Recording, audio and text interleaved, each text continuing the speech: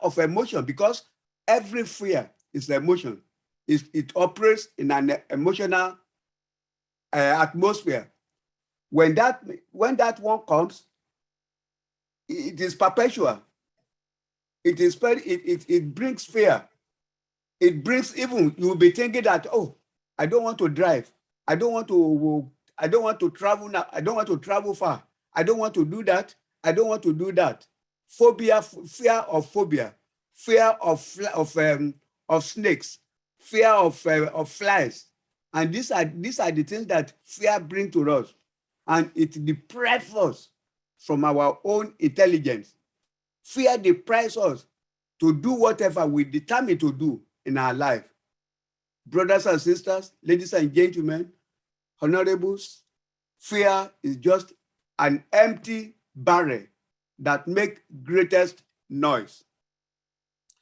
What actually causes this fear? Certain specific object or situation. E.g., as I've said, you can see spider and be running after and scatter. Oh, when you see snake, if that snake sees you, it will be running and you'll be running. But when that snake see that you are running, it's running away from you and you are running away from him. That's part of it. And height. Oh, I'm short, I'm taller, I'm big, I'm slim. These are the fear. God has created everybody in his own image. Either you are tall, either you are young, either you are whatever. God has created you in his own image. Don't allow fear to take the greatest things of God from you. Don't allow fear to put you in a cabbage or in a basket that you cannot move out. And that is the spirit of fear. Spirit of fear is tormenting us, is disallowing us to do whatever we wanted to do, is disallowing us to make progress in whatever we are doing, even in our family circle, in our business circle, in the society, in everywhere, there is fear. But it is left for you and I to decide, do I want this fear to be tormenting me, or what action can I do or can I take so that this fear will be moved away from me and it will never come? Or whenever it comes, I have what I want to do, that I will never even worry that fear has come, because it's just a toothless bulldog that can bark, but it can never bite. That is the spirit of fear. And causes of, as far as this is concerned, how do we fight fear? How can you fight fear? It's just when you have something to do. Probably you have a project to do on your business, or there's a family discussion that you want this discussion within the family to be grounded and to have a very good outcome of your discussion, or to be productive in your business, or to do whatever you wanted to do to achieve your own purpose, because everybody on the surface of this earth has gone to one purpose or the other, only that it is very, very difficult with each other.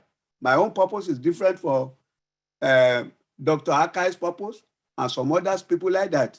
And that is how life is. But if that fear comes, I will never, ever allow that fear to torment me. I will never, ever allow that fear to take away my joy. I will never allow that fear to take away the goodness and the ability that I have. Because once fear overpowers, it paralyzes. It does what somebody doesn't expect.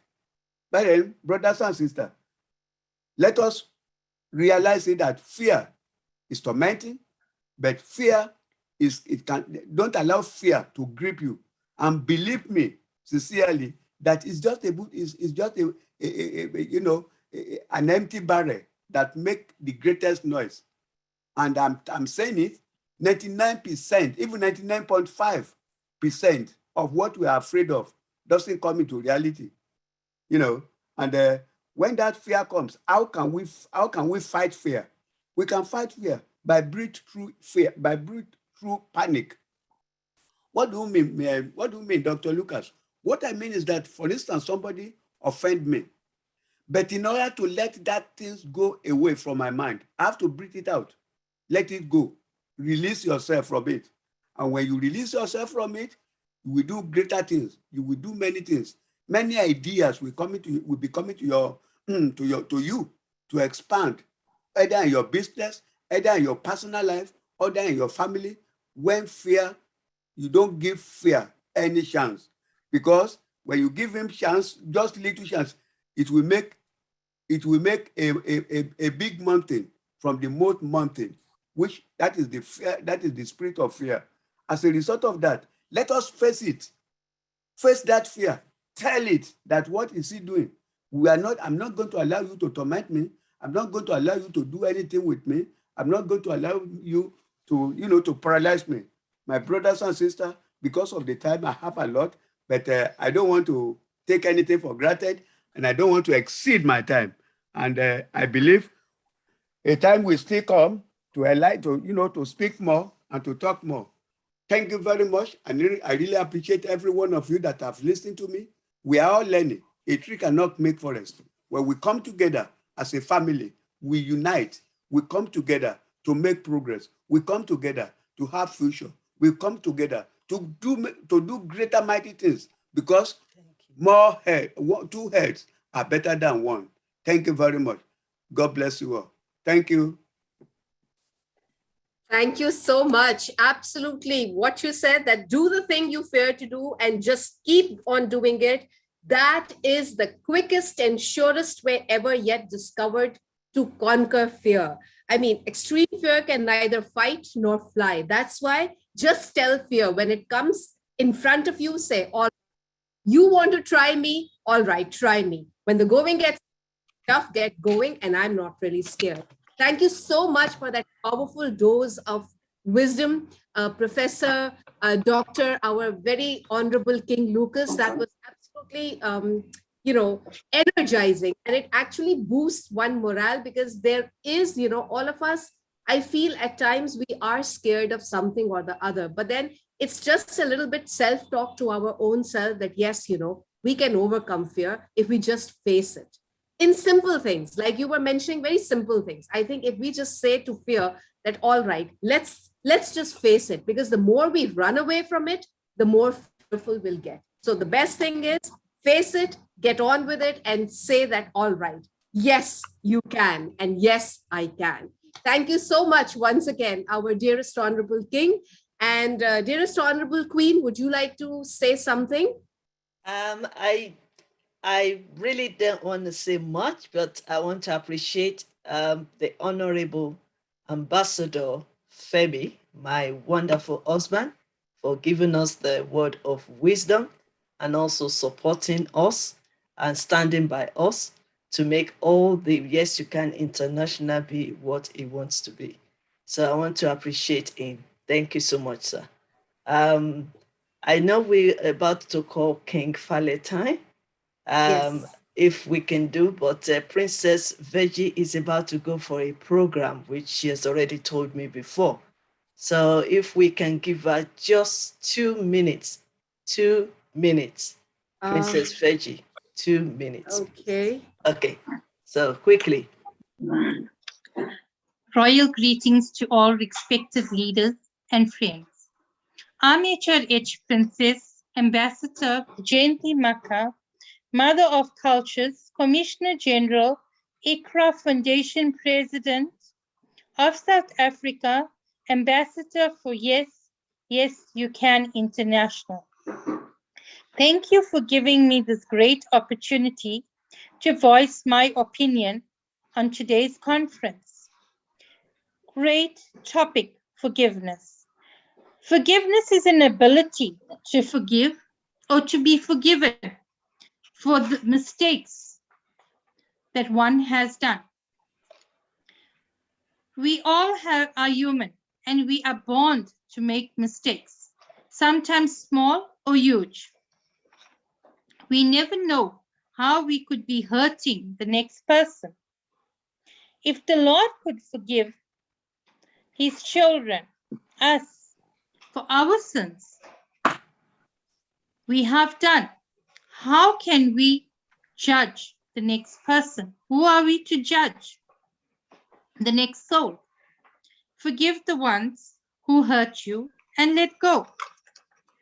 Because at the end, you are only hurting yourself by stressing. I know sometimes you cannot forget how some people hurt your feelings, but just let go. Forgiveness and to forgive only makes you a better soul. If you cannot forgive them,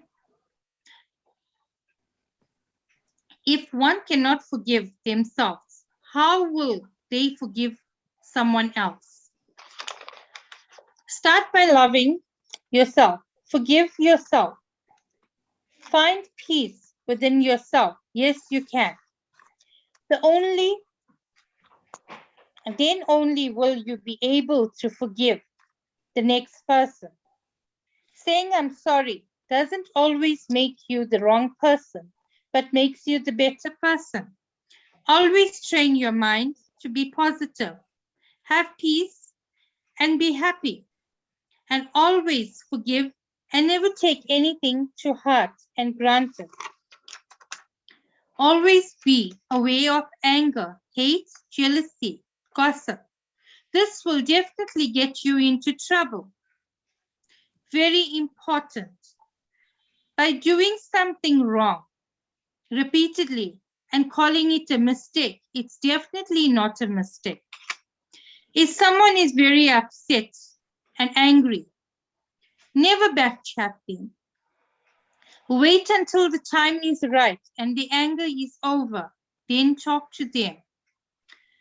In a spare of a moment, words are spoken in anger and can never be taken back. Never regret. Love all, forgive all, serve all. Much love from Her Royal Highness Princess Vijayanti Makka. Thank you so much. Thank you so much, Princess Virgin. Thank you from South Africa. We appreciate you and we wish you all the best in the program that you are hosting this morning. Thank you so much. Thank you for giving me the opportunity. God bless. Much Thank love. you. And I've got to leave now. Thank you. Thank you. Thank you so much. Over to you, Dr. Aika, please, quickly. Thank you.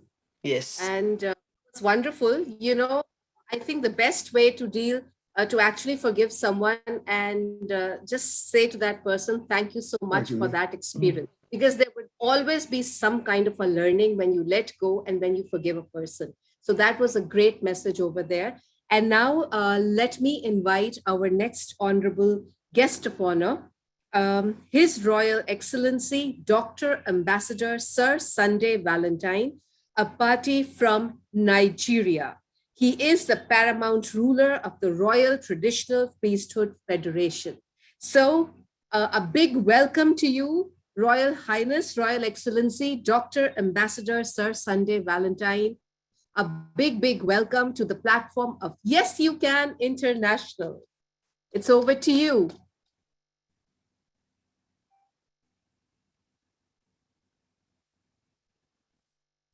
Dr. Valentine, you are muted.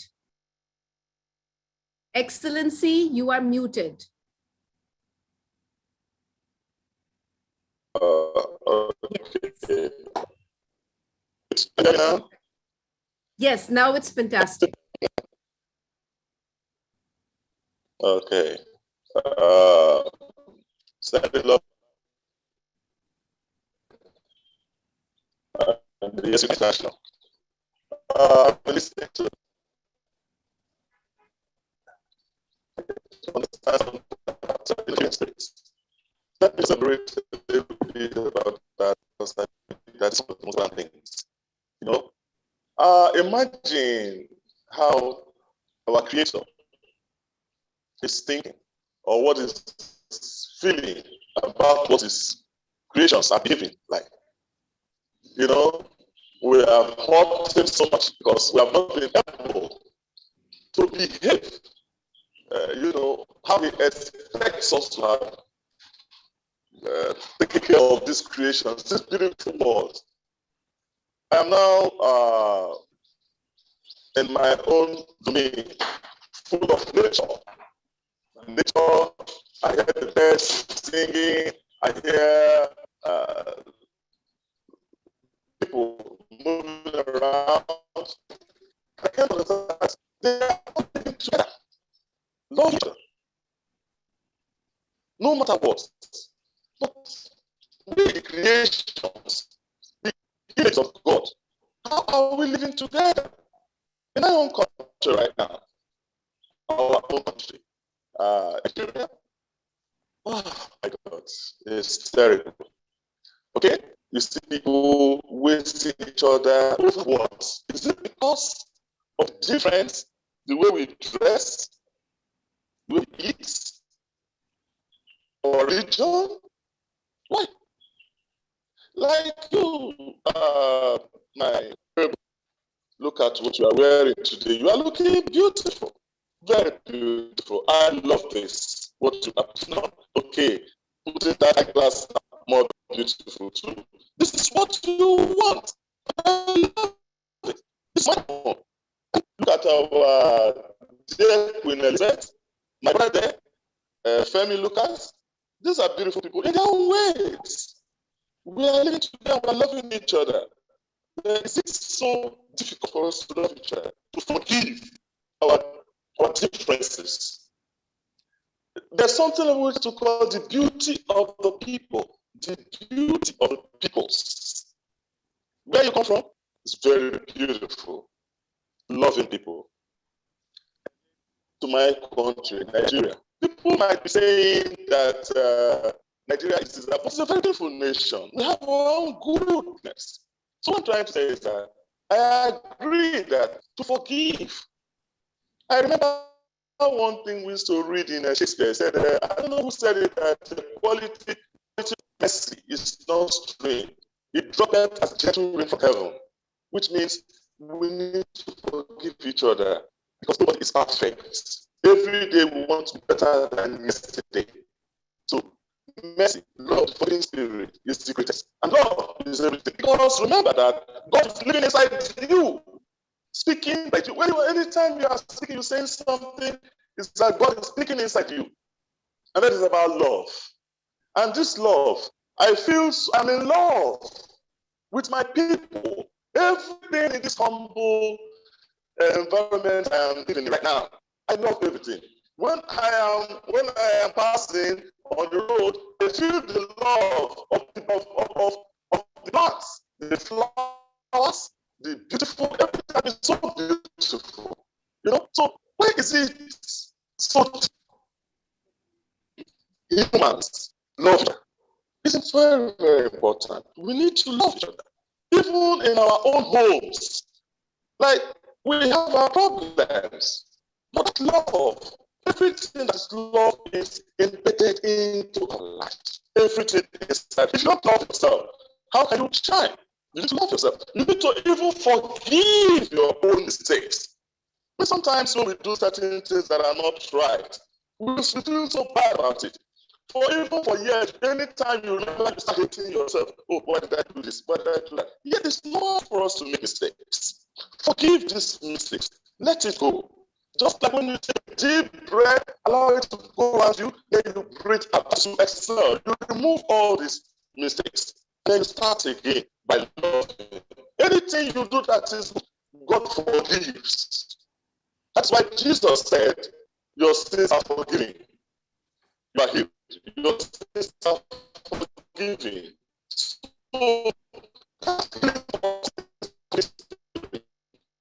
So,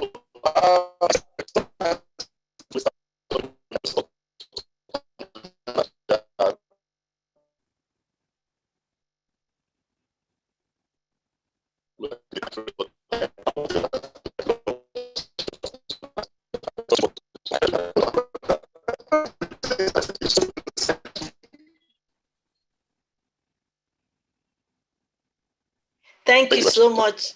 I think Yes. I think there's a problem with your connection, but we listened to what you've said, and it was a great wisdom.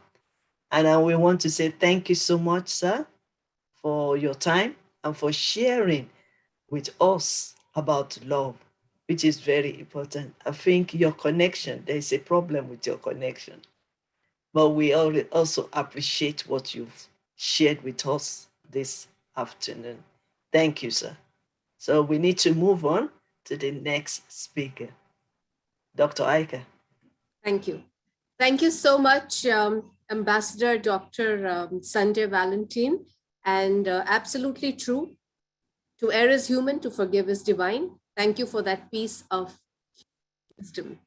And moving on, I would like to invite on the platform of Yes You Can International, all the way from country, India, Dr. Nav Neet Kaur.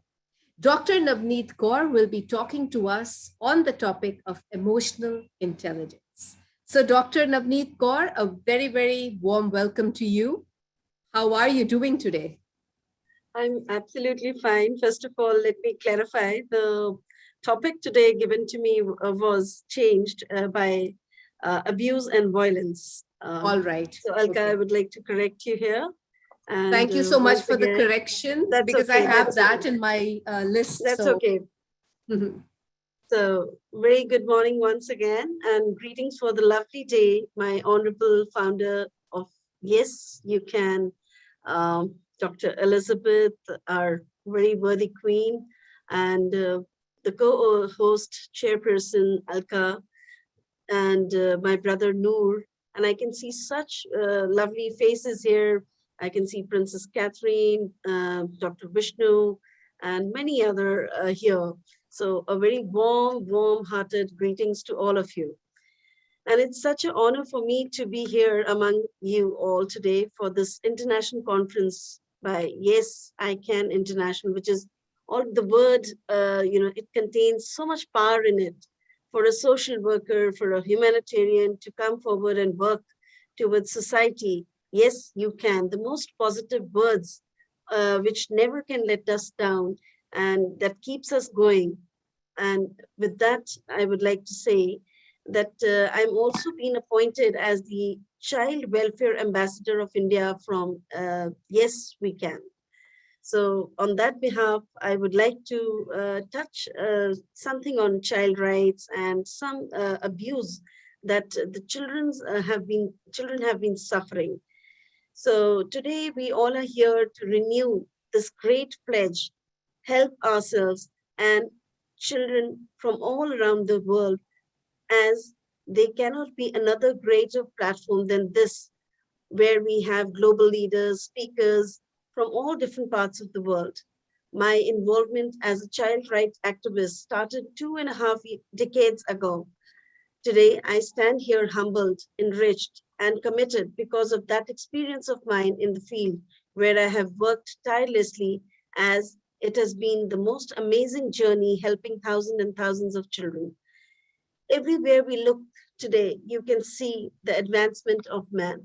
Yet, strangely, every time I've been on the field, what we have seen, the same human mind continues to allow the exploitation of children across the world, where the bodies of the small girls and boys are unprotected from violence, abuse, and exploitation, where there are targets of war threats living in the militancy affected area. I belong to J&K, Jammu and Kashmir.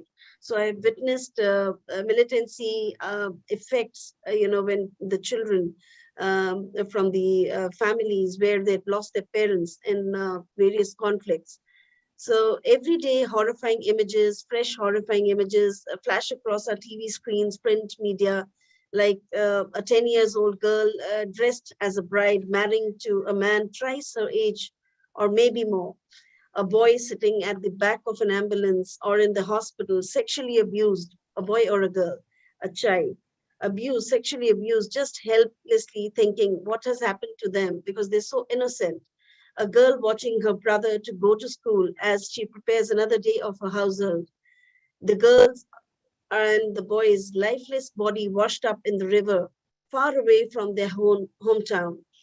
Today, I will speak at loud that we are going to commit ourselves for doing what we can. Yes, we can. We can eliminate violence against these children. These children should never be looked down upon. So, childhood is the most beautiful time of a life when we laugh, play, where we laugh, play, and learn. Children are the most beautiful gifts by the Almighty. But we, as social workers and human rights activists, witness violence, abuse, and exploitation of children in different spheres of life. Child abuse, I would like to say, they're so innocent. And this violence, when you see that is happening, it is becoming such a new norm for people. Oh, that happens very frequently. You'll just, walk the talk. Okay, fine. You just ignore it. But it is so painful for that victim, that child. It leads a lifelong mental trauma for them. Children, especially from the underprivileged segments, like I've been working for the urban slums in field, and there, a lot of atrocities happen against children. You see their mothers and parents, they go out for work as laborers, as they do work in factories and other construction sites. When they leave their children with the other siblings, and you see their cousin brothers, their uncles, and the people from that society, they will abuse those children, and they will either they fall prey to just because of their innocence, and nothing is being reported. It is not reported on grounds. Nobody can there is so much threat to their lives. So from these segments we really need to help them out, and what we need is to help them mentally, make them aware of the helpline numbers. So those who can keep them or these children on wages, on a very light wage, they think that when they employ a child under 14, they have to pay very less to the child. So they also become criminals of law. So we all need to check, in and around wherever, in whichever vicinity we live, if we can just overcome and help these children and be their voice. So they don't get wages as the other workers do. So child labor is one of my topic today, which I would like to focus upon. Child labor is illegal, and it is a crime because it destroys the whole future of the children. Child labor deprives children for their educational, mental, and social and physical development. It is a heinous crime against children. So let's pledge to fight against the social evil where these children are abused every day. It is a matter of a day in, day out. I get news because I'm working for the child helpline projects, working with the Indian Red Cross Society. So many cases are reported. Children are found on the railway tracks, just brutally raped and thrown on those tracks. And then they are reported to us, and then we need to send them to, the orphanages. And what the shocking thing is, when we later, come to know what is happening in the orphanages, also some of them, I'm not talking about all, there is also sexual trade. They fall victim to sexual trade. So children are safe nowhere. Please come forward. I would request all these people who are social activists, who are humanitarians, please look around in your areas. Many people here I have seen are working for children and for their rights. So we need to do something, contribute ourselves. It is not just that we are here for a conference. And of course, we all need to put up our view. But at the same time, we need to take a pledge and see what best we can do by, looking around. The same child labor is happening in many cases are reported in South Africa also, India and South Africa. Maximum children are used for sexual trade, for we've witnessed reported cases for sexual trade as well as child labor. Dr. Carr, can you round Yes. up, please? Yeah, 1 minute more. So let us do our part to keep our children safe. Let us do our best to spread information on children, for children to prevent child abuse and to give them a life free of any kind of abuse. The goal is to educate as many parents and children as possible to protect them from all kind of abuse and violence. We at NGO Support, in collaboration with Yes, I Can International, resolve to ensure that all children's rights and are really realized so that they grow up in a family environment protected from violence, abuse, and exploitation. We shall work to raise their oppressed voice. Let us be the voice. Let us be their voice. Once again, I repeat, the time is now to act. And so this is the kind of abuse we need to end.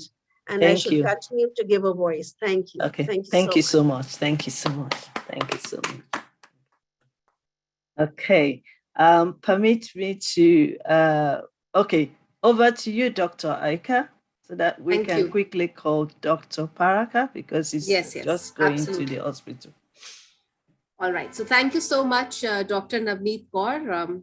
Absolutely true. But not only should we be raising a voice for them, but we should be teaching the young ones to be a powerful and not just an echo. So that was wonderfully. Of course, it was quite an eye opener. But yes, sometimes we need to hear the real thing.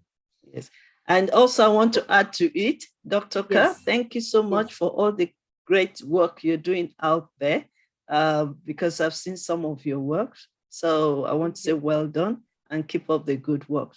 And yes, I think as a leader, we need to start focusing on how can we support our children, because our children are leaders of tomorrow. So whatever we have in place, let's do it now. Now is the time for us to support all our children all over the world. Thank you so much. Okay, over to you, Doctor. Thank you so much, dearest Queen.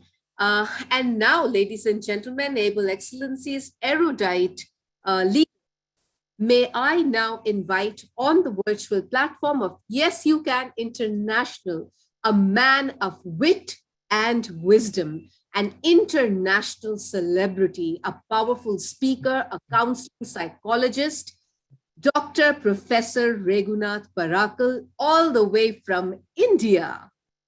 Dr. Parakal, a warm welcome. Yes, my dear Dr. Alkas is happy to see your face again. Elizabeth Same sister here. is also there. Yeah. Very happy. Prashanti sister, our pastoral Nelson friend is there.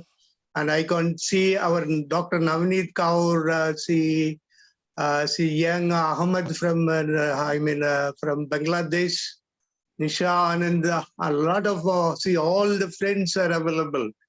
See, Alka sister, in fact, I have really analyzed the successful person's traits, right?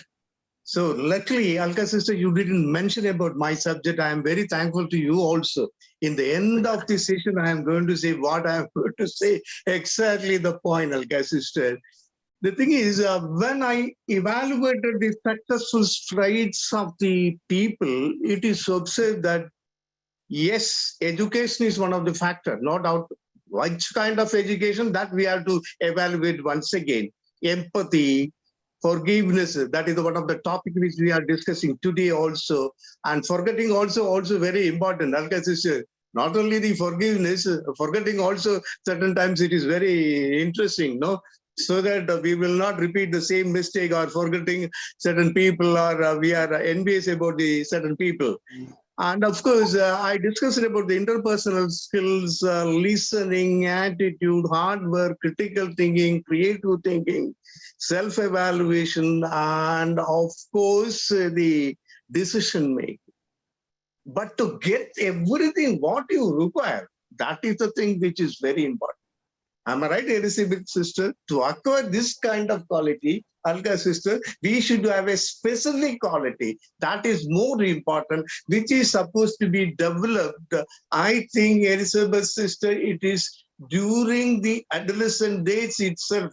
I think Dr. Nav Neet Kaur also will agree with me. That is the none other than the subject called the emotional intelligence. If you have got a balancing of emotion. It may be even the happiness. Happiness should be balanced. Even the anger, it should be balanced. Even, I mean, see, the envious, the certain emotions which we are developing, it should be balanced. If you are balancing this sort of emotional qualities, or rather we call it emotional intelligence, the person is going to be very successful. I think now the present education, I think Alka sister will agree that it's only giving importance for the curriculum activities. Am I right, Dr. Navaneet? We are giving only importance for the curriculum activities, not for balancing the emotional things, or rather to develop the emotional intelligence. It should be part of the curriculum itself, because Elizabeth's sister, once a failure is coming to the a particular person, they are not really able to cope up with the situation because they don't have a particular emotional intelligence, or rather the emotional quotient. So all the emotions are to be balanced.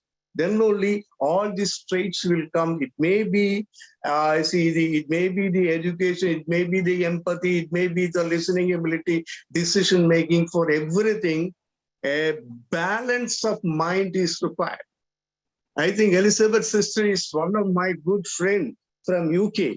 But Elizabeth's sister, I want to say one interesting thing. My good friend is always my mind. My mind. Am I right, Navadit sister, Alka sister? Absolutely. When mind is under my control, yes, definitely my mind is going to be my good friend. But when my mind is not under my control, it is going to be the worst enemy. That's why we are going to say you should develop really the emotional quotient, or rather we have to acquire the emotional intelligence, so that we should be able to smile with the people. We should be able to rather the share the positive energy, as what our Elizabeth sister is sharing from UK. So that sort of traits, if you want to develop, definitely the emotional intelligence is going to be very important. Elizabeth's sister already warned when she invited me for this session, you are supposed to talk only 5 minutes, Professor.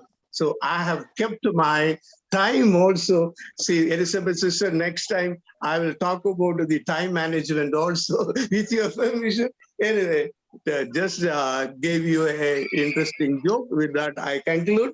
Definitely, I think, sister, we are going to have a session on June 3rd with some other aspects like we are going to discuss the importance of the body language, no? Yes, We are going to cover the communication, also going to discuss about the body language. Now need the sister. So we are going to discuss about your smile, Elizabeth sister's smile, and Alka sister's smile. Thank you. thank you, Prashanti ma'am also, and all my friends all over the world. Thank you once again. We will meet with some other subject. Thank you once again. thank you. Thank you, sir. Thank you, sir. Thank you. That is my mentor speaking. And I always want to appreciate him because he works in the hospital, and sometimes he fixes his time so that he quickly come and join us and share his wisdom with us before quickly going back to the hospital. So we appreciate you, sir. Professor Reginald, thank you. Always being there for us and sharing your wisdom. We appreciate you. Thank you so much, sir. Over to you, Dr. Aika. Thank you so much. And as always, Professor Parakal, that was rocking and very witty. And you have a way with words, you somehow put a smile on everyone's face. So even if it's a conference going on and there's a lot of heavy wisdom and heavy sharing and doses going on, but you somehow bring that smile.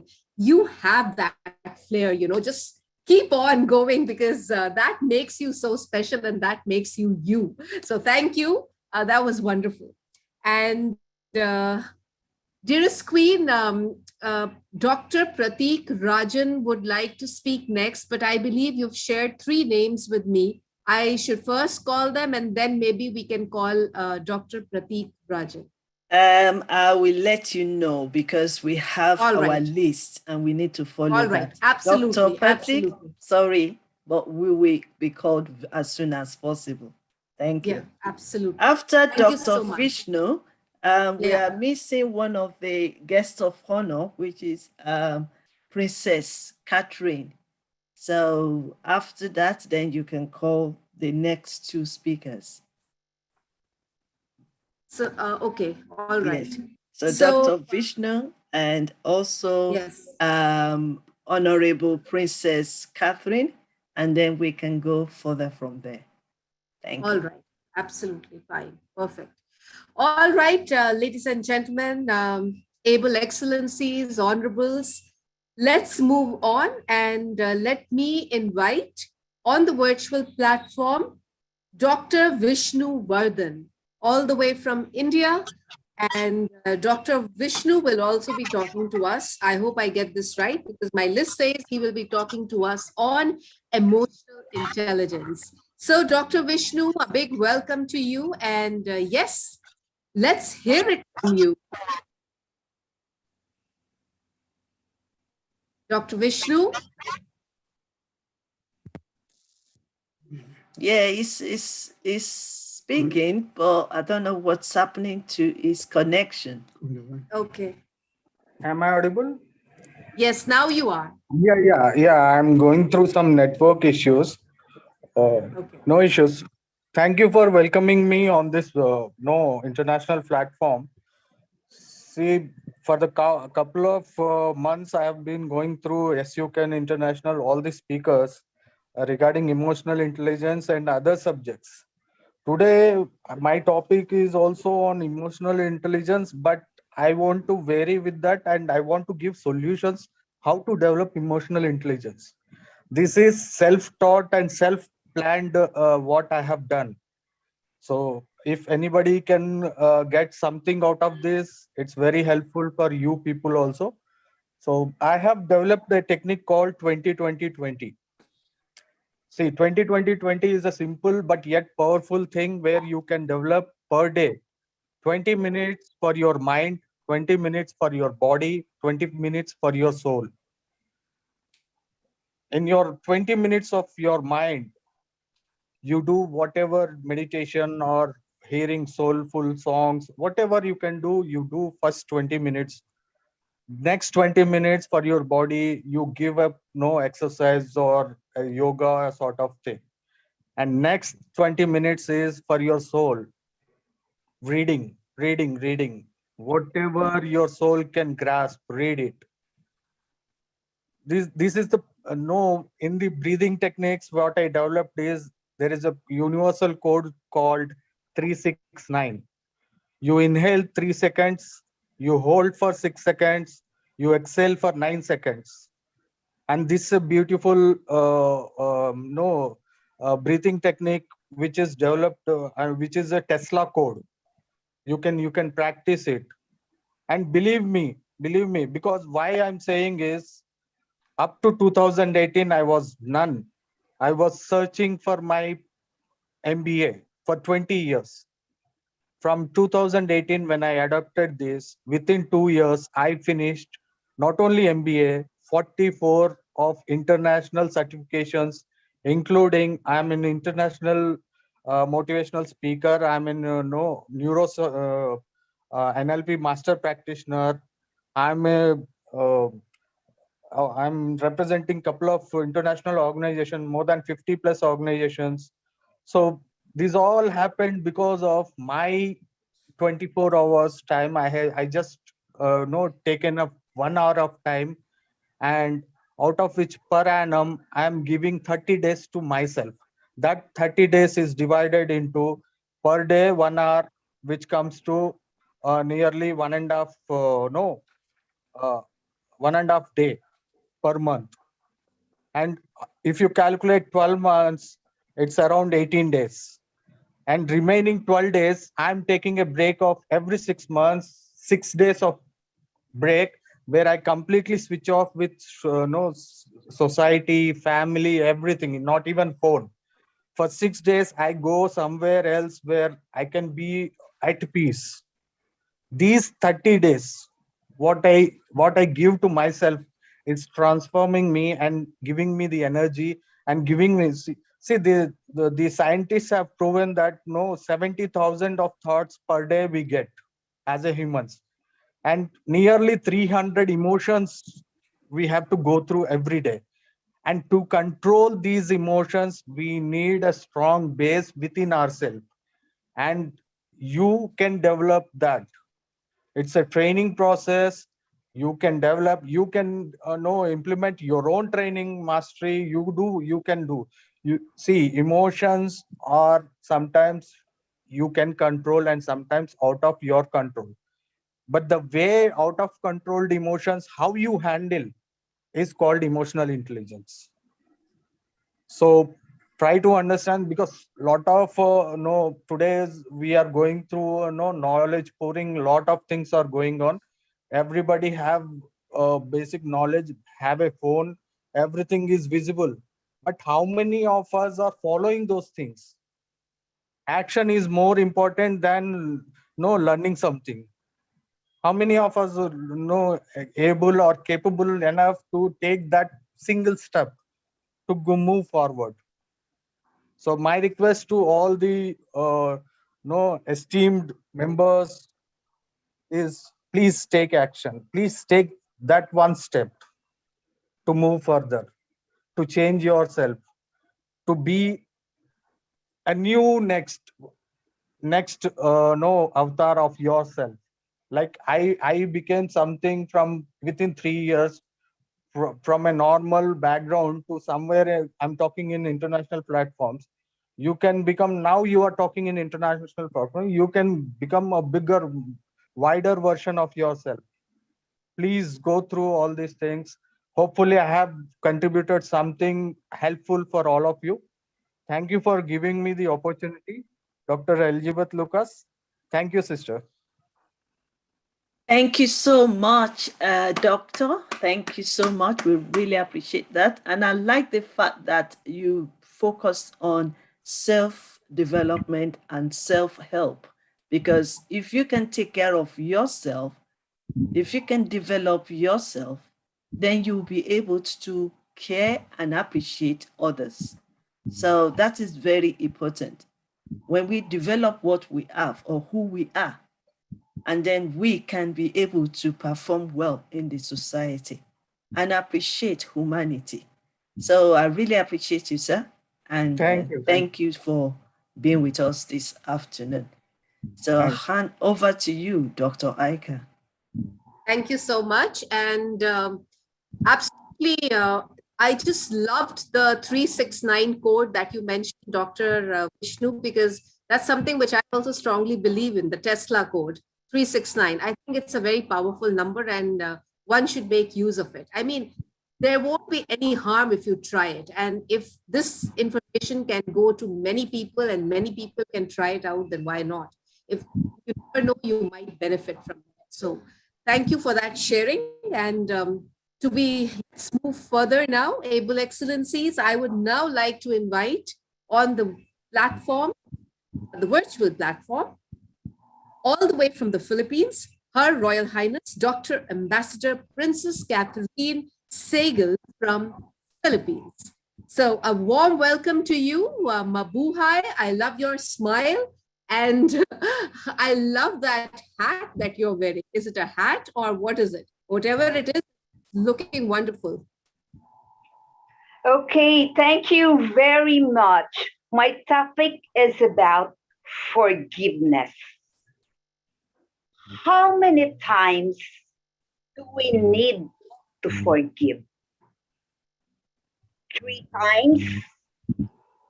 4 times? 7 times? My sister, Queen Professor Dr. Elizabeth Lucas, is it 700 times, but it is very clear. Jesus Christ said 1,000 times. My brother, Ambassador Prince Mario Lucero from the Philippines, will it be so easy to forgive someone who stabbed you and knocked you down at the floor and put you into pieces? People are often unreasonable, irrational, who would go for fame and fortune. Forgive them anyway. If you are kind, people can accuse you of ulterior motives. Be kind anyway. What you spend years creating, others could destroy it overnight. Well, create anyway and forgive. If you find the peace in your heart and serenity, others would be jealous. Be happy anyway and forgive. The good you do will be forgotten. Well, do good anyway and forgive. Give your best, give our best, but still, others will not appreciate us. Learn how to forgive in words and in deeds. Anyway, at the end of everything, it is always between you, between us, and our Creator. Forgive 1,000 times. For I will repeat it again. Forgive 1,000 times. Love the unlovable 1,000 times. Because we are ought to do that. Our God says so. Forgive.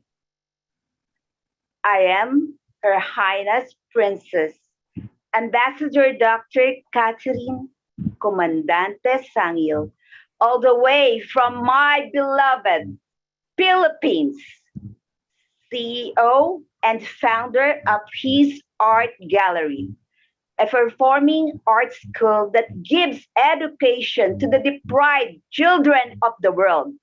And I personally do that. And this coming August 24, I will be there right in Abuja, Nigeria, to meet the children of the world.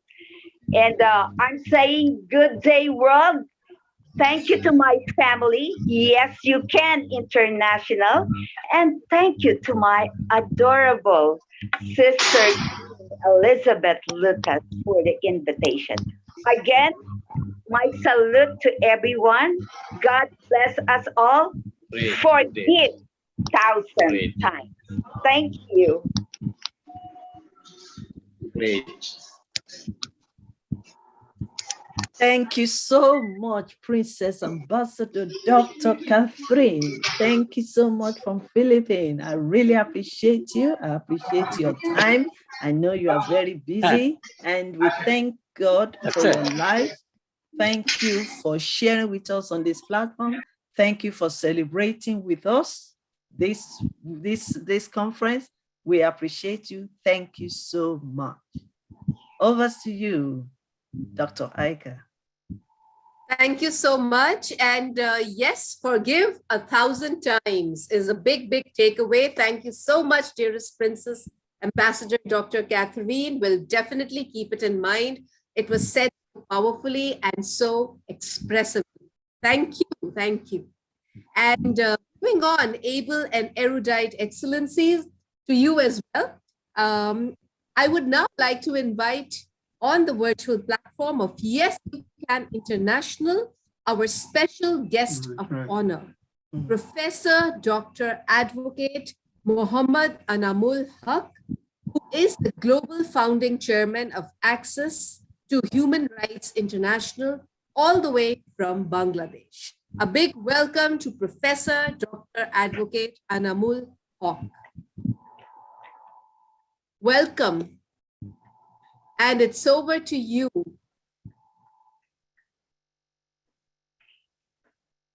Professor Haq?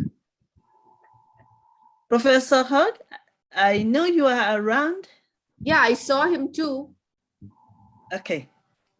Maybe, are you here? Can somebody help me to check if he's still here? Because I've seen him before. He's not here. Not yet. Okay. Okay. He's not Okay. there. We So move on. We move on. We move on. He Okay. will join us later. Okay. The I'm next sure. speaker, please. All right. So let's move on to our next speaker. I know we have, let's honor our matron. One of our matron is here, Dr. Queen Caroline. She's going to be speaking to us very shortly. Are you ready, ma'am, to speak now, or can we move on? Are we ready? No. Okay. Yeah, I'm ready. I'm in the Yes. college. Again, 4:20, I have to leave, so I will be traveling. Yes. Sorry, because she's our matron. So please permit her to share her wisdom with us, Dr. Aika, please. Absolutely, absolutely. Yes. Okay. So. Hey, good evening, good morning, and good afternoon. I'm Dr. Caroline, matron, Y.Y.C.I, a great platform. I'm here because of our queen, beloved sister, Queen Ambassador Dr. Elizabeth Lucas. Thank you very much, ma'am, for inviting me. Today, we are taking up this conference. I always observe that frequently we'll be having international conference Y.Y.C.I, which is very much required. Okay, let me introduce. I'm Dr. Caroline from India, professor, counseling psychologist, and managing director of CATV, chairman the Life Foundation, managing director of Vishwa Humanity United International Royal Council. Namaste from India. These conferences, I feel these are very much required for the leaders, especially the present and the future leaders, as it is going to sharpen us in all aspects. Especially, we need to have and develop the communication.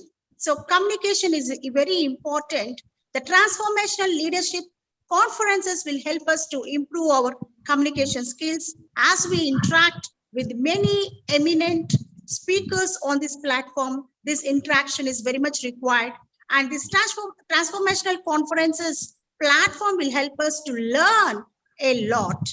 So I'm very much thankful to ma'am for inviting me and helping me to learn gaining a lot of knowledge from the intellectuals. And these conferences especially will help us to gain good friends, good relations. The family members will be increased. So we are helping our family to be strengthened with more number of intellectuals and humanitarian speakers. A leadership qualities, what are the leadership qualities? If we observe that a leader should have a vision. So our Queen Elizabeth Lucas ma'am is having vision, and that's why she is conducting so many conferences and inviting the eminent speakers to empower youth, especially as they are the future generation. Vision is very important, and we need to be very humble, and we have to educate ourselves and help our other generation to learn. That's what we are doing. And especially we need to have, as Catherine ma'am said, forgiveness. I liked it very much. Forgiveness is the important trait we need to develop.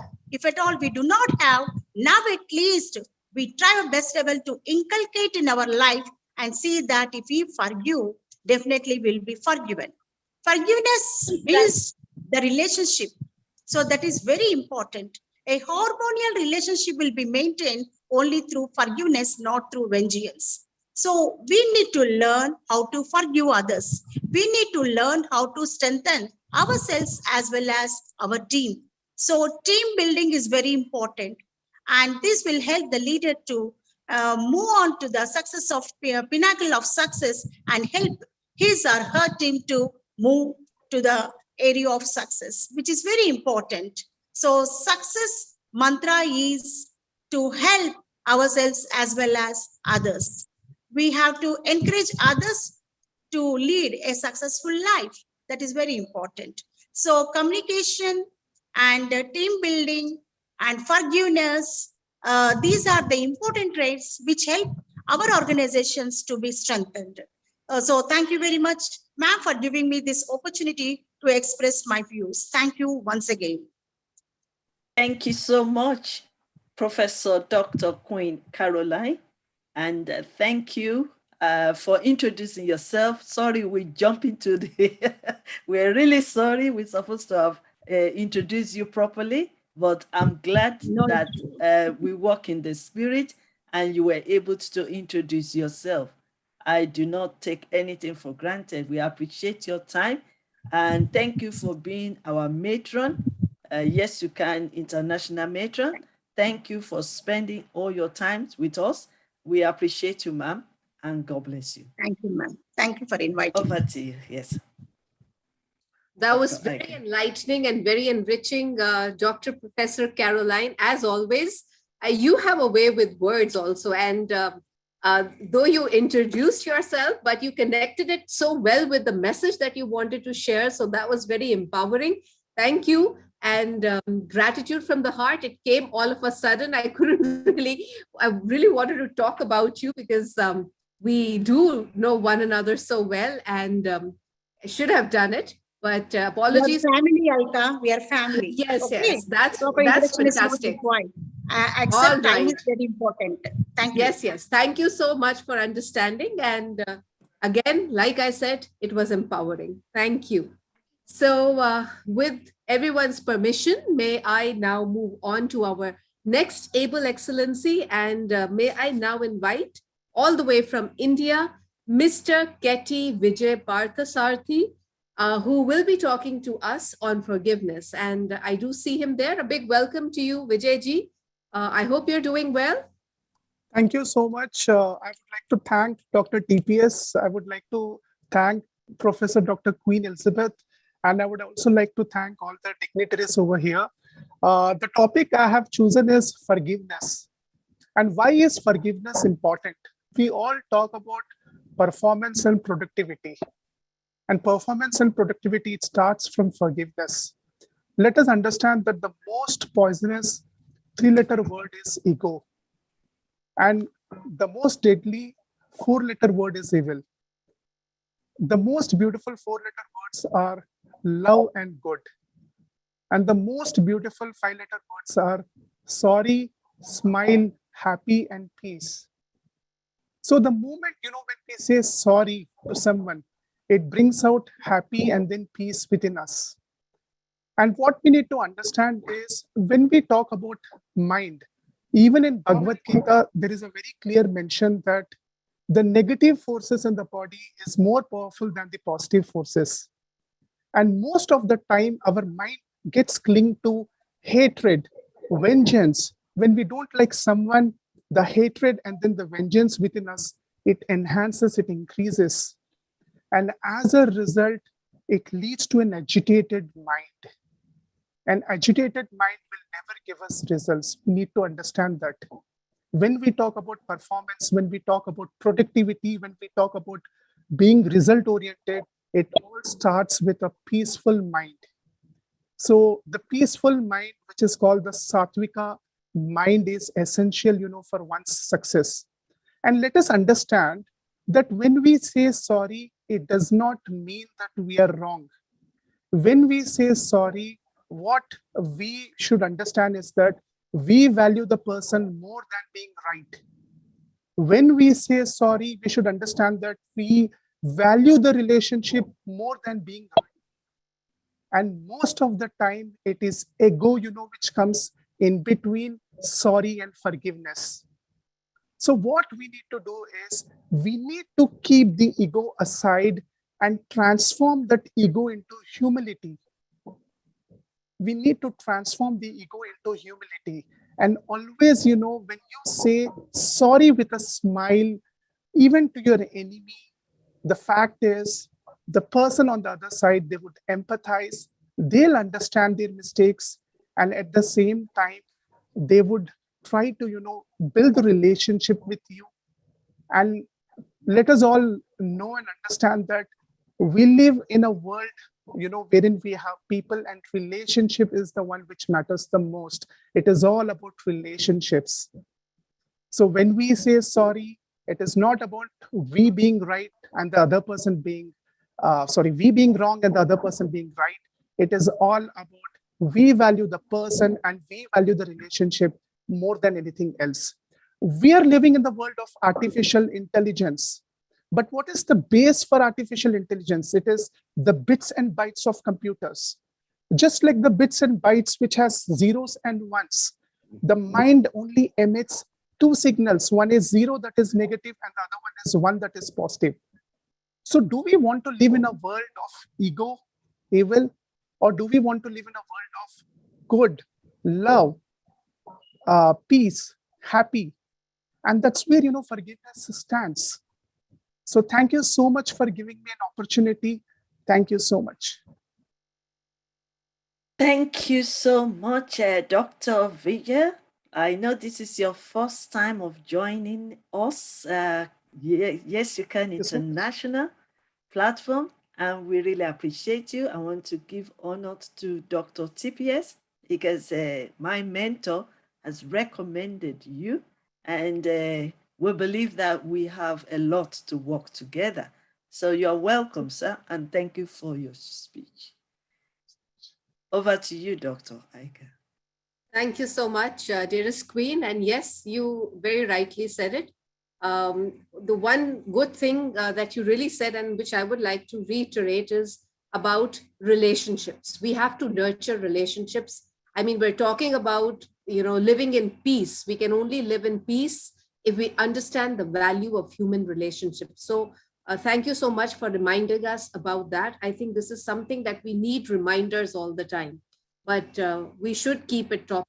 It's all about relationships. If relationships coupled with good communication is there, I don't see any, the fact that we can actually make this world a beautiful place to be in. It will actually be a place where peace exists and peace reigns supreme. So thank you so very much. Well, ladies and gentlemen, able excellencies, moving forward, may I now invite all the way from India, Coach Mrs. Nisha Anand. Before then, I think, okay, let's call on a coach. Let's call on coach, and then Professor Hogg has joined again. And I know you didn't get my message.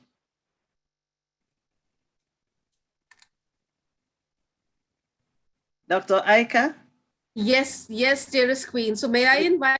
Yeah, continue with coach, and then we'll see if Dr. Hogg is ready after the coach. Coach Anand. May I now invite all the way from India, Coach Mrs. Nisha Anand. So Mrs. Nisha Anand, a big welcome to you on the platform of Yes, You Can International. It's over to you. Thank you so much. Thank you so much, Madam Alka. And I really appreciate the way you are engaging all of us that amazing listening, wherein you're sharing all the insights. I'm sure that you really help us relate well with the right kind of understanding of the entire message. So brilliant work, and I Thank really you. want to thank Professor Dr. Queen Elizabeth Lucas for giving me this opportunity to connect with Y.Y.C.I, and my special gratitude to Dr. TPS for recommending me here. Fantastic, great, super lovely to see all of you, in such a august presence of such amazing speakers. I'm learning so much. My topic today is going to be emotional intelligence. And while I talk about this topic, I want to mention that emotional intelligence is a little bit tricky topic, being emotions itself being tricky. It's difficult to understand what the other person actually tries to say because they do not mean what they show. So, keeping that in mind, how do we really understand what emotional intelligence is? So, basically, to give you a quick understanding in these next 3 to 4 minutes, is that being able to have that intellect wherein we know to relate to how can we not only understand our emotions but also recognize them and also learn how to regulate them, manage them in such a way that we do not hurt other people. We do not hurt the image and the relationship that we hold together. So that's a little briefer just about what emotional intelligence is, wherein we try to focus on two very core important concepts, and that is we ourselves understanding our emotions and trying to manage and regulate our emotions, and also trying and understanding the emotions of others. Say for instance, if there's somebody who's like pretty angry in front of you, and when you look at that person, and if you are able to sense their trigger, the reason behind his anger could be a fear of some result, probably the way we would react would be different.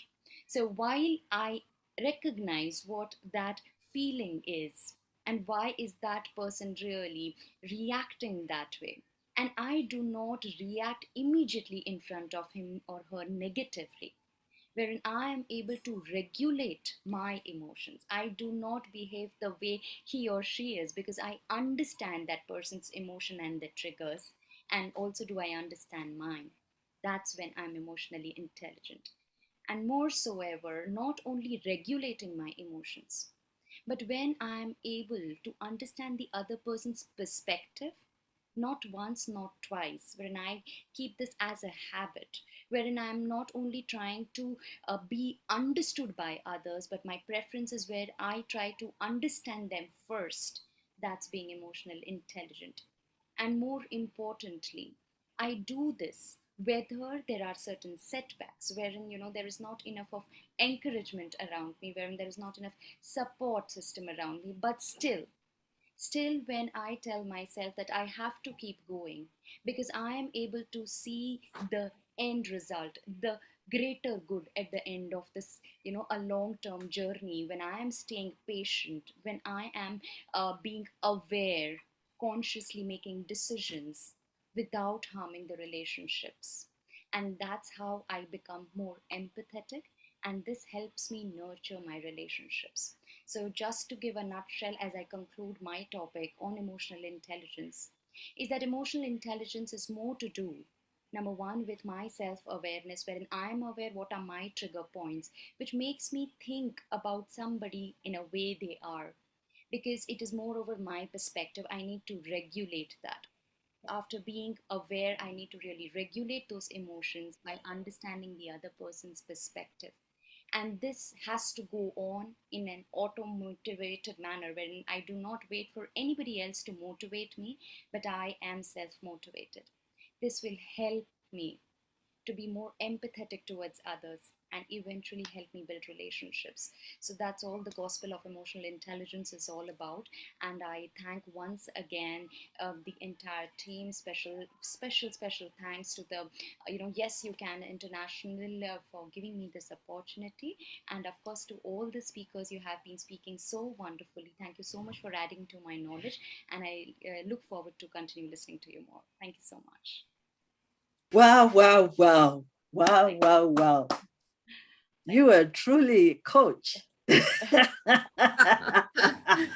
with the permission from my mentor, Dr. TPS, you are coming back to come and share with us again and again and again, because you need to coach us. And I will be one of your students.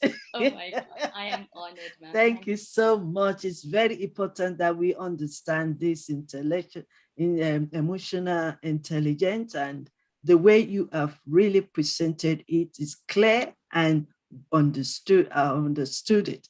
So thank you so much. Thank you. Thank you so Okay, much. and thank you for coming as well for the first time. I want to appreciate my mentor that have recommended you to join us in this our great conference. We appreciate him as our mentor, and we also appreciate you as well for joining us as our coach.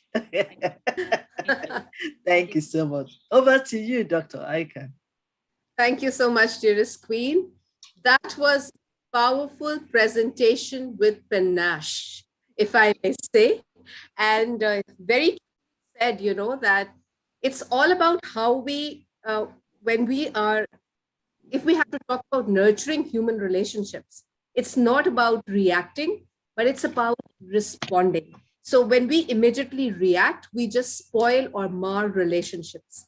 A very beautifully said, and as our dearest Queen said, you truly are a coach. And I think we need this kind of coaching every now and then, because at times, because of our busy routines, we just forget.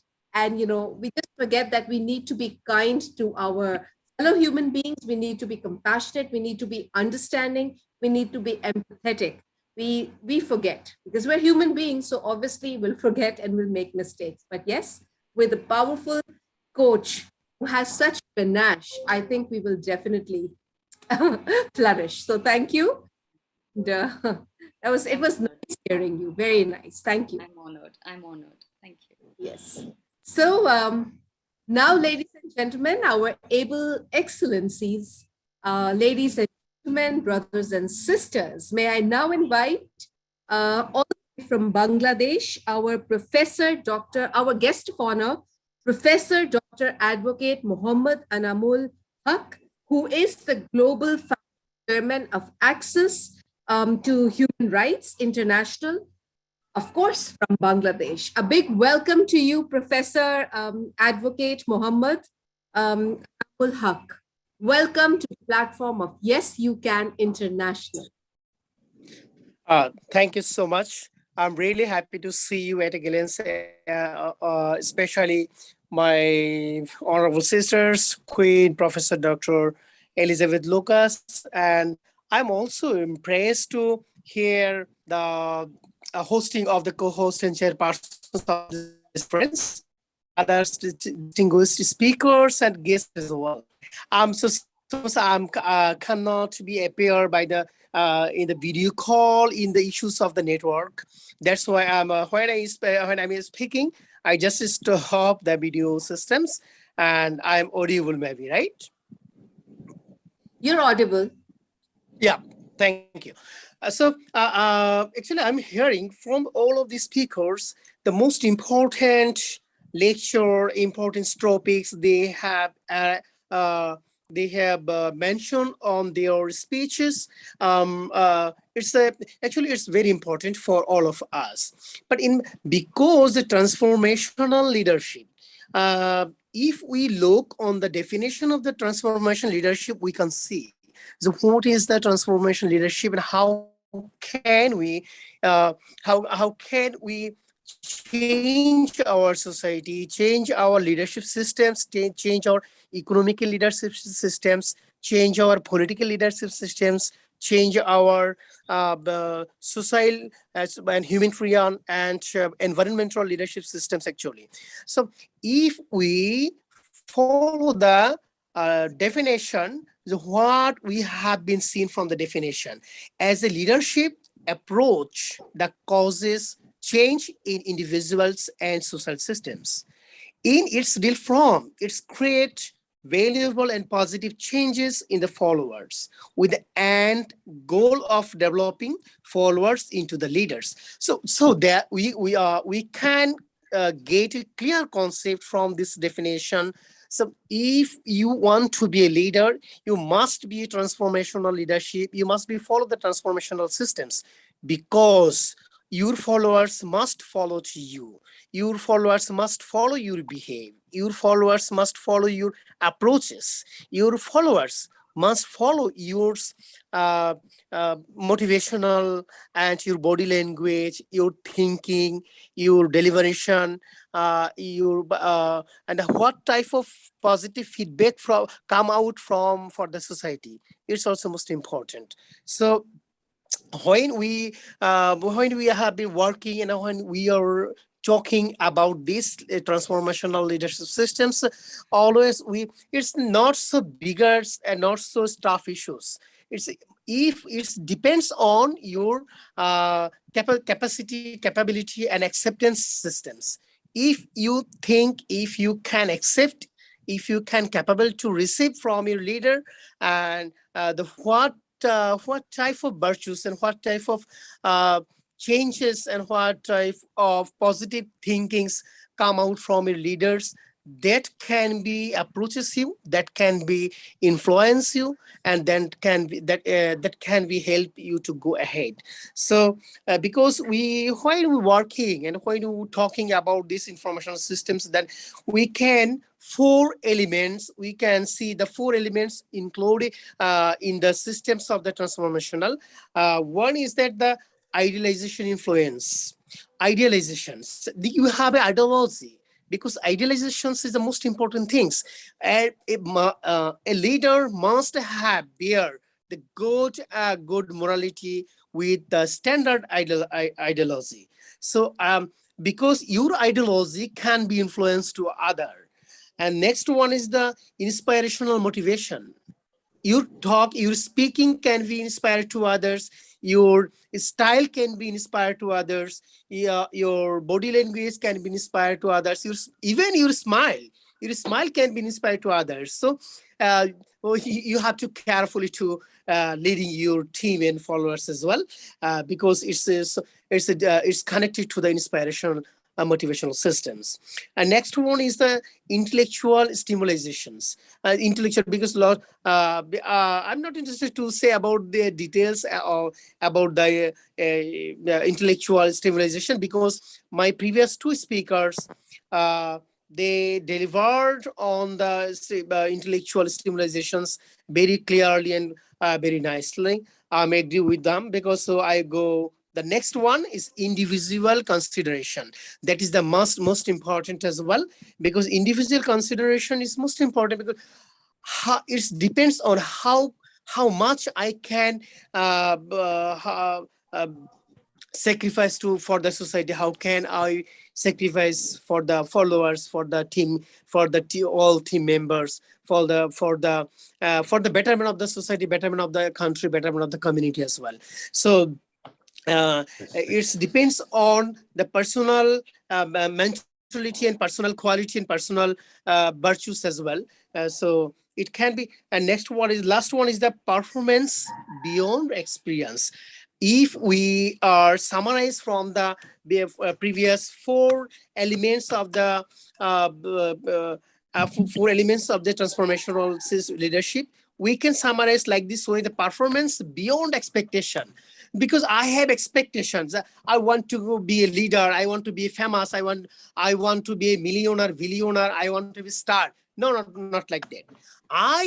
It depends my mentality and the capabilities, how much I can give to the society, how much I can give for the country, how much I can give to my team members, how much I can give to my followers as well, because my expectation only for the betterment of the society, betterment of the community, betterment of the national and international connectivity, national, it can be national economic systems, can be national and international environment systems, can be the human rights and justice systems as well, but not the personal interest and not only personal development as well. Hey, yes, it can be the personal development. For you can enrich your personality, you can enrich your personal knowledge for the betterment of the others and betterment of the society, but not personal benefit only. That's why there have mentioned the performance beyond expectations. So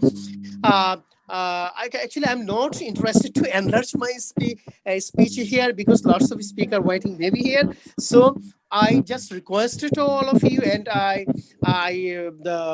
believe also. I believe also that all speakers, all participants, all the listeners, everyone, if everyone just follow these rules, how can the nation and community and our society and our country can get the benefit from the transformational leadership? It can be helpful for us to go ahead with the systems and procedure of the transformational leadership as well.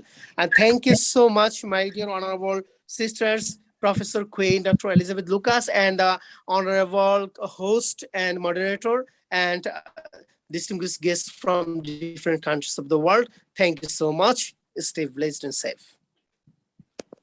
Wow, wow, wow. No wonder we have to wait for this moment to listen to my honorable brother. How are you, sir? Longest time. You're welcome back home. Yes, I'm really, really happy in my back home with my all legal community and human rights activists and all my wings as well. So I'm really happy to see you now. Thank you so much. Oh, well, thank you so much. And I believe that I'll be seeing you more now because I've missed you. Surely. Absolutely. Yes, that's my brother from Bangladesh. I have two brothers from Bangladesh that are so close to me, Professor Dr. Hogg and also Ambassador Noon Ahmed. They are my brother for a long time. My younger brother. Noor is my younger brother, yes. Wonderful.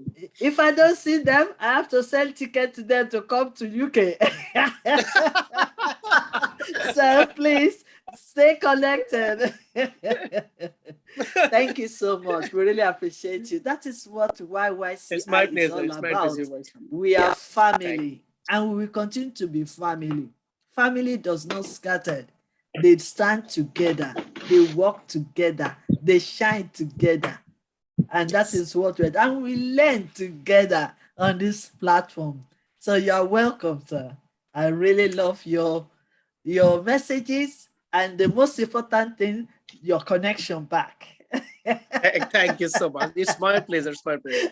I'm really happy to be connected here. Yes. I think I will quickly, Dr. Noon, if you can give Dr. Ika to quickly welcome Professor Charles, because I know he's very busy. Normally he starts from the beginning, but because he's hosting another meeting somewhere, so that is why. But now that he's quickly joined us, Dr. Noon, please give us the time for Dr. Ika to invite Professor Charles, please, quickly.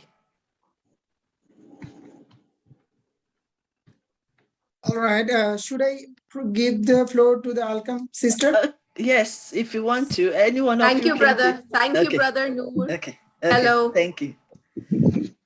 All right. So thank you, brother Noor. Thank you, dearest Queen. And that was very, very powerful, Professor Huck.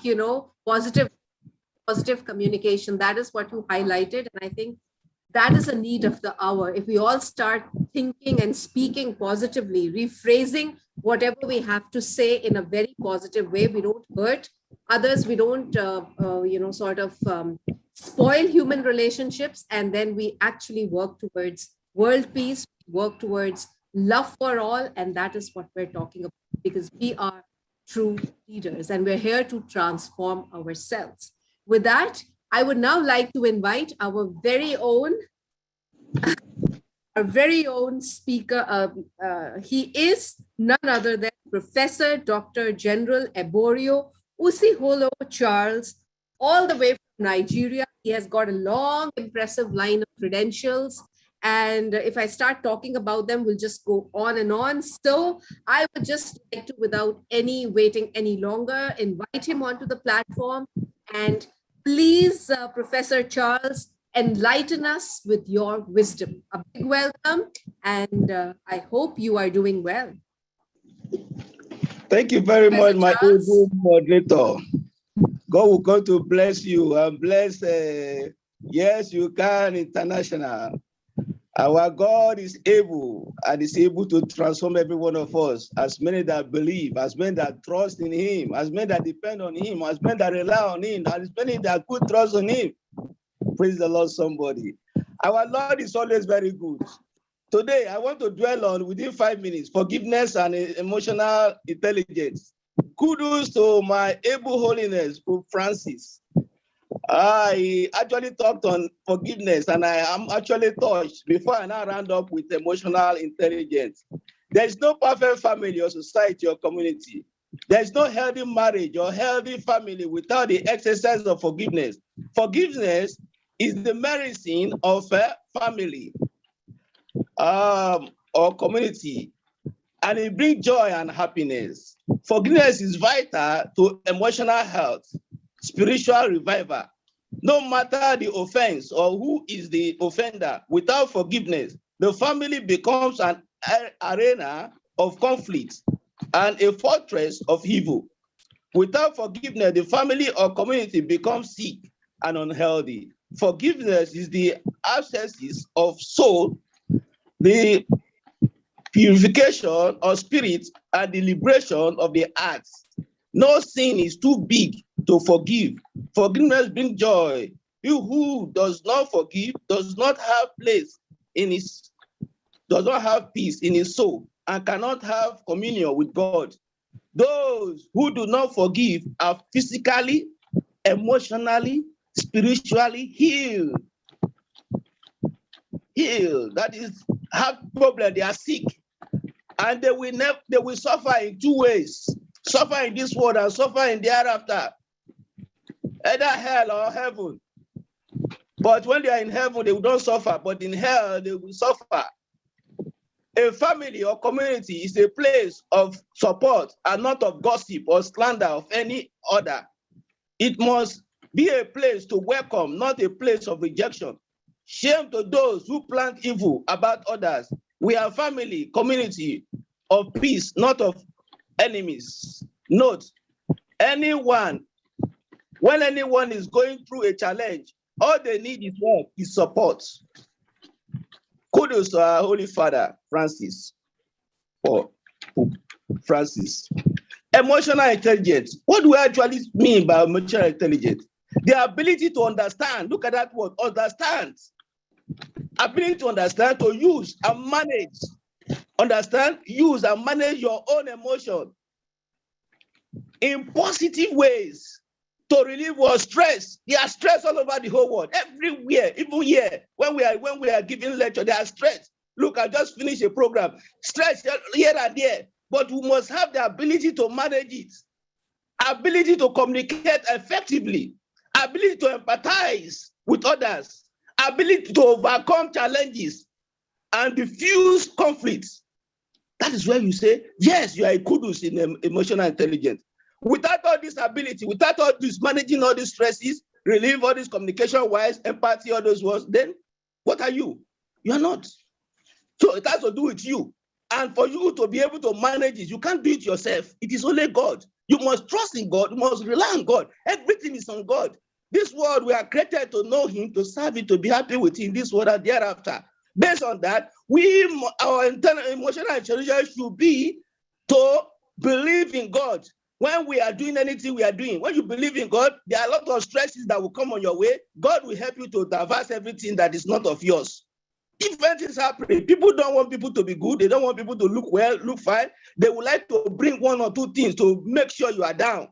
Such people, you know what that means? It's God that will reveal. We will only do our part to make sure there is peace all over the world. There are 5 kinds of elements of emotional intelligence. What are they? Self-awareness, self-regulation, motivation, empathy, and social skills. These are things that need to be known. But Because of time factor, I just have 2 minutes more. Let me just talk on self-awareness, ability to focus on yourself, on how your action and thoughts and emotion do, and does not align with your internal standard. Everything we are doing internally, if it doesn't align, you know what to do. No need to, not an eye service or not a gossip. It is within you. You should be able to control it. Self-regulation, ability to understand or manage your behavior and your reaction, feelings, or things happening around you. You be able to manage it. Motivation. This is our personal drive to improve and achieve contentment to our goal. We have a goal, we have a focus. Whatever thing that will make us to meet our goal, we'll do it. All those things that will not make us, throw it away. Empathy, ability to understand and put yourself in other people's feelings. All those areas, you'll be able to. Ability to do all this, or social skill. This is an emotional intelligence skill to properly manage one's and others' emotion. You manage them together, you connect them together to be able to interact very well. So what are we saying? We should be able to do things the way we are ordered to do by God.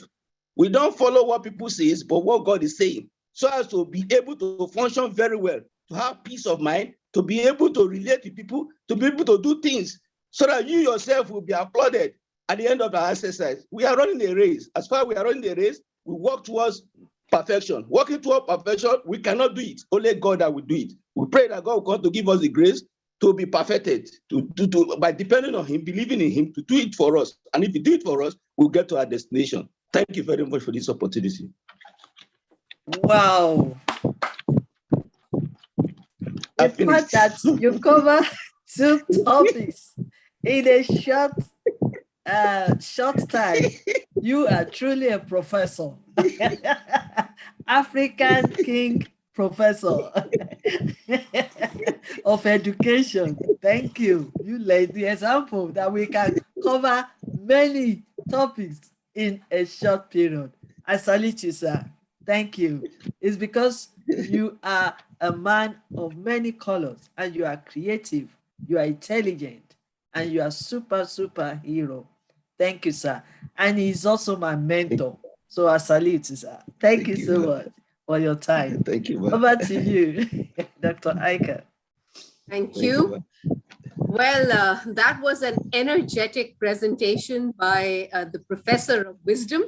I think you infused the entire Yes You Can International virtual platform with a lot of energy, with your motivation. So keep going, and salute to your spirit and your energy and your charisma. Thank you so much.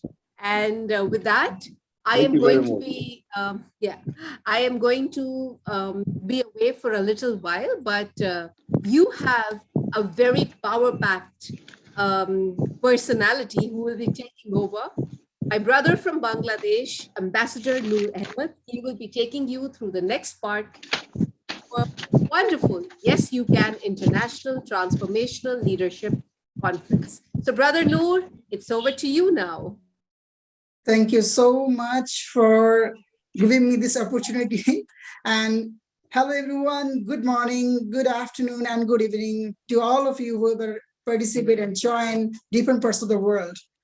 This is Ambassador Noor Ahmed, one of the co-moderator of this event from Bangladesh. So I am the international speaker, SDC ambassador, event coordinator, moderator, youth activist, director Bangladesh of IDOM Group of Companies, and Global General Secretary of Yes You Can International, Peace Ambassador, and some other designation I have.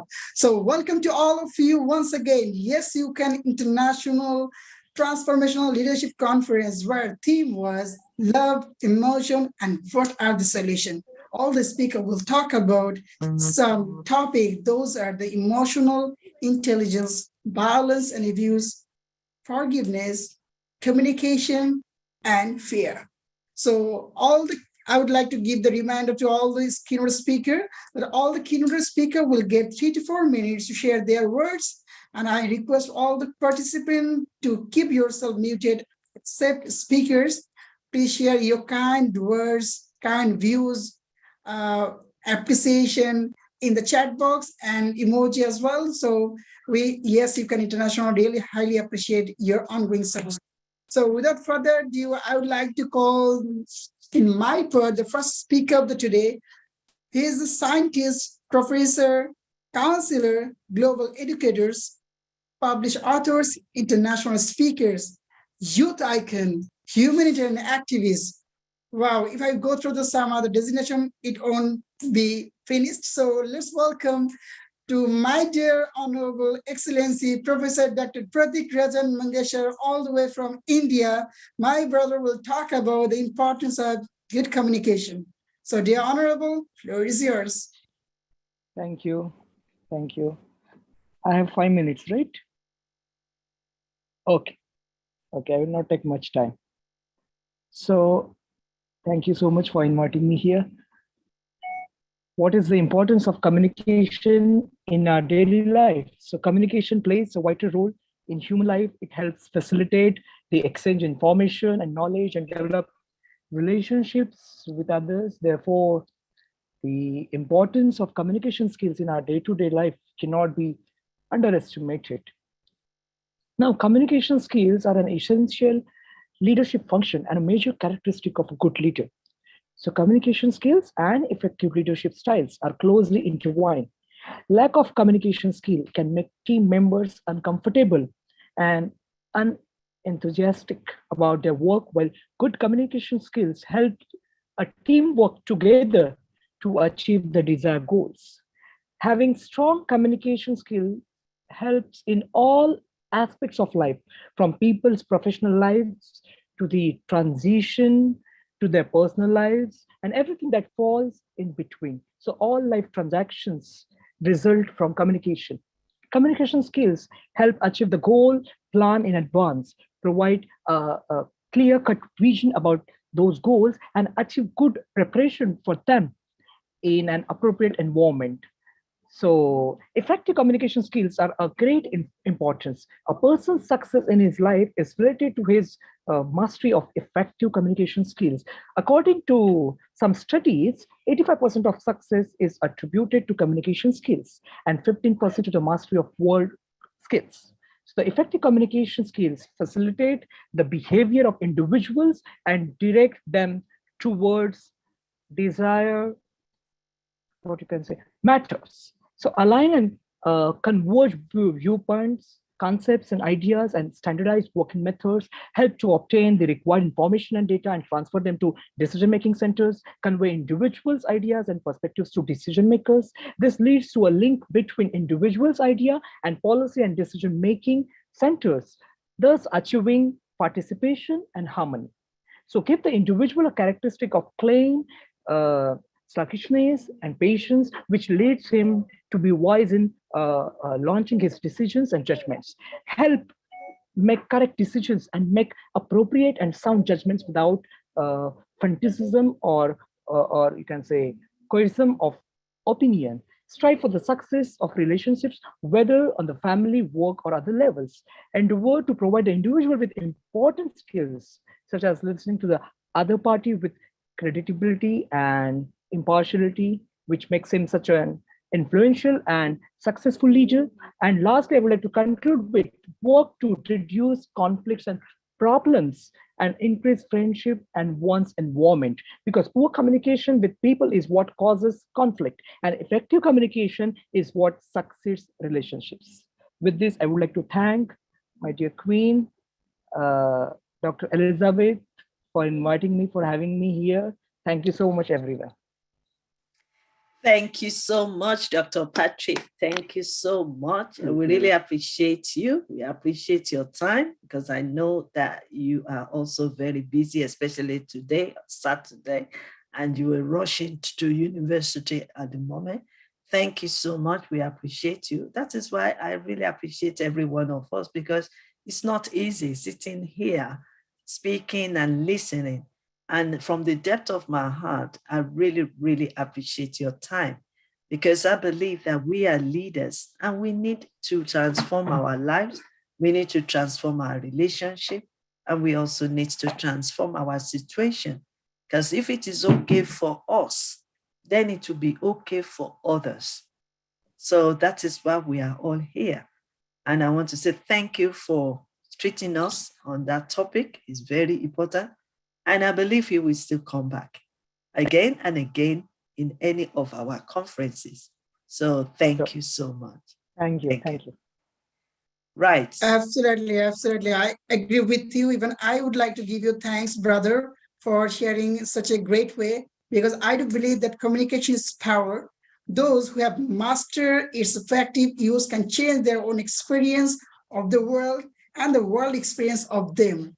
So all the behavior and the feelings find their original root in some form of communication.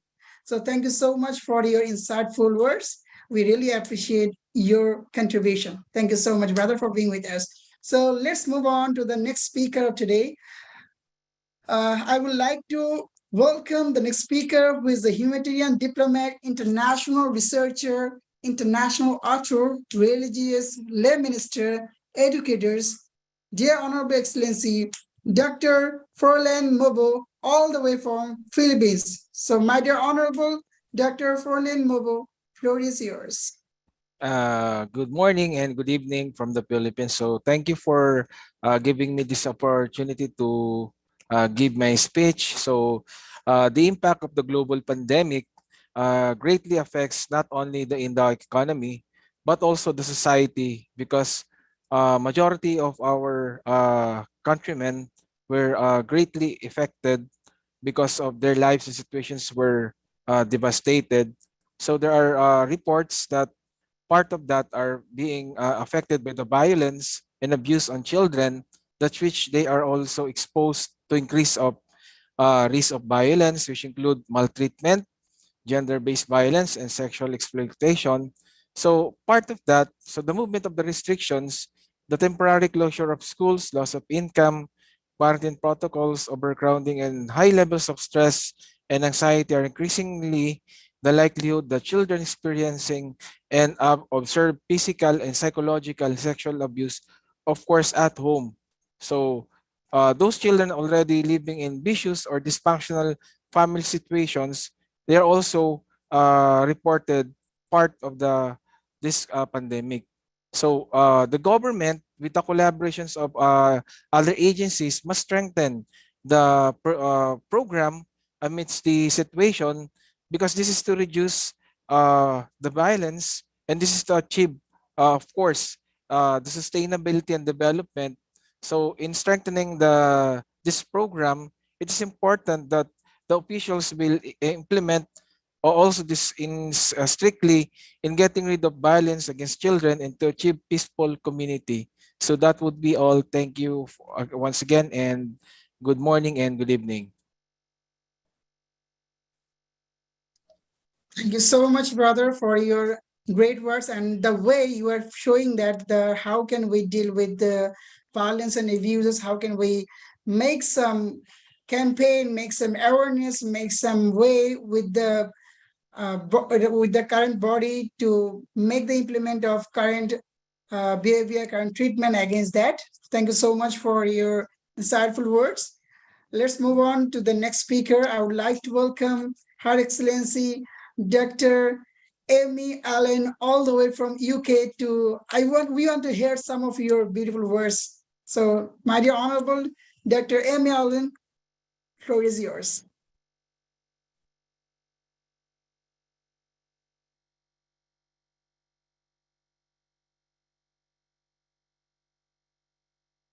Dear Honorable Princess Dr. Amy Allen.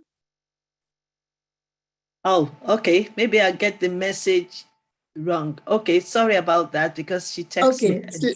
okay, let's move on. So I would like to welcome the next eminent speaker, I have to say, because I feel honored to announce his name. So he is a humanitarian activist.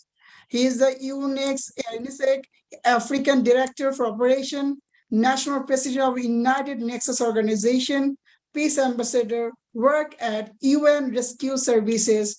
So I would like to welcome Ambassador Dr. Anagu Ikechukwu Augustine, all the way from Nigeria. So dear Honorable Ambassador Dr. Anagu Ikechukwu Augustine, floor is yours. Good afternoon, good morning, good evening to you all. My greeting go to God Almighty, and I appreciate the love flowing on here. Special thanks to African Queen, all my friends over there, catering commandant and the Anama Hall, my big brother, special my teacher, and my mentor, Charles Sehoria. I am very glad for this very day. May God bless and reward you for all this very work that you have been doing. I want to just talk briefly on fear. Fear is an unpleasant, often strong emotion caused by anticipation or awareness of danger. An instant of this emotion, a state marked by this emotion, anxious concern, solicitude, profound reverence, and the awe, especially towards God. So this very fear is a good thing when you have the fear of God. But if not the fear of God, you are not permitted to fear anything at all. Because God will be in the center of your life. And if you are with God, you can do all things. Bible says, I can do all things through him that strengthens me.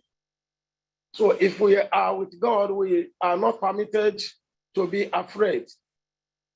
Yes, fear have only four alphabet, F-E-A-R. In my own definition, I call it false evidence about reality. False evidence about reality. So fear is not completely real, but it is physical. And there are 5 core fears or universal things of loss that capture the basic interpretation of danger that we all make. They are fear of abandonment. There is fear of loss of identity, fear of loss of meaning, fear of loss of purpose, and the fear of death, including the fear of sickness and pain, also fear of failure and disappointment. At the end, we have fear of unknown. That is the worst.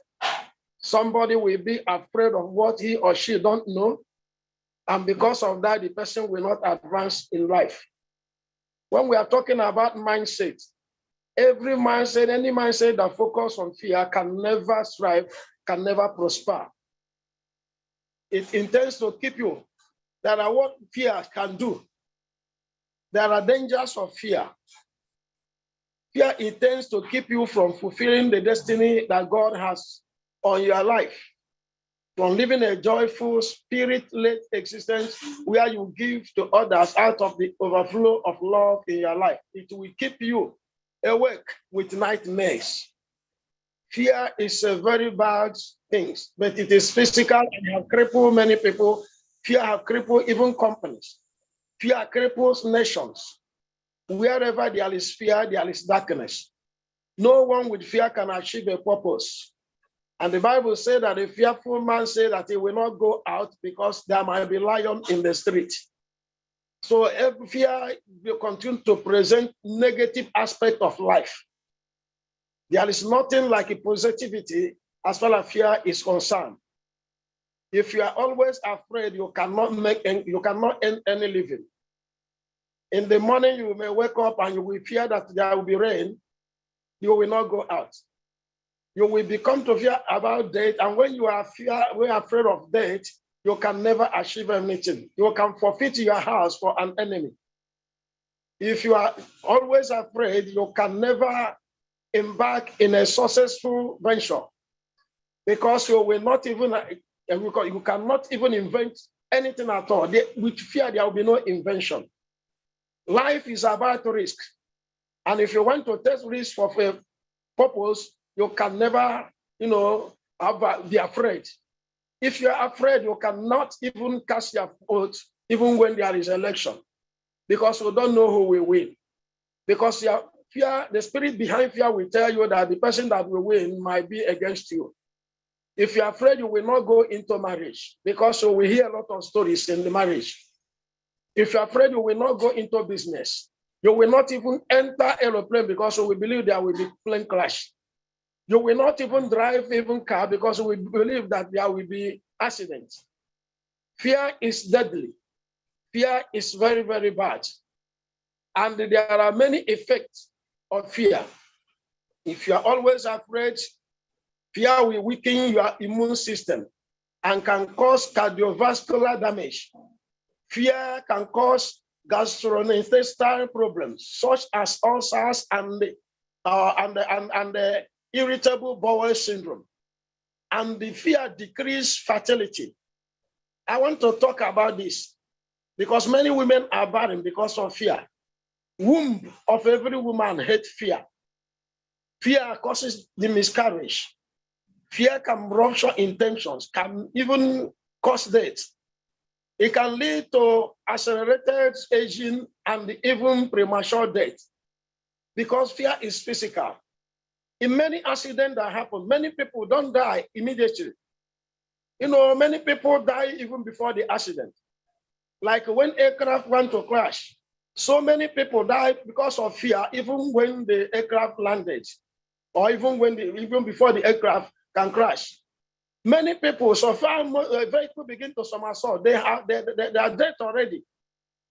Because of what? Because of fear. They fear that there will be death. They don't want to see the end. And then their spirit will leave the body, and they are dead already.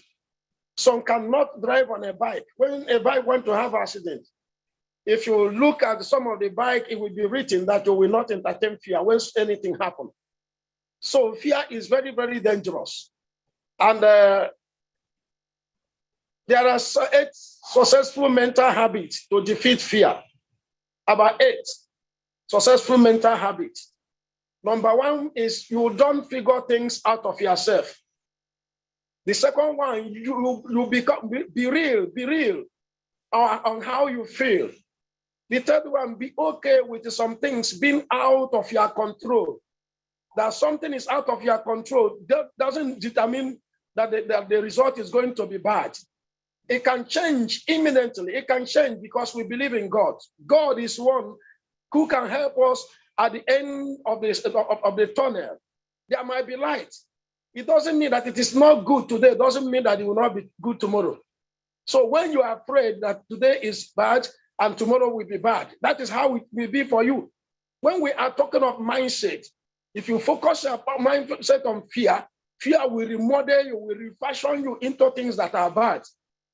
Then another thing, you must focus on positive thoughts. You will be conscious of your intentions. You will practice mindfulness. Be whom you are. Be whom God has made you to be. Be bold in whatever you are doing. Without boldness, the next thing that will cripple you will be fear. Fear is enemy of boldness. Fear is enemy of success. Fear is enemy of intelligence. Fear is enemy of progress and promotion, of prosperity. With fear, you are completely mindful crippled. Anybody that is always afraid is a crippled person, no matter the physical structure. In the mind, the person is already crippled, and that person cannot, win any battle. That is why we say that winners never quit and quitters never win. A fearful person must quit even when the end have not come. But we believe that our God is a God of 11th hour. When you believe that, you will know that even a minute, you can succeed. The footballer came, there was a time that Nigeria played in Atlanta. They were scoring Nigeria complete 4 goals. And it remained only 15 minutes to go. It remained impossible. But Nduka Ubade and the rest of them, they believe that there might be progress. Before the end of that match, under 15 minutes, they qualify that very match and then win that very match. That is the heart of the person who is bold. So we face our fear for a reason. It helps us to grow.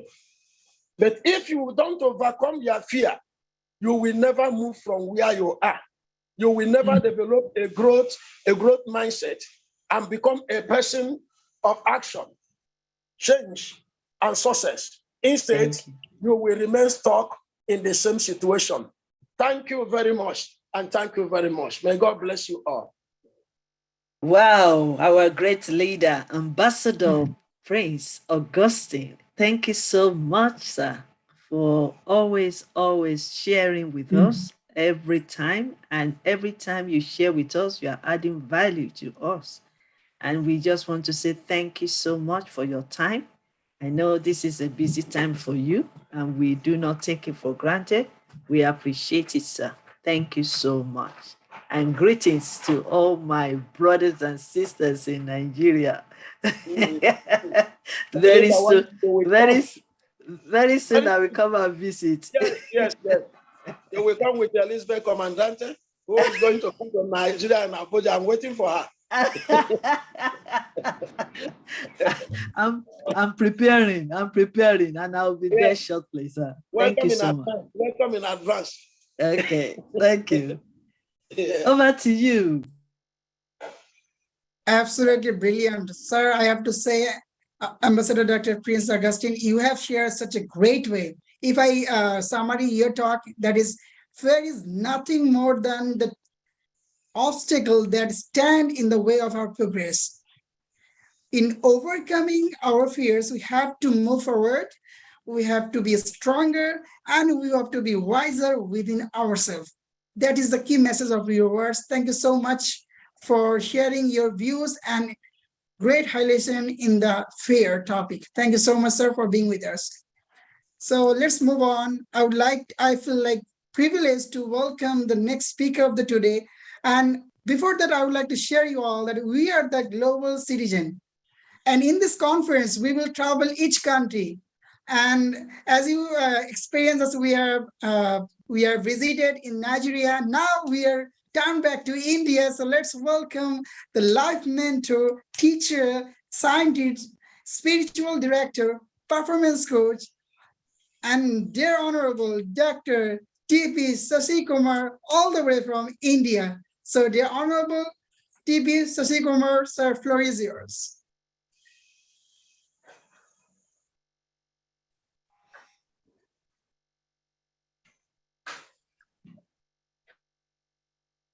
Namaste. Namaskaram. Namaste. Namaskaram to my brother from Bangladesh. Namaskaram to my sister Elizabeth. I've been hearing for the last 2.5 hours, more than that, on different aspects. And many people quote their experience, and I feel that they are on top of the world, thinking that one step takes them to the top of the world. I have this experience and this works very well, so everybody should follow. Unfortunately, psychology is such a field where no single experience can be duplicated. Every individual, I'm a psychotherapist. We get a lot of cases. Outset, probably the symptom looks same, but when you diagnose, you understand the problems are different. The cause and effect theory, like physics, cause can be same physics, tells you the realm of experience could be entirely different. I'm so happy just now, my brother from Nigeria, Prince Augustine, was telling, it's essential to understand where, when, why, how, what happens. And then that will determine how do you solve your problems, because it's all the fear. But how, where, when, what experience you had. I lost my father in an accident when I was 4 years old, along with my sister. I've seen death probably 3 times in my life, almost very close to that. You can't explain what happens to you when you face real problems and then how you get a fear inside you. Many people spoke about emotional intelligence. We had a great story of Mahabharata in India, in which the great warrior Arjuna, who has every skill to fight the war, and he couldn't, because he has fear of not his death, but if he fights, what will happen to his relatives who are standing on the other side to fight? Therefore, what happened? He got the lessons from the God himself. Bhagavad Gita means the song of the God. The God is the one who gives you courage. And one of the best slokas in that is a huge lecture on emotional intelligence. Uddharet atmanatmanam atmanam avasadhayet atmaiva hyatmano bandhu atmaiva ripuratmanaha. Who is your biggest enemy? Who is your best friend? All the people who spoke here, to whom you are communicating to you maximum is to you yourself. Your buddhi and the manas, your intelligence and the feelings are in conflict. And that conflict is what is creating problem to you. How do you get rid of that? That has to come from wisdom. Otherwise, you think that a lesson which I got for my problem is the best lesson in the world. Probably you are mistaken. There is no point in reading a book and you don't absorb it. So 20-20-20 principle says you have to absorb, read. What for? You have to absorb from others' experience. Whose experience? The greatest of the greatest experience. So how do you absorb it? Only when you realize there are greater experiences in the world by somebody else who has given solution for a bigger problem in the world. You have to grow. So from the child step, you have to get into the adult's ladder. It is not one step will take you onto the top of the world. A child may think when they get onto the first step, they think they are on top of the world. But only thing when you grow, you have a bigger ladder. So I keep saying, a child has to be there on the top of the step. It's very good. But you can fall. And that time you ask yourself, what is there I have to learn? I have to learn from others' experience. I have to learn from my mentors. I have to learn from masters. I have to learn from scriptures. For what? To climb the biggest ladder in your life. That is what is learning. If you don't do that, uddharet atmanatmanam, your buddhi and the manas, the intelligence and the feeling will conflict always. And when somebody gives you a small short principle and message, you will get dragged with that. Why? Because you don't have the deep rooted knowledge within you. You lack that confidence in your own knowledge. That's what happens. That's why when you listen to somebody's lecture, you feel, oh, this man is great. No, you have to go into the deep and understand. Listen to that many times. What is that he is referring to? Is he referring to something which is followed millions of years? Or is he referring to one life, which is my experience, which will solve problems of me? Therefore, everybody's problems can be solved. It's like buying medicine from a shop without having a proper diagnosis. No, solutions should not be sold like this. So, uddharet atmanatmanam.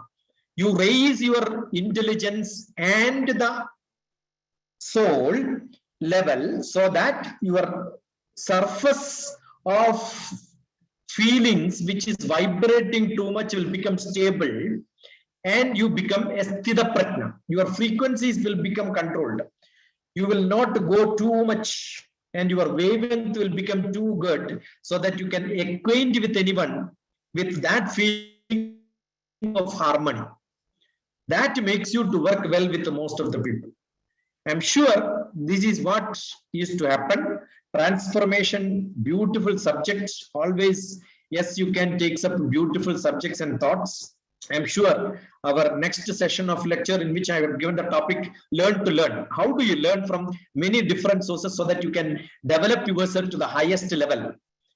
And so that your experience become on reaching on top of the mountain, not on a small hill. A child climbing on a hill, think that I'm top of the mountain is not really good.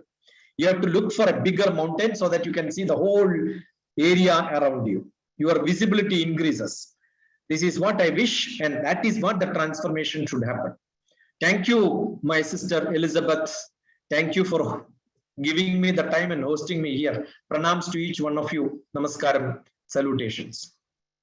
Thank you so much, sir. Manase, thank you so much. And thank you for rejoining us again, because I know that you are about to go for another program, or because your time with us is very valuable. And I don't want us to miss this, your wisdom and your speech. And I really appreciate your time, sir. And I appreciate your mentorship, because you are guiding me. And I really appreciate you, sir, as a great leader. So thank you so much for sharing with us. And I'm looking forward, and I'm glad that Professor TPS mentioned it. Next week, or even during this week, from 2nd of June to 4th of June, we're going to have a masterclass. And my mentor, Dr. TPS, will also be among our mentor that will be mentoring us on that day. And he's already mentioned his topic. So, and I believe it's an interesting topic. And I want to welcome you all, or invite you all to come and join us as we learn in depth, because that one will be more than 5 minutes. So be ready to learn. And we all learning together in our master classes. We are missing it. It is time for you to join us. Over to you, Doctor. Yes, absolutely. I just want to invite each and everyone, whoever want to transform your life towards the great and make the difference in the society. So don't miss it, actually. Though I have been missing some other masterclass because of my job. So Yeah. I'm extremely sorry for that. Anyway, sir, I want to give you thank, and we are really, yes, you can international really appreciate to give your precious time to us. And yes, I do agree with you, and your words are so much valuable, and we are really eager to hear from you more in the masterclass. So thank you so much, sir, for being with us and joining this session as well. Thank you, sir. So yes, I said earlier that we are traveling in around the world in this event. Now we are in India. Let's move on to the Macedonia. So let me welcome the great academician, educators, speakers, lecturer, inventor, scientist, researcher, social worker, international author, cytotherapist, agroecologist, and natural health coach. Wow. Is there anything left? So dear Honorable, I would like to call Dr. Dragan Javanov all the way from Macedonia. So dear Honorable brother, floor is yours. Thank you, Brother Nur. Hello, everyone. I'm honored to be part of this global conference today. Thank you for calling me there, Professor Dr. Elizabeth. Thank you for organizing team. My pleasure. Congratulations on everything you have done so far, on everything you have helped and working to make the world a better place to live. By changing ourselves, we change the world. For the sake of time and respect for all lectures, we should always be consistent and give our personal opinion. Today I will speak briefly on the topic communication skills and their relation to emotional balance.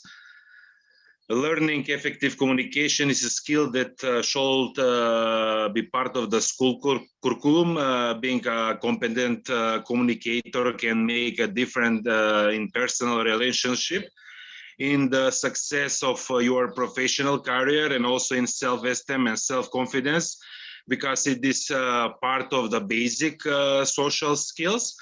The link between emotional balance and communication skills has been proven in many studies, and in fact, their training in is a therapeutic technique used in consulting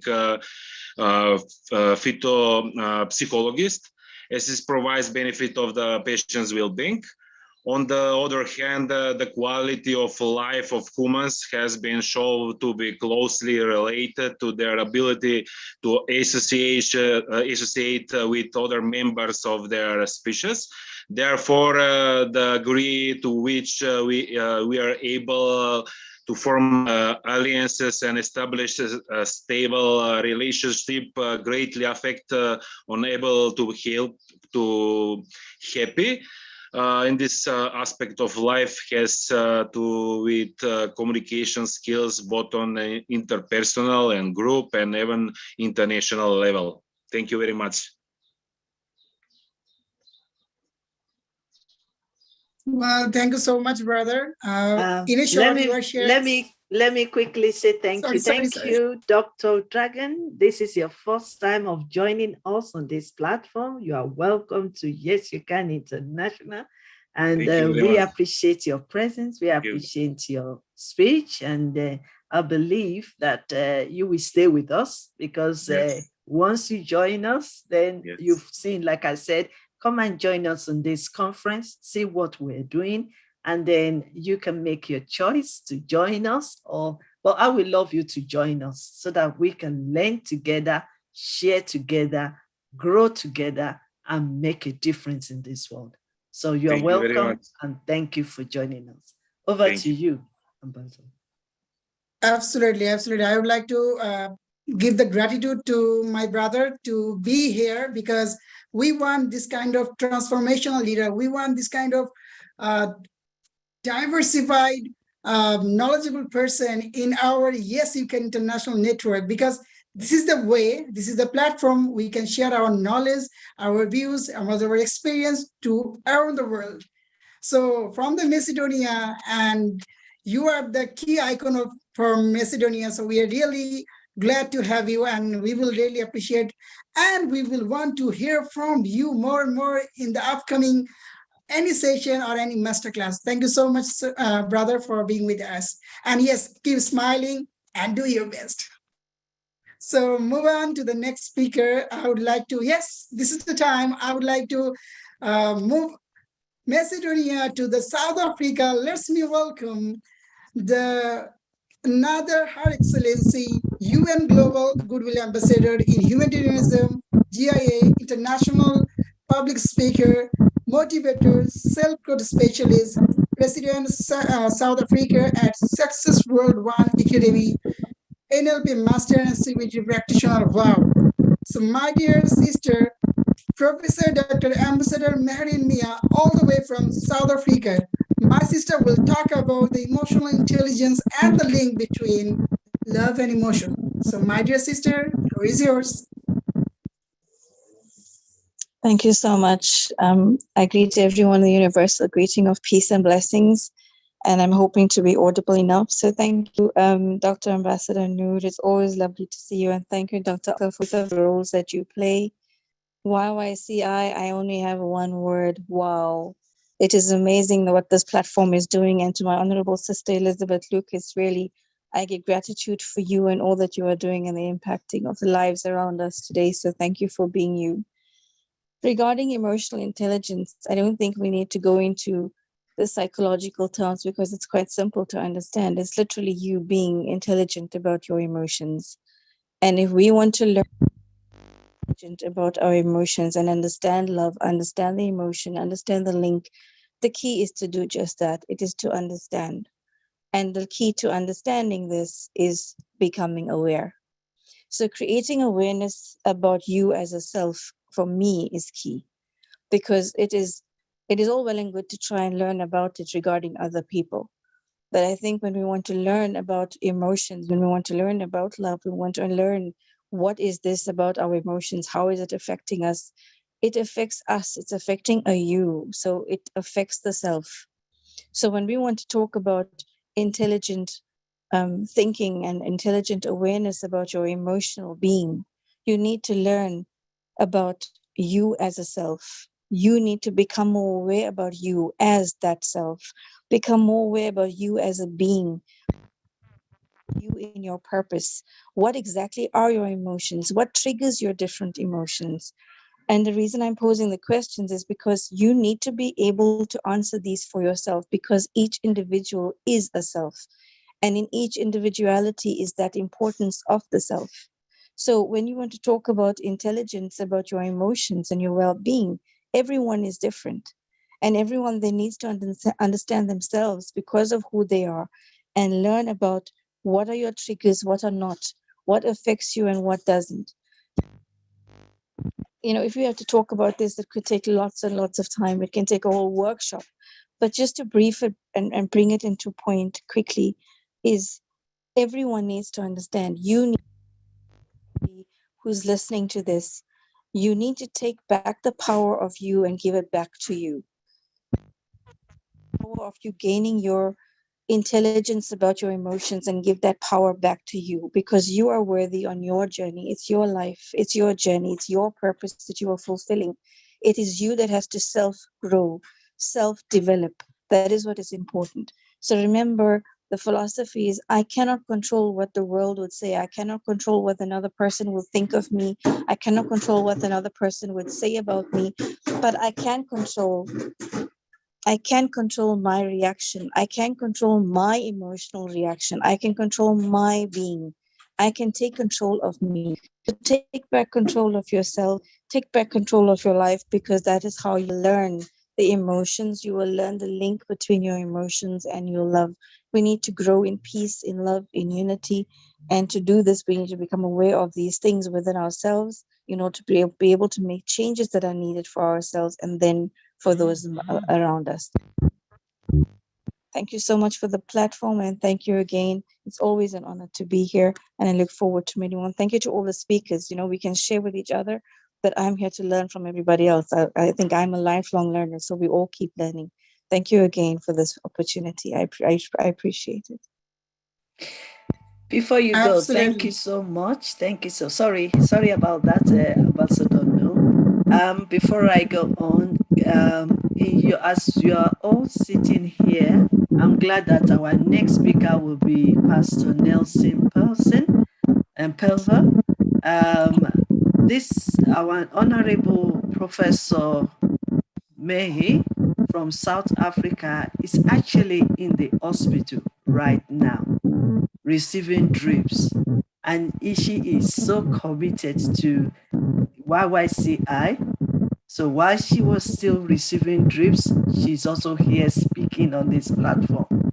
So when Bishop Nelson is going to be speaking next, I would like him to quickly have a word of prayer for her while she's still in the hospital right now. Thank you. Before you speak, sir. Over to you, Dr. Nu. Yes, absolutely. And thank you so much, my dear sister, for joining over here in spite of having so much difficulties, because your words are very much powerful and very much insightful for us. Thank you so much for joining with us. And we really, Y.Y.C.I International, really highly appreciate your ongoing support and contribution. Thank you so much, sister, for being with us. So let's welcome, you're most welcome. And assalamu alaikum wa rahmatullah. Jazakallah al khair. So, well, thank you. Let's welcome to another eminent speaker, and he's a great leader, I have to say. We can see such energetic personnel. Whenever you have a chance to see some of the words, some of the words of prayer, he's always be there. So let's be welcome Pastor Nelson Paris, the eminent speaker and great personality and great leader and international personnel. So, sir, floor is yours.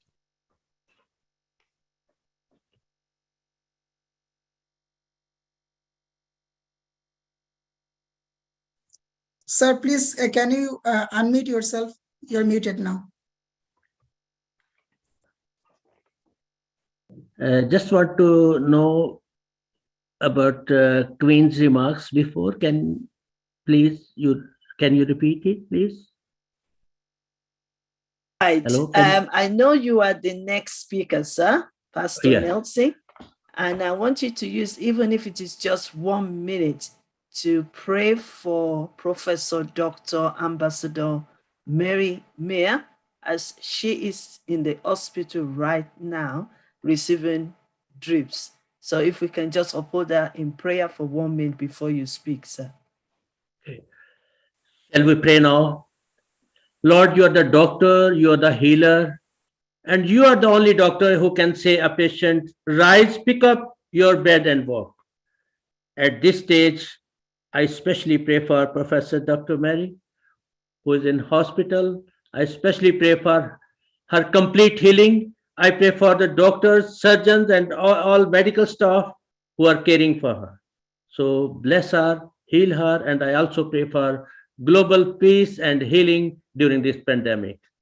Bless everyone here. In Jesus' name I pray. Amen. Amen. Being ambassador for peace, I greet you with the words greeting, peace, shalom, salam, salamti, namaste, assalamu alaikum, and many other religious and traditional greetings with good morning and good afternoon and good evening to everyone.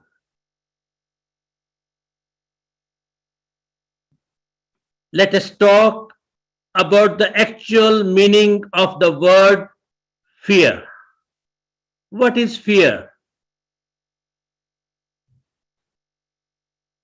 Fear is an unpleasant or complicated emotion caused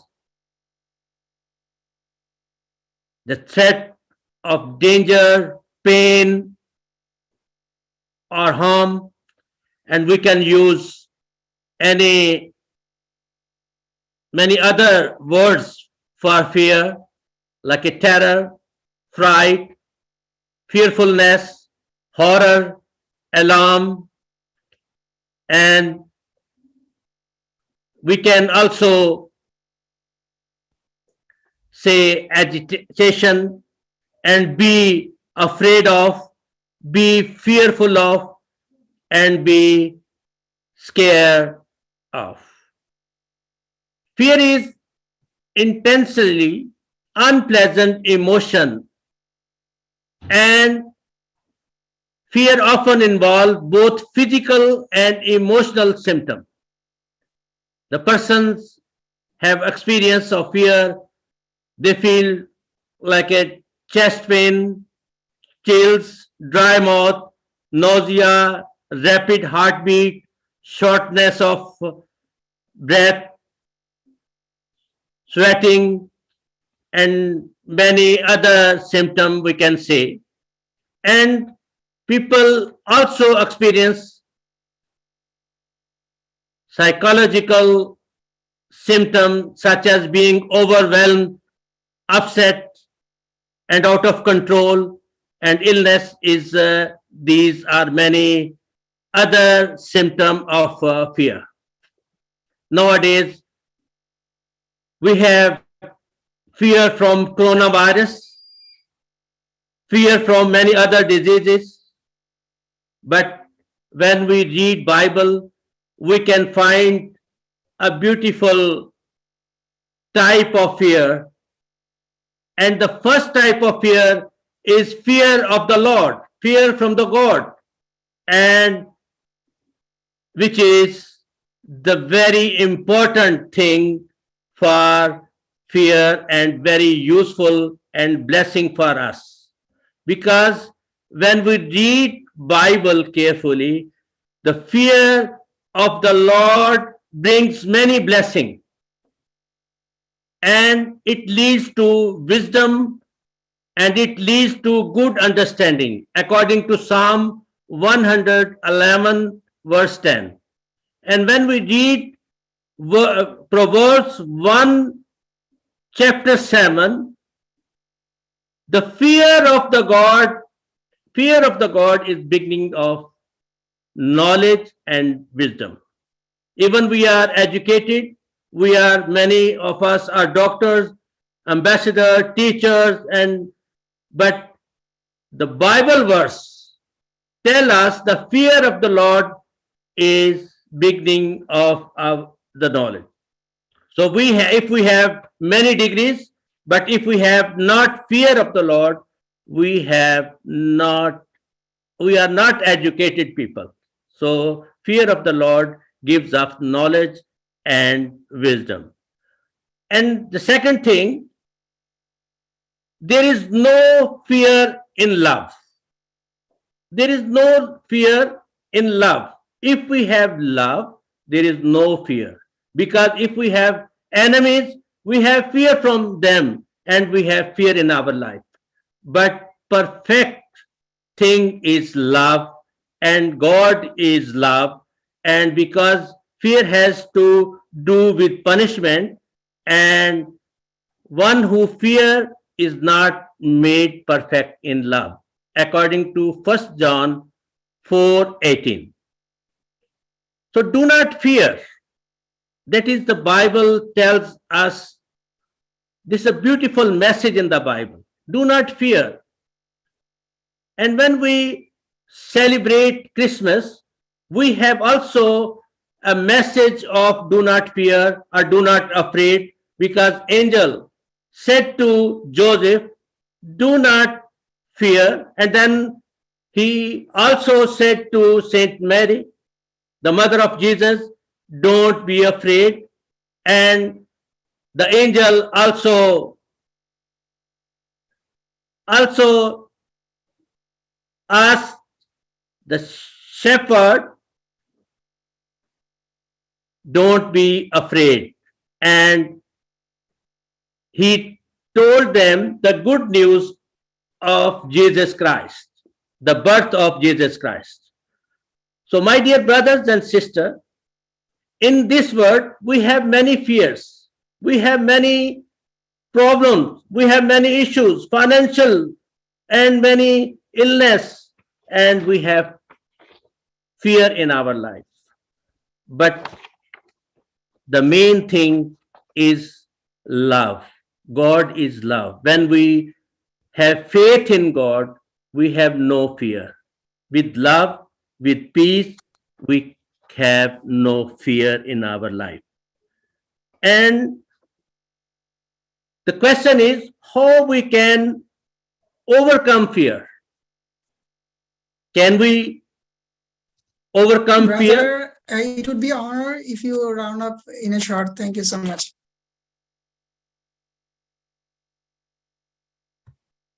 If we have fear in our life, so we can, the question is, can we overcome fear? The answer is yes, we can. Yes, you can. And yes, I can. Thank you. So this is the answer of fear in our life, how we can overcome the fear. God bless you. I respect you, and especially I ask you to obey the God. The fear of the Lord is the beginning of our love. Thank you. Thank you. God bless you. Thank you so much, Pastor Nelson. Firstly, for your patience, because you've been here since we started today, and you've always been with us every time we have our conferences, and we appreciate even our master classes. We appreciate you. And yes, fear. When we fear God, we have the wisdom. We increase in wisdom. So it is very important that we have the fear of God in respect of how you serve your God, how in respect of your different religion. The more you fear your God or our God, the more we increase in wisdom. So let's be consistent and let's focus on that, because without God, we cannot move forward. So the wisdom of God is very important. So thank you so much, sir, Pastor. Sorry, I just one word I want to say. Can we say no to fear and yes to peace? Yes. No to fear, yes and to yes peace. to peace. Let's do Thank it you. again. No to fear, No to fear and yes to peace. to peace. Replace fear with peace. And Thank there you. will be peace. Thank you. Over to you, Dr. Nu, and I can see our Dr. Princess Amy Ellen. Yes, Okay. we will invite our next speaker, dear international citizen, let me just visit you, all of you, from Pakistan to the United Kingdom. Let me welcome the eminent speaker and my dear sister, all the way from UK, Dr. Amy Allen. We would like to hear some of your words in this grand event. So, my dear Honorable, floor is yours. Thank you. Thank you so much, my brother from Bangladesh, Dr. Nur Ahmad. Thank you so much.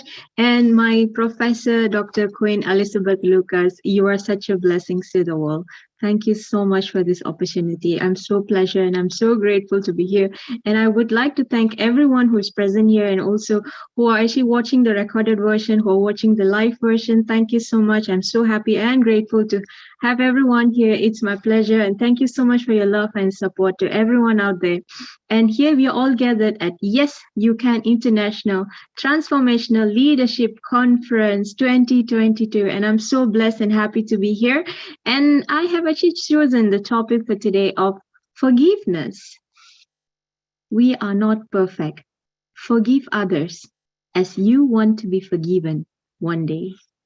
To forgive is not to excuse what the other person has done, is to prevent their behavior from destroying our heart.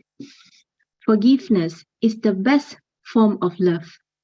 It takes a strong person to say sorry, and it takes even a stronger person to forgive. And the first to apologize is the bravest. The first to forgive is the strongest. And the first to forget is the happiest. And I've also heard a lot of our other eminent speakers have actually spoken about forgiveness. And also I would like to give a simple steps on how easily you can actually forgive someone. It is not about turning our check to someone or running away from the problem. The first step to forgiveness is to acknowledge what has actually happened.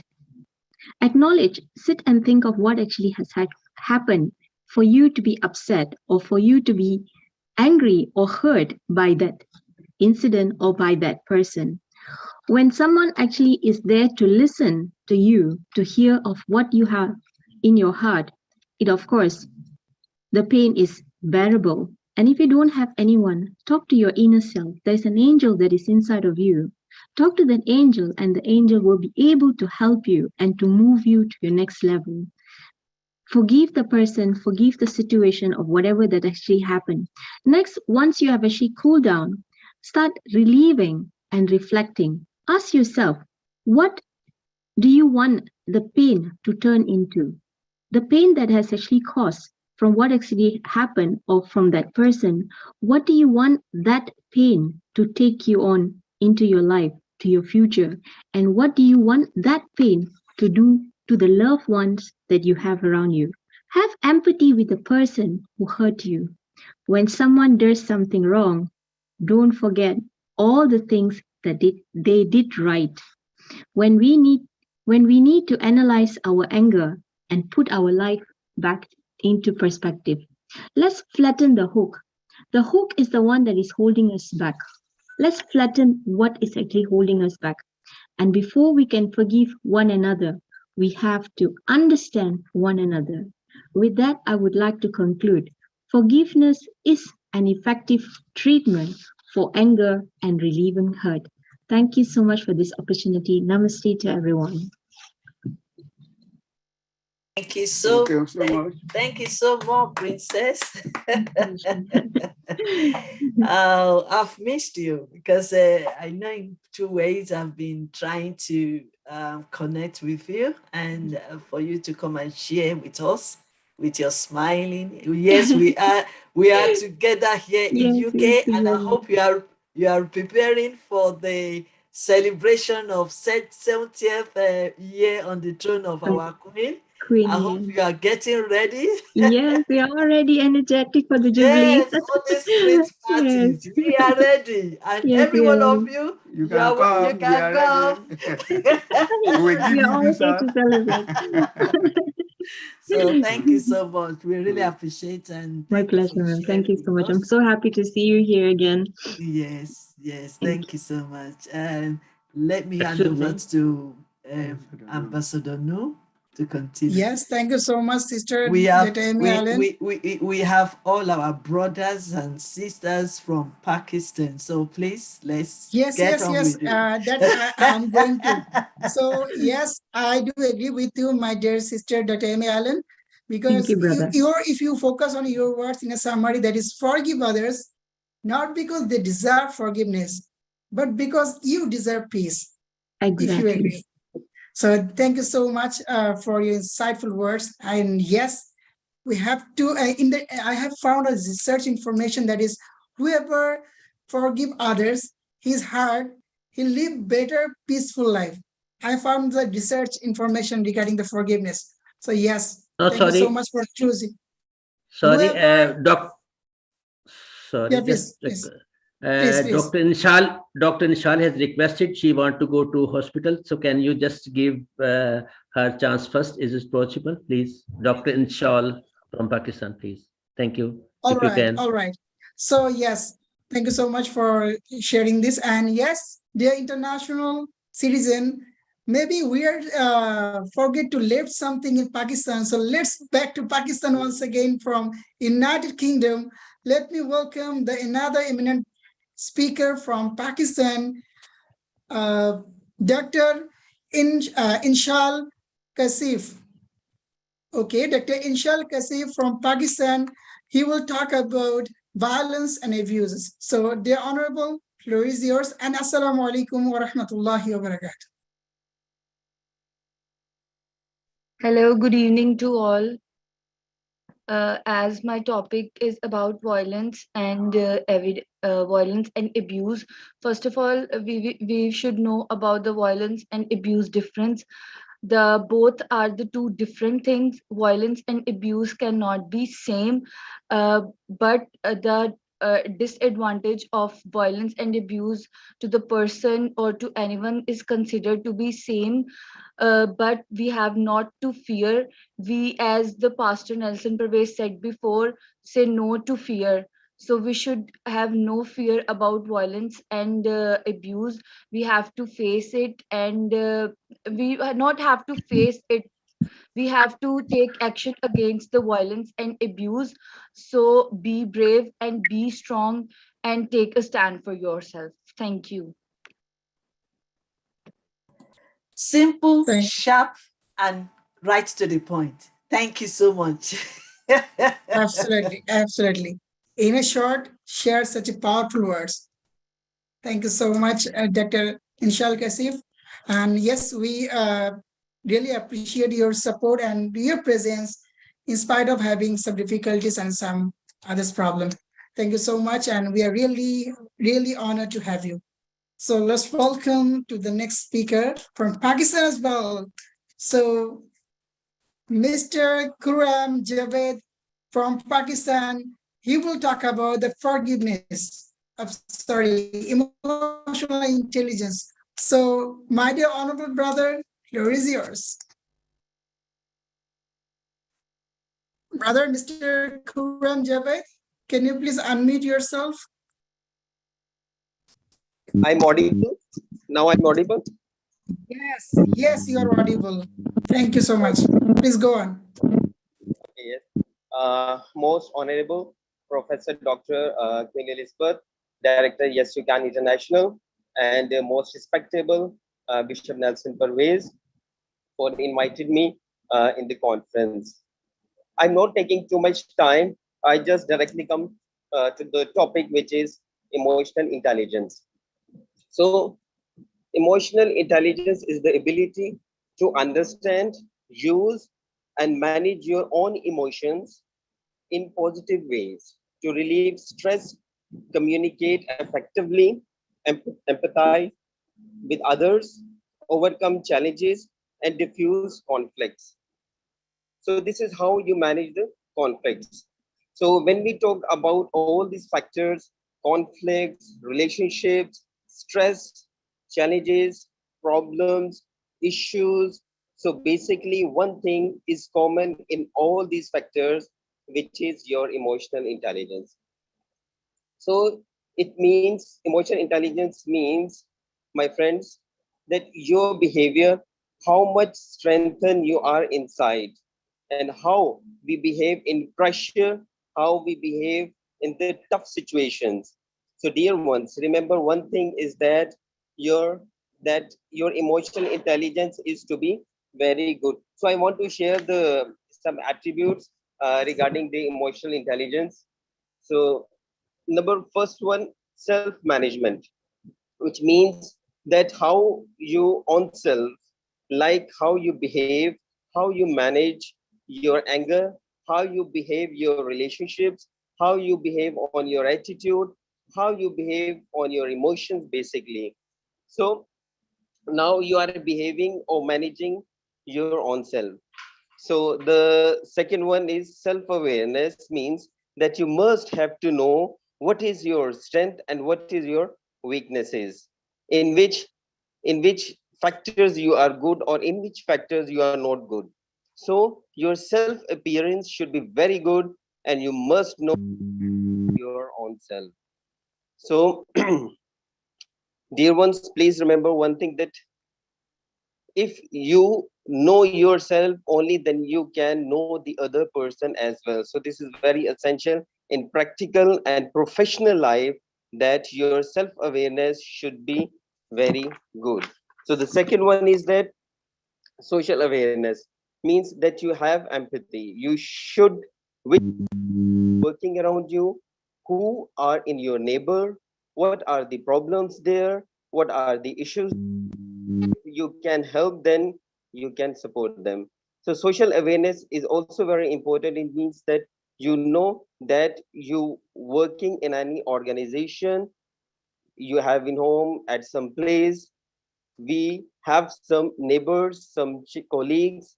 So we should have the relationships, we should have the awareness about all these people, and we should have to support or help them. So the last one which I want to share with you about the relationship management. So again, relationships are very important. Relationships is with your father, your mother, your brother, your sister, your wife, or with your children. So your colleagues who are working with you, all these are the types of relationships. We have to deal them on daily basis. So again, it is very important that you have to manage all these relationships properly. So at the end, I just want to conclude that we have to listen others and practicing empathy. Number second is building relationship with others and understand to how to manage individuals, resolving conflicts issues by looking at the situation from all the viewpoints involved, and try to come to compromise that benefit and other, and that all we can do. Yes, we can. Thank you very much to all of you. God bless you all. Thank you so much, sir. And yes, we Thank you so can. much, brother. We can Mashallah, work you have shared together. such a great way. Okay, that's all right. I just want to say thank you to our wonderful speaker. Thank you so much, Mr. Jiv. And yes, we can build together, work together. Relationship is very important. No, whatever every one of us are doing is based on relationship. Because if there is no relationship, then we cannot succeed. You cannot walk alone. You cannot stand alone. And you cannot live by yourself alone. You cannot even succeed by yourself alone. And that is why relationship is very important. You will need partners. You will need spouse. You will need family, relatives, friends, colleagues, neighbors, co-workers. So it's very important. So thank you for leading us in this area. Thank you, sir. Over to you, Dr. Nu. Yeah, thank you so much, brother. And I do believe that to be emotional intelligence means to understand the powerful emotion of yours and of others to handle it properly. Thank you so much for your insightful words. So let's move on to call the next speaker of today. I would like to welcome the another eminent speaker. Actually, she has been here from the very beginning till now in very active moment. So let me welcome, and I feel privileged to welcome Miss Aksa Majid all the way from Pakistan. So she will talk about the forgiveness. So The Honorable, the floor is yours. Assalamu alaikum wa rahmatullah.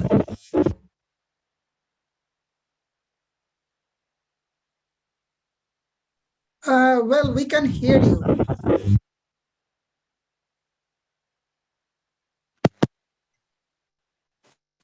In the name of Jesus, good evening, good morning, good afternoon to everyone. First of all, I'm very thankful to Dr. Elizabeth Queen and second, Bishop Nelson Pervez to giving me this opportunity to say a great platform in Yes You Can International Conference. As a speaker, I'm Aksamaji Joseph. Presently, I'm doing work as a peace ambassador and as a visual artist, doing adult educationals and Sunday school teacher. And now I'm so happy that I'm sharing something with all of you about my topic, forgiveness. So my all dear participants, I sharing just 3 points of forgiveness. This is a canvas. I draw up 1 point. 1 point is forgiveness. And second point is love. If you are anger, if you are negative images and negative emotion in your mind, you break this line. When you forgive to other person in positive act, to complete this line. And all these act positive to make a peace. Make a peace. Peace of mind, peace of mind, peace of soul, and peace of body. So all these points to make an image. So we are a human being. It's a difficult to forgive to other person. But my dear, when we forgive to other person, then we achieve the key of peace of mind, key of body, key of body, key of mind, and key of soul.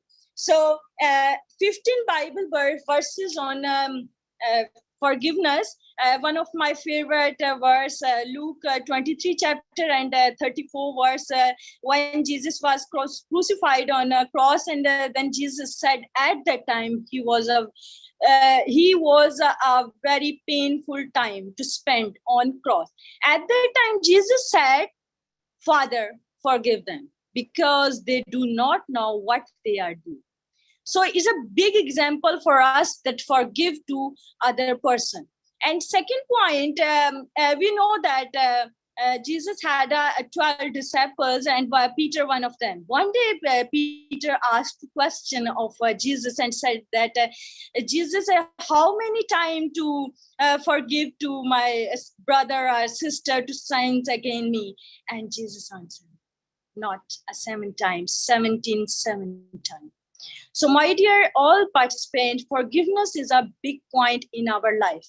We have, as an artist, I say that we have a canvas of life. So draw a good image, forgiveness, to make a good image in life, in society, in the world. So today I'm sharing a beautiful image about forgiveness. When we are anger, we make this tone of tone. When we start to negative points break on, and then you create this image. So let's we start that forgive to other person who are angry with you, who are hurted with you, who are every negative points. So let's we move to make a good image on your life canvas. On life canvas, yes, my dear all participants, yes, we can do, you can do, and also me can do on a good image on your canvas on life. So thank you so much again. God bless all of you. Bye-bye.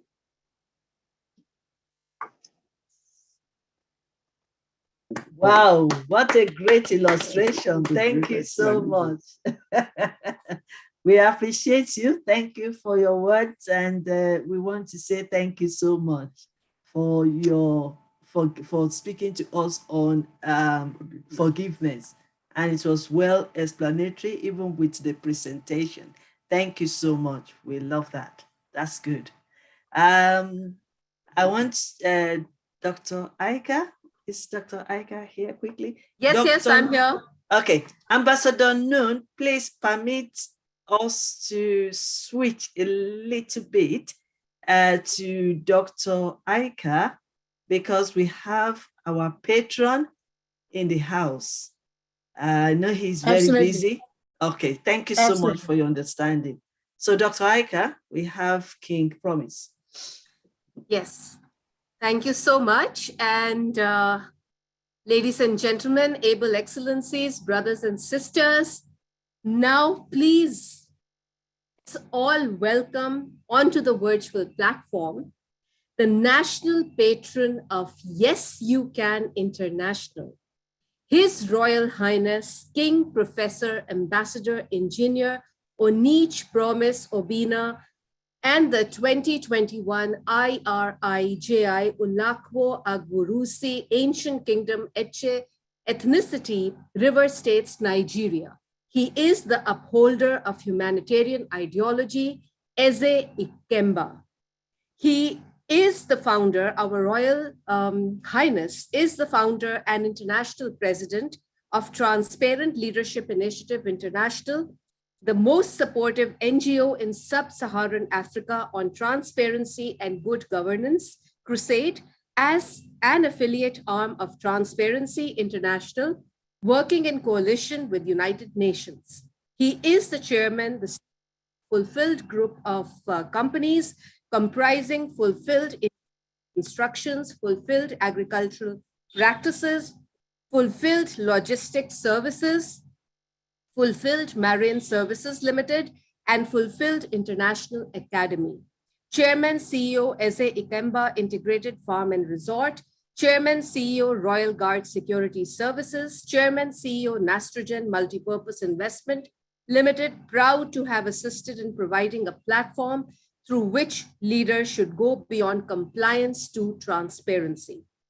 A cultural emancipator and revolutionist, he has held some leadership capacities within and outside his country, some of which are surveillance and monitoring, National Community Policing Campaign 2001 to date, Patron Man of War Nigeria 2012 till date, Royal Father and Director, Culture Advisor of Miss Black Europe, Manchester, England, Grand Patron, Founder, HA Widows and Orphans Foundation, 2013 till date, Grand Patron, Restore Igbo Film Forum 2014 till date, Grand Patron, the Narrow Road Women Intercessors of Nigeria 2014 till date, and Grand Patron, Ohani's Nido Igbo Nollywood 2015 till date. Let's all welcome His Royal Highness King Professor Ambassador Engineer Onich Promise. Let me tell you that His Royal Highness chooses right with the most invincible resolution, calmest in storms and most fearless under menaces, reliance on truth, on virtue, and on God, most unfaltering. Erudite Excellencies, please welcome onto the platform His Royal Highness Professor Dr. Engineer King Onich Promise Obina, the upholder of the humanitarian ideology, Eze Ikemba.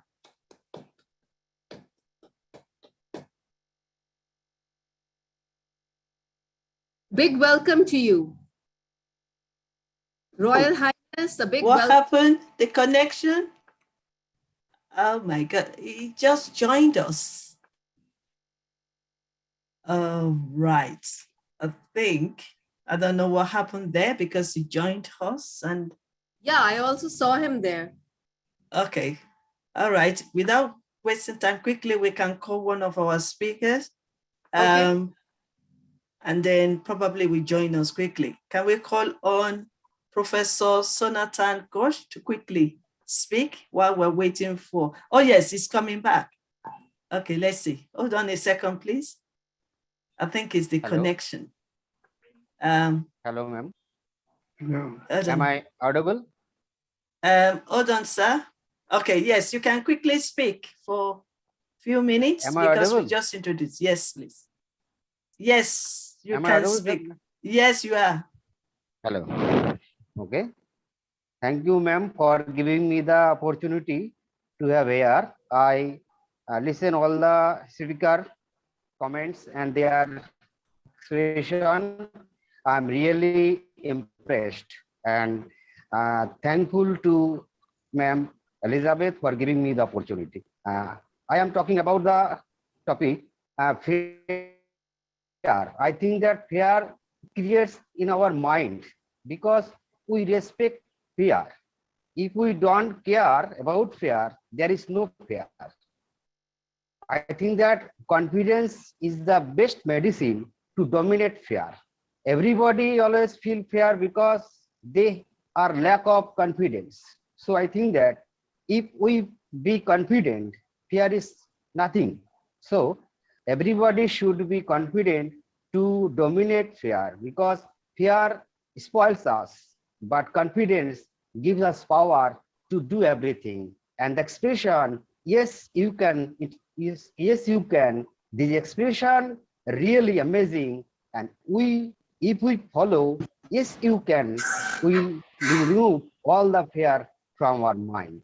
So I think that fear is nothing but the creation, a thing in our mind.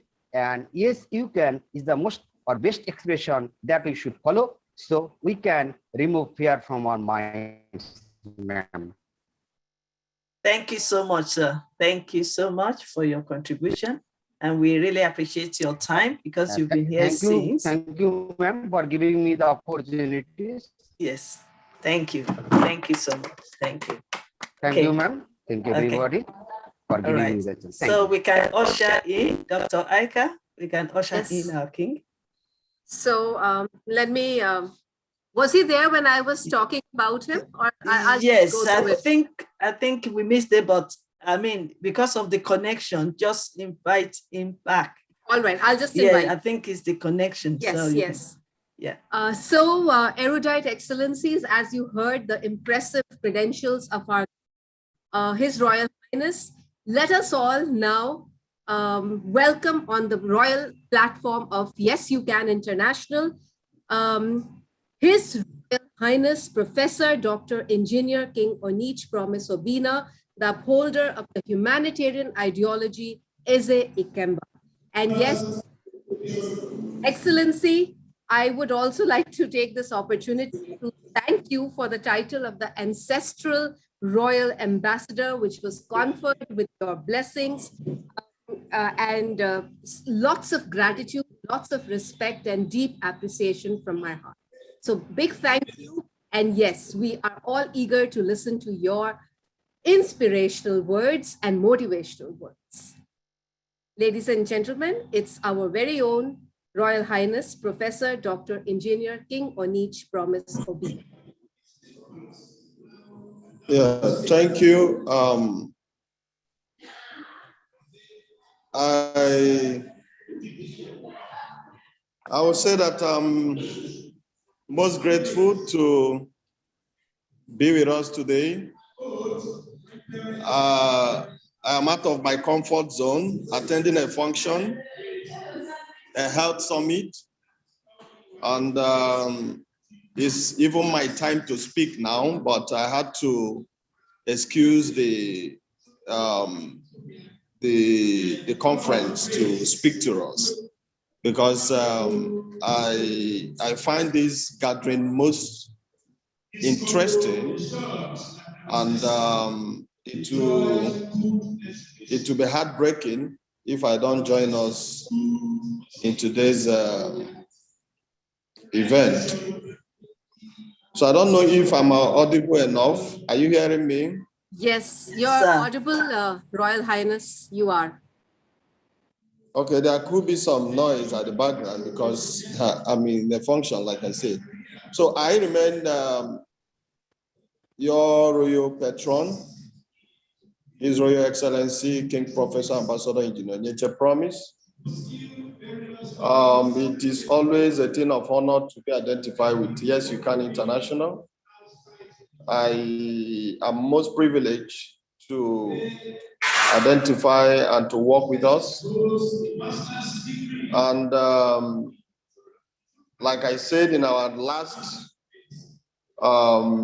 meeting, that the essence of life is to be an impactful creature, either a leader or a follower. The essence of it all is to be an impactful individual. And in being impactful, we must be, cognizant with being tolerable. Show love, show tolerance, and show some level of patience. However, I want to congratulate our own moderator on her ambassadorial certification by the ancestral palace of His Royal Excellency. I want to congratulate our own father, the husband to our director, His Highness. I would say a man of honor, Dr. Lucas. I appreciate you. I congratulate you again. We love you. Now I have the house as co-ambassadors. Dr. Mrs. Her Excellency, Her Highness, and our daddy in the house. So it's always good to have a balance between the man and the woman. Yes. So now I decree that may this union and this ancestral linkage perfect everything that concerns your marriage. May it bring success. May it enlighten your world and your vision. Whatever you aspire and project to achieve in life, for being connected back to your root as Africans, for being honored and recognized by an ancestral kingdom. May all your ancestral anticipations, may all promises, may all projections, and may all destiny that is linked to ancestry come to fulfillment. As the ancestral commander of African ancestral kings and royalties, I congratulate our young ambassador, our magic finger at the background. Yes. I congratulate you, the graphics expert that is always doing justice to what Y.Y.C.I International does. We have identified you and we are assuring you by your position now, the God Almighty and the gods of ancestors will prosper you beyond your expectation. And also to every Y.Y.C.I International participant, member, frontiers, advocates, partners, followers, fans, and well-wishers of Y.Y.C.I, your time of celebration has come. Your season of breakthrough has come. As an ancestral king, that thing that seems impossible is now possible. Because it is written that whatever the soul of our heart desires, and wherever the sole of our feet shall step, we shall possess. So whatever we have stepped our foot to pursue, whatever our hearts has aspired to achieve, may we achieve it. Now, leadership, love, and affection, they go in pari passu. If you're a leader that does not exhibit love, you cannot lead. And any love that is not affectionate is not a true love. So our conference today, that is transformational, linking affection, love, and leadership, is very, very significant to the purpose of leadership. Because the essence of Y.Y.C.I International Platform is to bring a transformational consciousness on the awareness of leadership. Every leader that is not healthy mentally, it is not a leader. Because the essence of leadership is for leadership to be awareness. The awareness of leadership is your ability to be tolerable, your ability to be affectionate, your ability to condone the excesses of others. And in condoning the excesses of others, you must exhibit love and affection. You say, for God so loved the world that he gave. So love is all about sacrifice, being considerate. The pains of your followers should be your pain. Most leaders we have in the world now, they enjoy the pains of their followers. They enjoy the pains of their subject. In fact, when their subjects are suffering, they are more happier. And that is why the world has been thrown into turmoil, suffering, pains. If leader is transitional, if leadership is impactful, if leadership is affectionate, if leadership is built under the threshold of love, no leader will watch his or her follower pass through pains. Leadership means being at the front. If you are a leader, that means you must be at the front. You must showcase exemplary attributes in anything you do. So Christ, as an exemplary leader, sacrificed his comfort. He sacrificed his life for others to be happy. And that is the bedrock of leadership. Love, affection, tolerance, sacrifice, they are the attributes of leadership.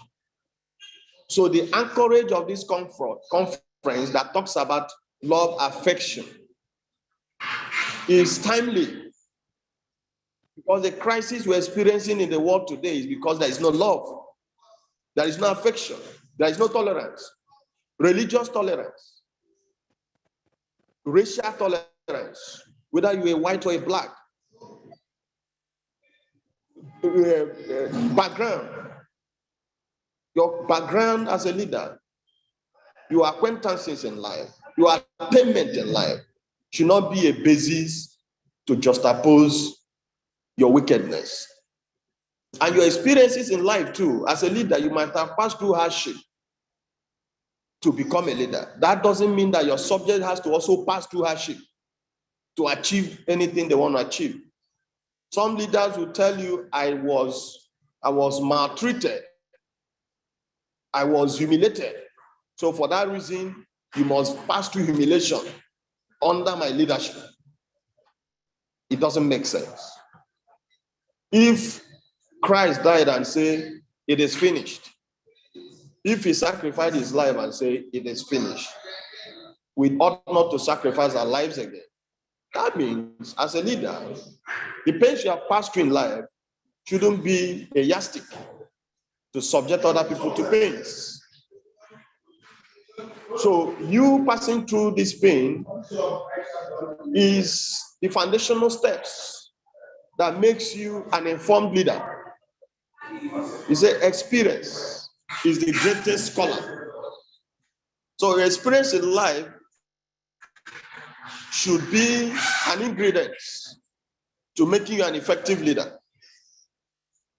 So having said this, as a traditionalist, I want to commend our commitment, our trust in Y.Y.C.I International to always converge at every end of the month to discuss ways forward, topical issues that affect leadership.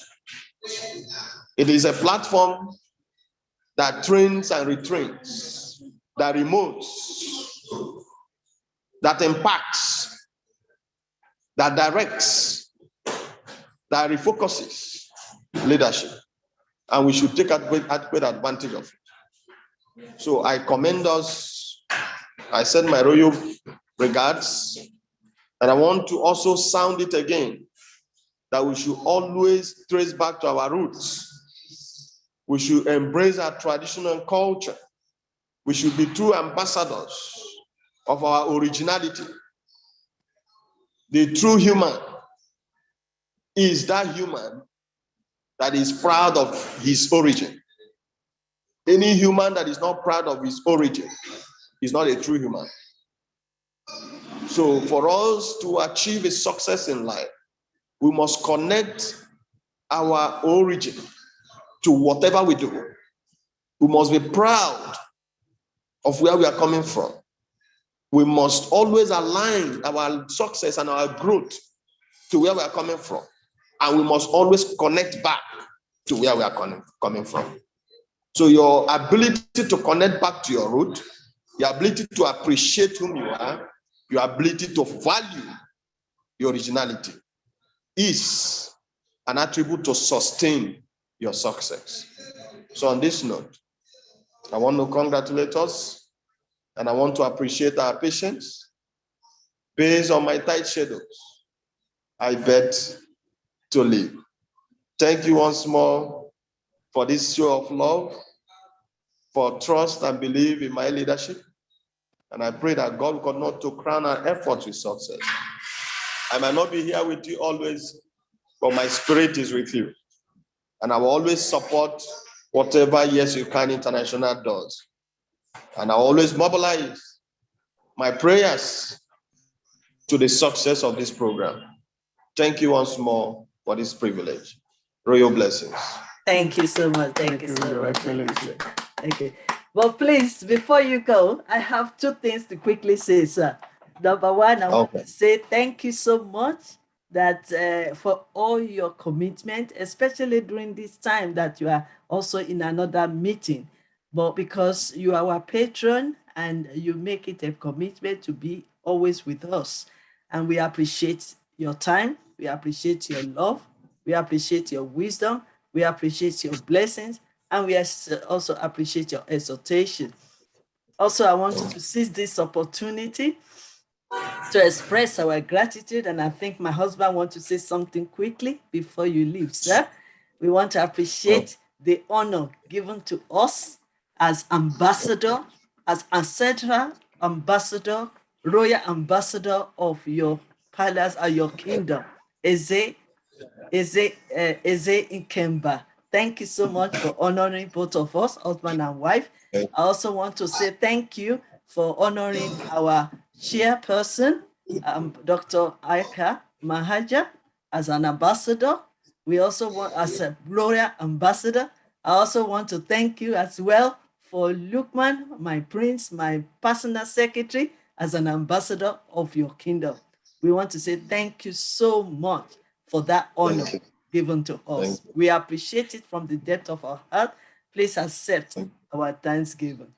Another thing before you go, sir, I just want to express our gratitude again, just on the note of the last statement you said about tradition. It's my greatest honor that our royal king will be joining us on masterclass to teach us more on tradition and religion. So join us on Saturday next week when our royal king will be teaching us. So thank you so much, sir. We release you and we appreciate you. Thank you. Thank you. Thank you. Thank you. Thank you. Oh, Yes, sorry, one thank you. second. Sorry, 1 second before you Gratitude go. from the Your heart. Excellency. Your Excellency, are you still with us? Your Okay. Excellency, we really appreciate you. We really appreciate you. We thank God for your life and for your family and your domain.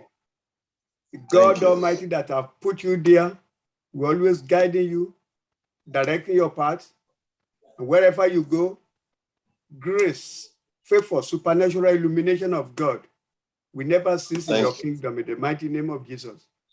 We really appreciate all that you have done for us, either individually or collectively, as far as, yes, we can. We really appreciate you, and you have done great things, and we continually follow your footsteps. Thank you very much. God bless you, Your Excellency. Bless you too. Thank you. Thank you. Thank you. Thank you. Thank you. So we can release Thank you. now. Thank you so much. Bye-bye, our patron. Bye for now. Thank you. Thank you. Thank you. Yeah. Okay. Right. Okay. So can I get floor? Yes, please. You can call on the last on your list for Pakistan, from Pakistan. Yes, I will call them. Actually, before that, I would like to welcome the Ravi Shankar brother, because he has been busy with some other activities too. So let me welcome, if you give me the permission, the honorable. Okay. We give you permission. Thank you so much. This is always pleasure and very comfortable to me to communicate with you. Thank you so much for your words and your all the scope of activities that is given to me. All right, so let me welcome to the founder and director of IDYM Group of Companies, the process engineer at Tata Motors, and he is the most iconic person in India, actually, who focus the love your nation, love your institution, and love your profession. He's always been there to empower all the youth, all the eminent speaker, and try to improvise several activities in the IDYM group of companies. So let me welcome, I would like to call the next speaker of today, brother Dr. Ravi Shankar Kumar, all the way from India. So dear brother, floor is yours. Thank you, Nur Ahmad ji, and thank you so much, Queen Elizabeth Lucas from UK. Actually, some of our team members are waiting to speak, so I would like to give this chance to our CEO, Ms. Denu Lasmi. She will be sharing the on forgiveness. And later, at the last moment, I will be speaking because they are waiting from so long. So please, Denu, you can continue. Thank you so much, Ravi Shankar sir, and I'm very thankful to the platform for inviting me. This was a wonderful opportunity for me, and before starting mine, first of all, a very warm greetings to everyone. I'm so happy to meet you. Every little smile can touch somebody's heart. No one is born happy, but all of us are born with the ability to create happiness. So before moving on to my topic for today, I have two basic questions for all of you. And I wanted to raise your hands if you have done this in your life in the reaction box. And my question is that how many of you have said sorry in your life? Just raise your hands in your reaction box. If you have, and just please clap for yourself. That's so excellent. I told you to clap for yourself because it's a very strong person to say sorry. Now, for my next question, I don't raise your hands, but I want to just think how many of you forgive a person even though the person doesn't ask you sorry? Just think. Today, before you leave the meet, I am sure that I will create a spark within you which will make you think that I will try to forgive. Yes, my topic for today is forgiveness. We all know that forgiveness is just a 11-letter word. Well, Elizabeth Mark, the great writer, said that forgiveness is just a 4-letter word. She said forgiveness is just a 4-letter word, love. The very nature of human beings to get angry, we feel resentful when someone harms us, right? Well, I would say that forgiveness is forgetting the past and starting on with the clean stage. Forgiveness is like talking out the knife of your back when someone has spoke you with and not just in using the knife to harm anyone else, no matter how badly they have hurt you. Today, I would have to emphasize on two aspects of forgiveness, only just two. One, why can't some people forgive? And number two, the power of forgiveness. So, moving on to my first aspect, why can't some people forgive? I feel that there are three main things why people can't forgive. And my first reason is because we think that we don't get apology, right? We say that he didn't apologize. We say that he didn't say sorry. You know, I have recently read a WhatsApp joke, and the joke was like this: if a man says sorry when he knows that it's his mistake, yes, I'm sorry, then he's wise, he's honest. If a man says sorry when he knows that he is right and the opposite person is wrong, then unfortunately he's a husband. So, you know, when I read this joke, why I felt was that we always expect people to come and ask sorry for us. My dear friends, it's our memory, not theirs. People have different version of forgiveness. People have very different version of forgiveness. You know that if the forgiveness depend on apology of a particular person, then believe me, by now the world would have been burnt up. My second, according to me, why people can't forgive is just because they lack in the ingredient of forgiveness with them. You know, I read a story which is about a yogi who saved a scorpion from flooding river. A scorpion. So yogi sees that the scorpion is about to die and he goes on to save the scorpion as usual, but the scorpion bites him. One man asked him, why you're saving the scorpion? It's again biting you. And the yogi said that, you know what he told? If the small scorpion is going to give his character, then how can I leave my character of forgiving and saving the scorpion? So this is what I'm going to tell you that. So moving on to my second aspect of today, that's the main heading, the power of forgiveness. I believe there are three major power when you forgive someone, and the main power is that you need a happy and healthy life. Yes, it's about you. You forgive someone. You are healing yourself, your mind, your body, your soul.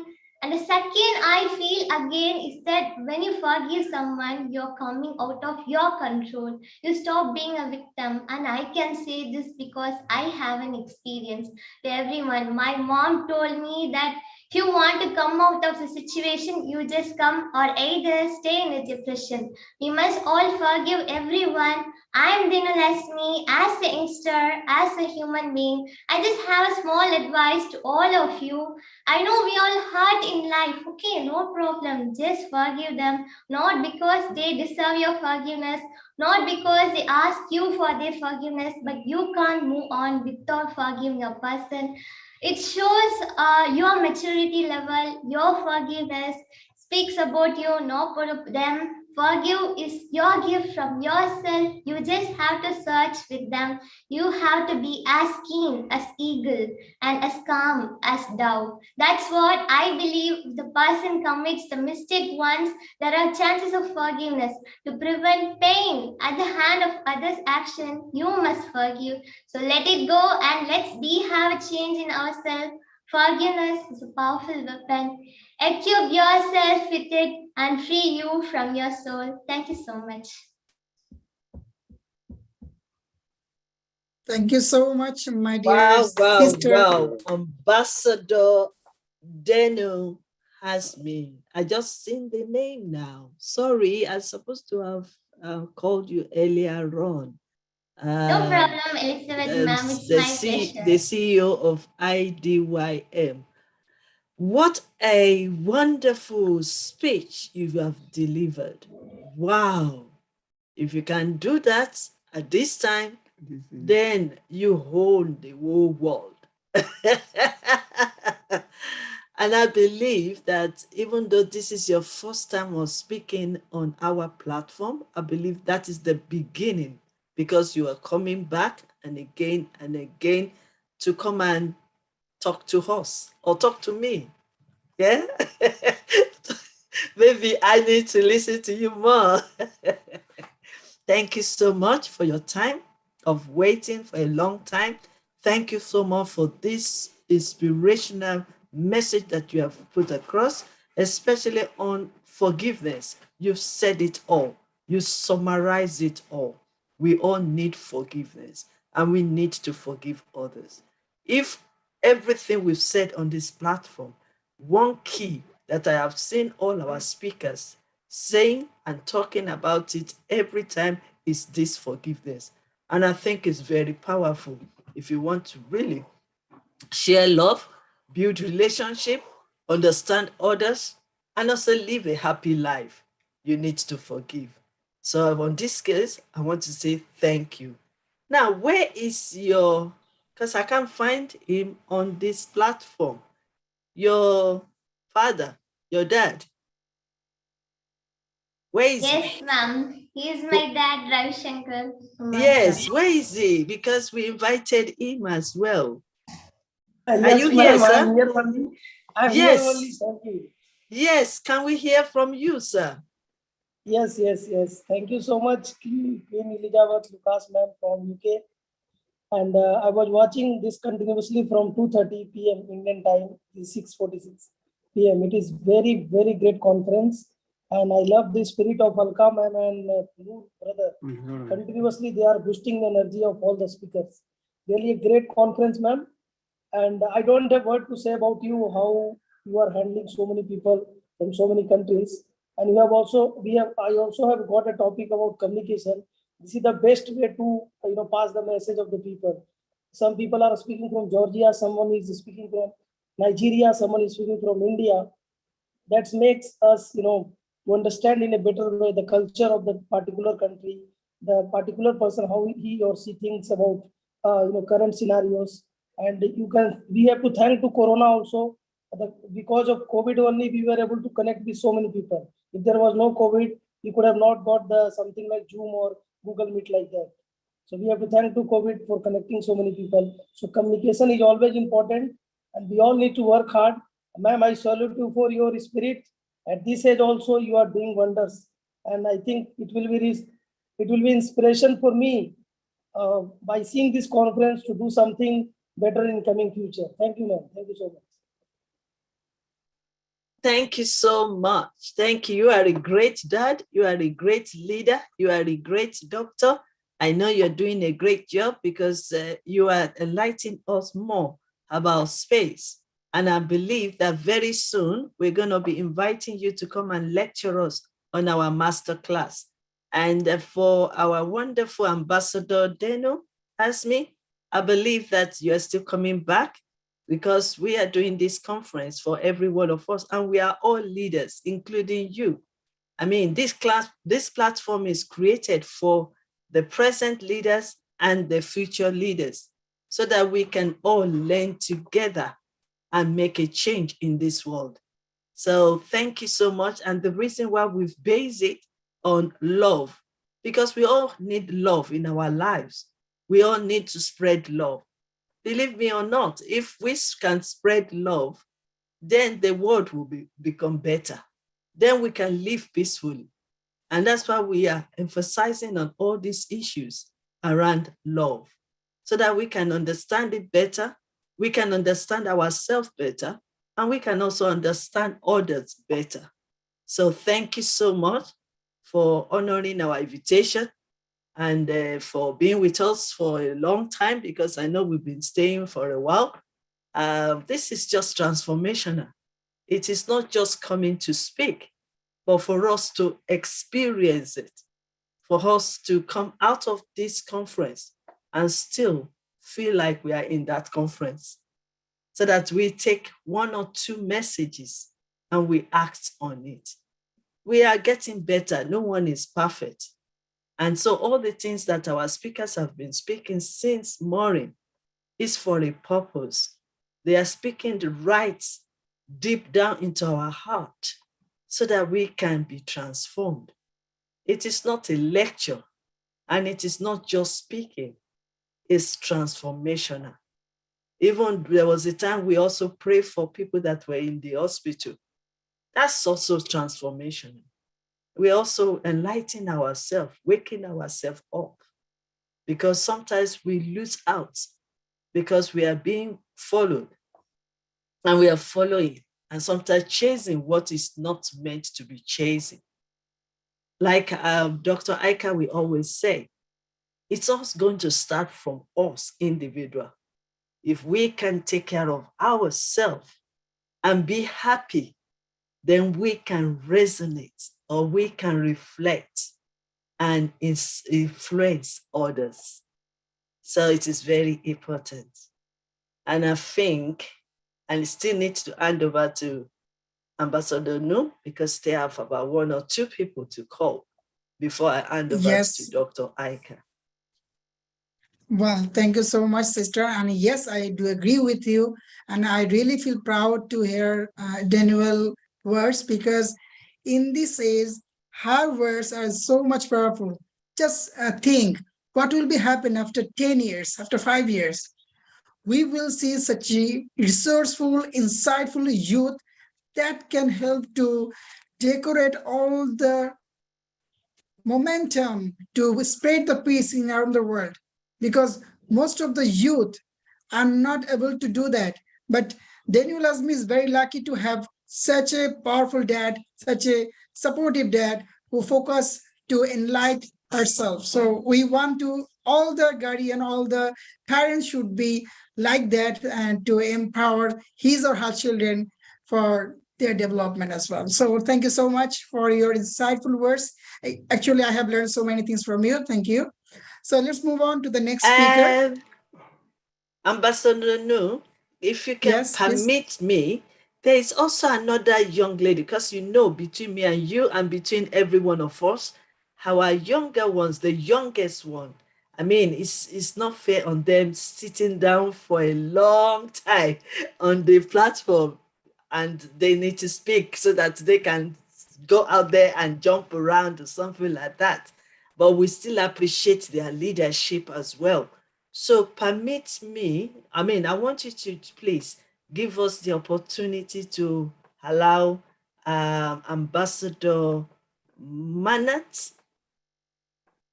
I know you can pronounce it better, so please permit me to. Yes, Manat Pankul, my dear, sweet, sweet little sister. So, okay. Yes, Manat, my dear sister, we want to hear some of your words. Floor is yours. Thank you so much. Ambassador Manat Pankul, a student of DRF Public School and a Delphi of class 5th from India, wishes good morning, good afternoon, good evening to all global ambassadors and eminent speakers present here from across the globe. Special thanks to Elizabeth Now for giving me this opportunity to be a part of Yes You Can International Leadership Conference and having me here today to speak about one of the topics which requires immediate attention and is a matter of great concern, and if ignored affects us badly as it's found in many forms. Any guesses? Yeah, you got it right. It's fear. It is family known by 4 F's: fight, flight, freeze, and fawn. Would like to start with a beautiful quote of an American author, Tony Robbins. Don't be afraid of new ideas. They keep you where you are and stop you from growing and moving forward. Concentrate on where you want to go, not on what you fear. Now, what is this 4-letter word fear? Who's in itself?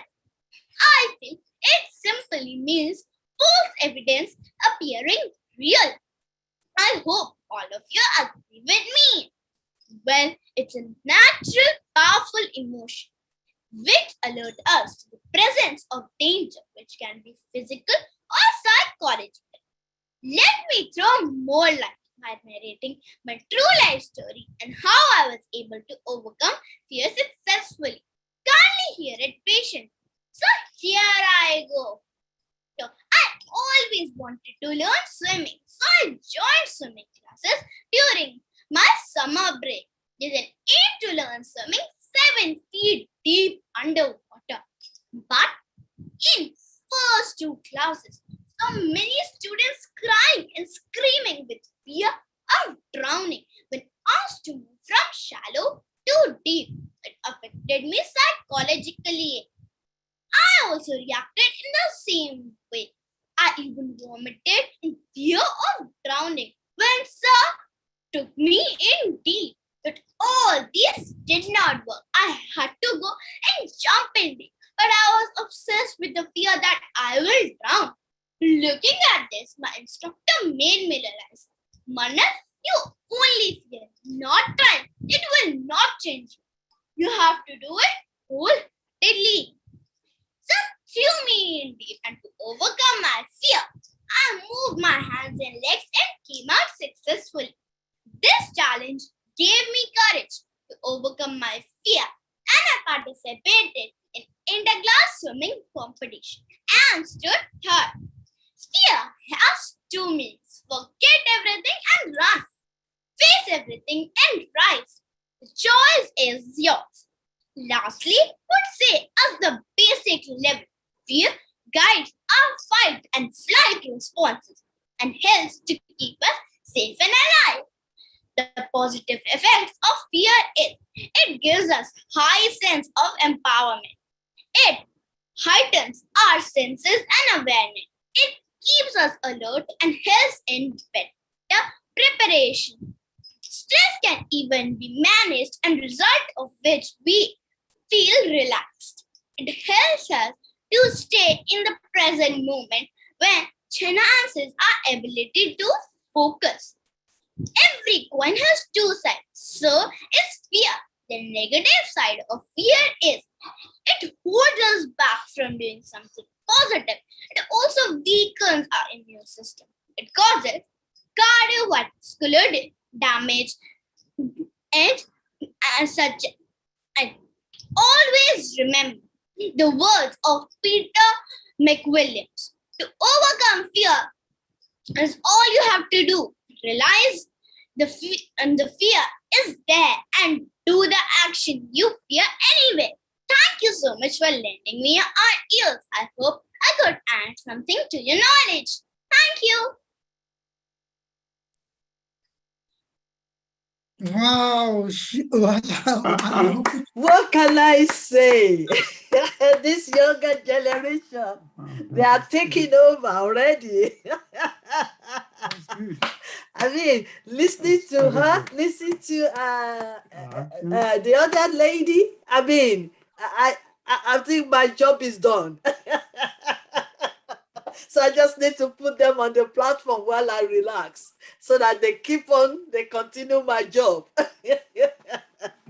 Well done, well done, well done, well done, well done. I mean, we really want to salute all our leaders.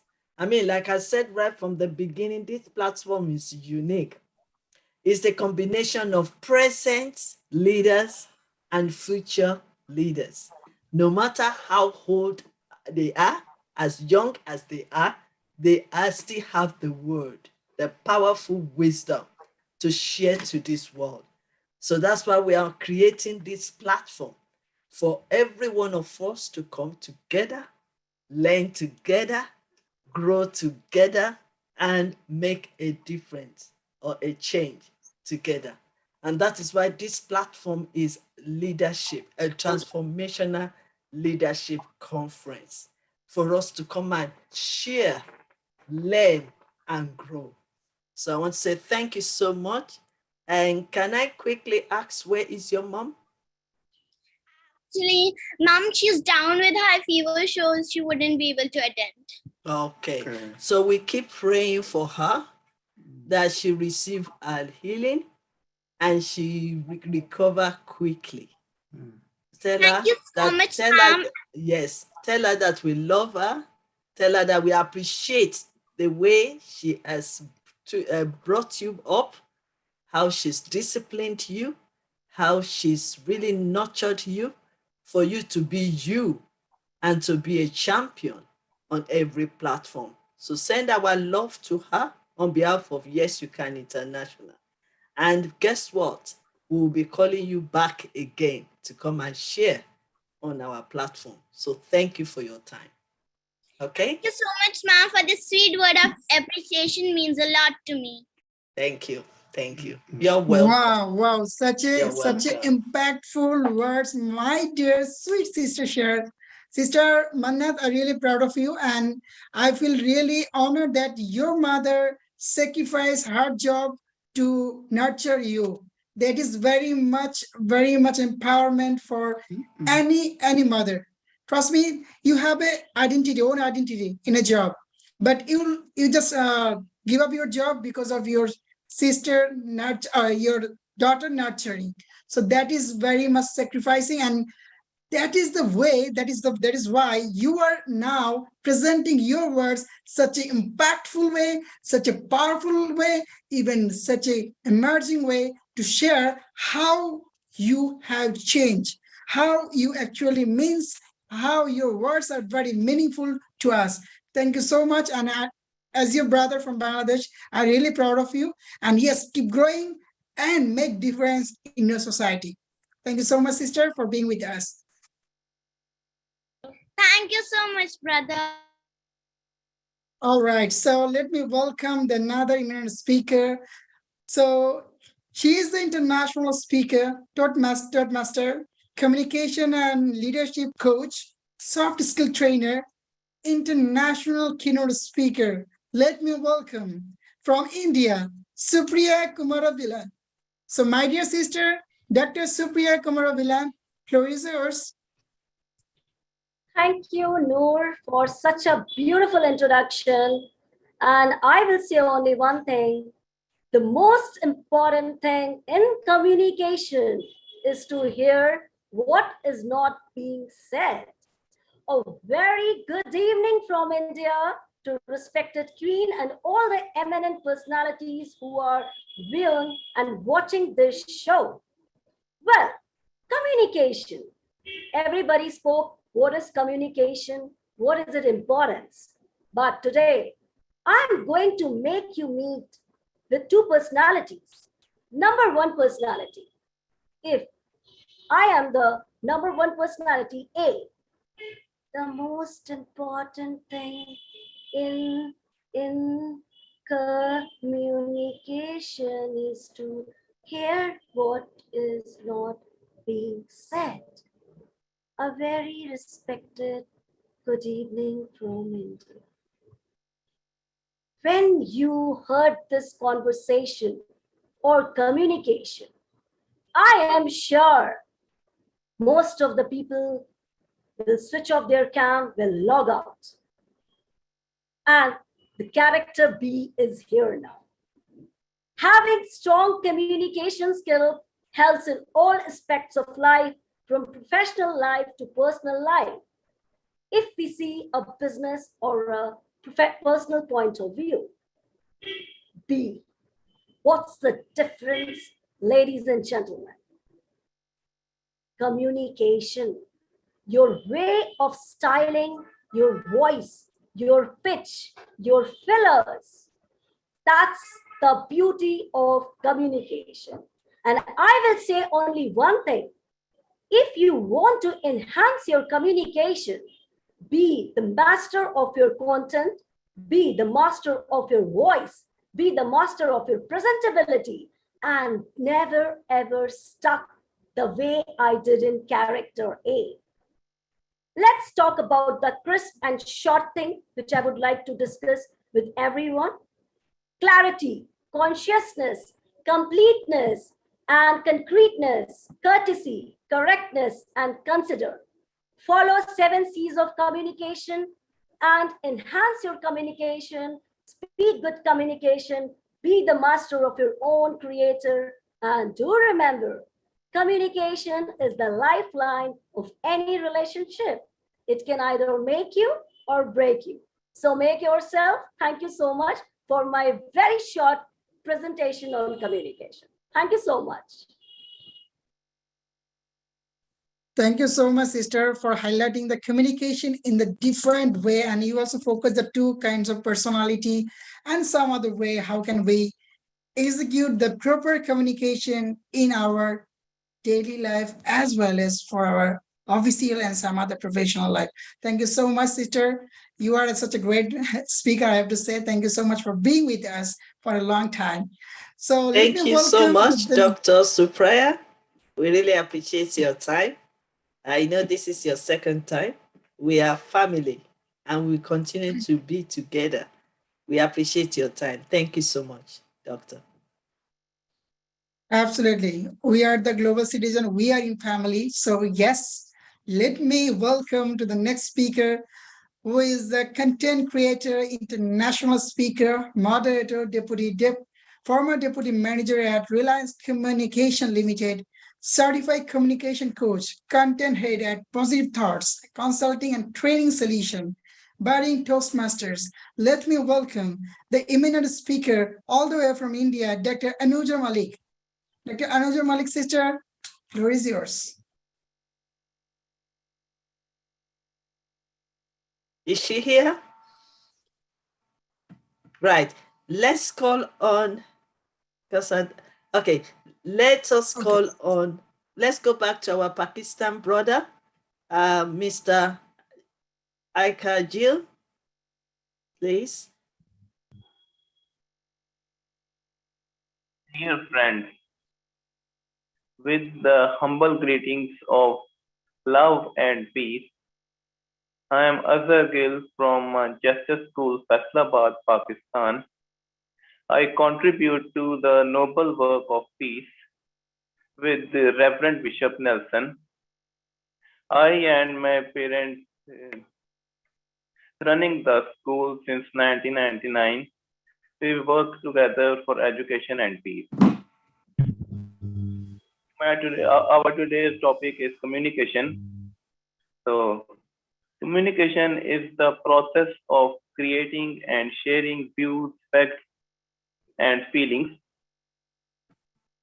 The objective of communication is to reach the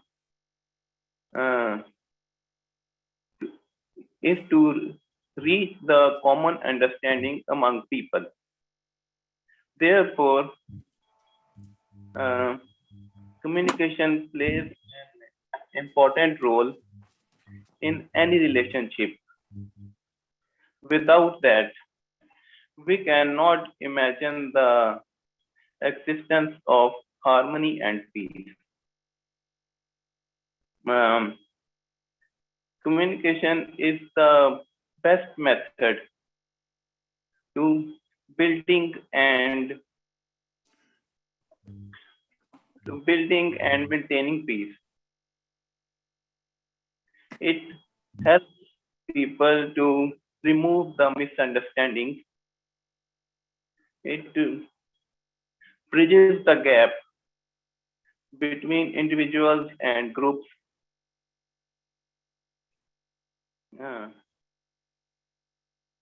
It also brings the people closer to each other. Hardware and software helps a lot to communicate and understand via computer, internet, and cell phones. Although all these modern technologies cannot create peace, but we can use them to make lasting peace. Therefore, let's all invest our best efforts to enhance the blessing of better communication among all human beings. Thank you so much. Thank you so much, Mr. Gill. We really appreciate you. Thank you for your time as well, because you were one of the first people that joined right from the beginning. And we appreciate your patience. We appreciate your time. And we thank you also for the message that you have passed across us. And yes, we continue to grow together, learning, more importantly, about love and what we can do to improve ourselves. So thank you so much. And I believe that Brother Nu, I think you still have one person to call. Then after that, you can hand over to Dr. Aika. Well, I have 2% to call. Oh, okay, If you allow me. okay. That's all right. All right. Okay, so yes, thank you so much for understanding. So let me welcome to the next speaker. I hope, yes. So let me welcome once again the content writer, international speaker, moderator, certified communication coach, content head of the Positive Thought Consulting and Training Solution, budding Toastmasters, my dear sister, all the way from India, Dr. Anuja Malik. So my dear sister, floor is yours. Dr. Anuja Malik.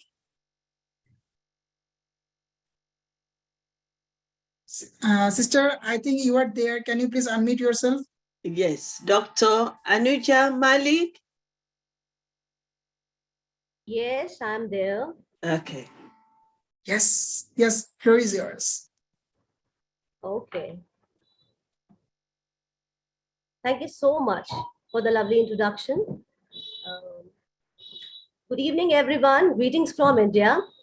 Thank you for having me here.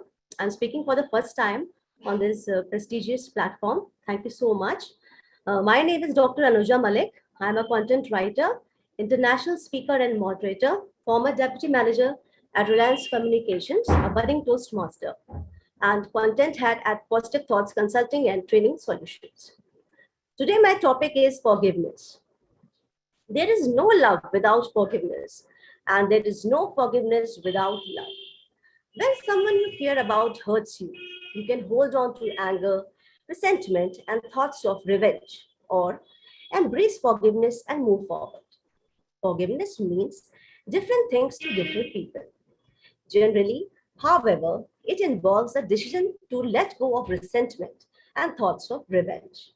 The act that hurt or offended you might always be with you, but forgiveness can lessen its grip on you and help free you from the control of the person who harmed you. Forgiveness can even lead to feelings of understanding, empathy, and compassion for the one who hurt you.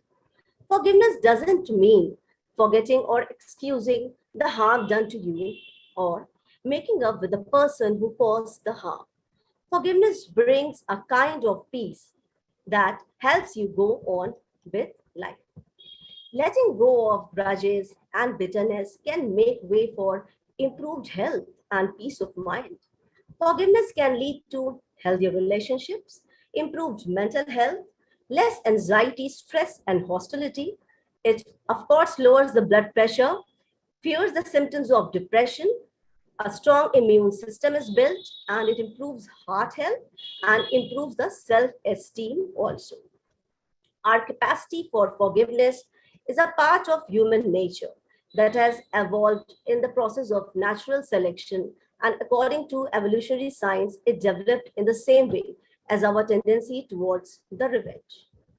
It can be initiated by different means and can be a result of change in cognition, the offender's behavior, the victim's behavior, willful decision, emotional experience or expression, a spiritual experience in total, or any combination of those.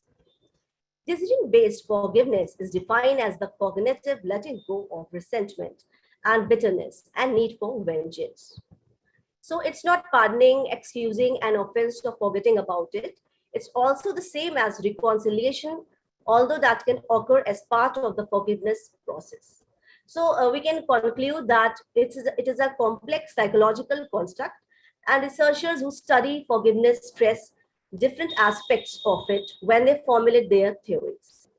While forgiveness can be understood as a situational response and as a skill that can be learned, and also influenced to a large extent by an aspect of one's personality. So there is a quote: true forgiveness is not an action after the fact, It is an attitude with which you enter each moment. So by this, I end my speech. Thank you so much. Namaste. Thank you.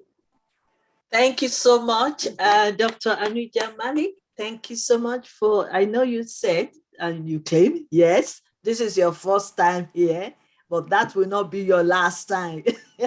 Okay, thank you so much. Thank you. Because once you join us speaking, once you join our transformation, because transformation is a process and we cannot stop learning. And I guess you have definitely. a lot for us to learn from. So we appreciate you. Yes, You Can International also appreciate your presence. Thank you so and much. we will like it to continue joining us to impact into our lives with your speeches. So thank you so much for coming. We appreciate you. Thank you. Thank you so much.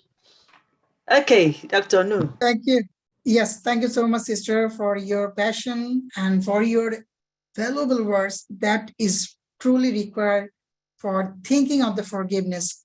And we really appreciate your ongoing support and contribution. So let me welcome to the next speaker in my part.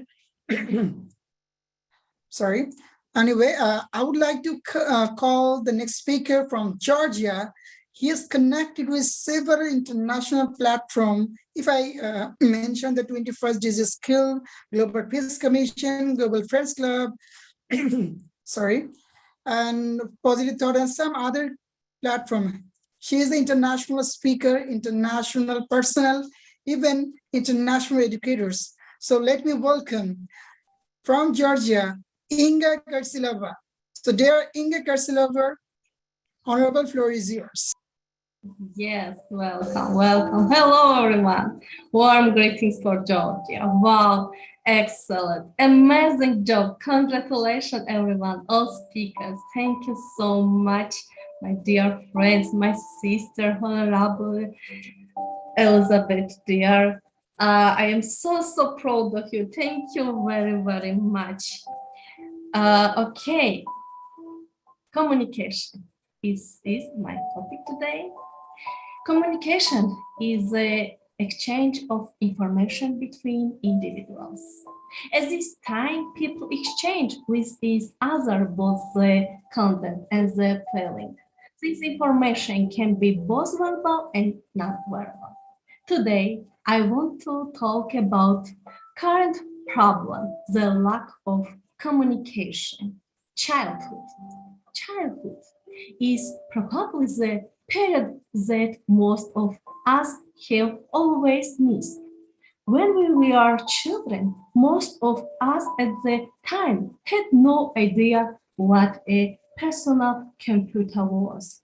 However, technology has evolved and global computer mania has spread to Georgia as well. The internet and computers have become an integral part of our daily lives with the reduction of the equipment's accessible computers have become to almost all families. Children think that better entertainment awaits them at home in the form of computers and internet than outside in the yard. How did we have fun? We played a lot in the yard or at home, and the communication was more solid. Nowadays, loudness and noise can only be heard in part of schools when lessons are over. The mother child is always busy, never had time. They probably don't even know half of the games their parents used to play the children. Instead, modern children know how to play computer games. Today, parents often beg their children to get away from the computer for a while and go out in the fresh air and play with their peers. to have healthy communication. The problem is really big, really big, because kids don't want to go out and play with their peers. Due to the coronavirus pandemic, a significant portion of children and their parents have faced the greatest challenges. In the isolation against the background of high starters, the parents took on the roles of kindergarten and school teachers due to lack of time. Increased responsibilities or other problems part of the parents could not cope with this challenge. During the pandemic, children locked in homes became even more different on internet games and social networks, which led to worsening the communication between parents and children, increased conflicts and deteriorated the relationship. Risk related to child safety in the online space have also increased. Many people have experienced psychological problems in my region, in my country, and of course around the world. I think this problem can be solved through communication. I want love, warmth, communication, not to disappear from society. Maintaining warm communication between mother and child in the first place is very important. It is crucial for the young person to develop a normal personality. Okay, as I teach, I open and the lesson in the nature to develop more communication and love between students. Thank you very much. Thanks a lot, everyone. I'm very happy today because we are together today. Yes, we can. Thank you. And yes, we can, Dr. Iga. Yes, we can. And togetherness, we make the world a better place. Togetherness, we change unchangeable. And togetherness, we do what we're supposed to do as a leader to prepare to make a place, a better place for our youth, our women, our children, and our fathers and husbands to be a better place for them to live. Yes, we can. Thank you so much for joining us today. Thank you for your patience. Thank you. I now hand over to Ambassador Nu. Yes, absolutely. The Honorable Dr. Inga, you have shared such a great way. And I have to say, the background music also focusing some peaceful message I've been sharing. So all the combination of your words as well as the background music seems to like such a great communication and such a great way to share this peace, share the message, and share the ultimate empowerment towards us. So thank you so much for your insightful words as well as in your presence. So let's move on to the next. So I would like to hand over to my dearest sister, Dr. Alka Mahajan, to continue. Thank you so much. Thank you, Brother Noor. And you need some rest now, bro. He definitely needs some rest. I just want to appreciate you. I just want to appreciate you. You're doing a great job.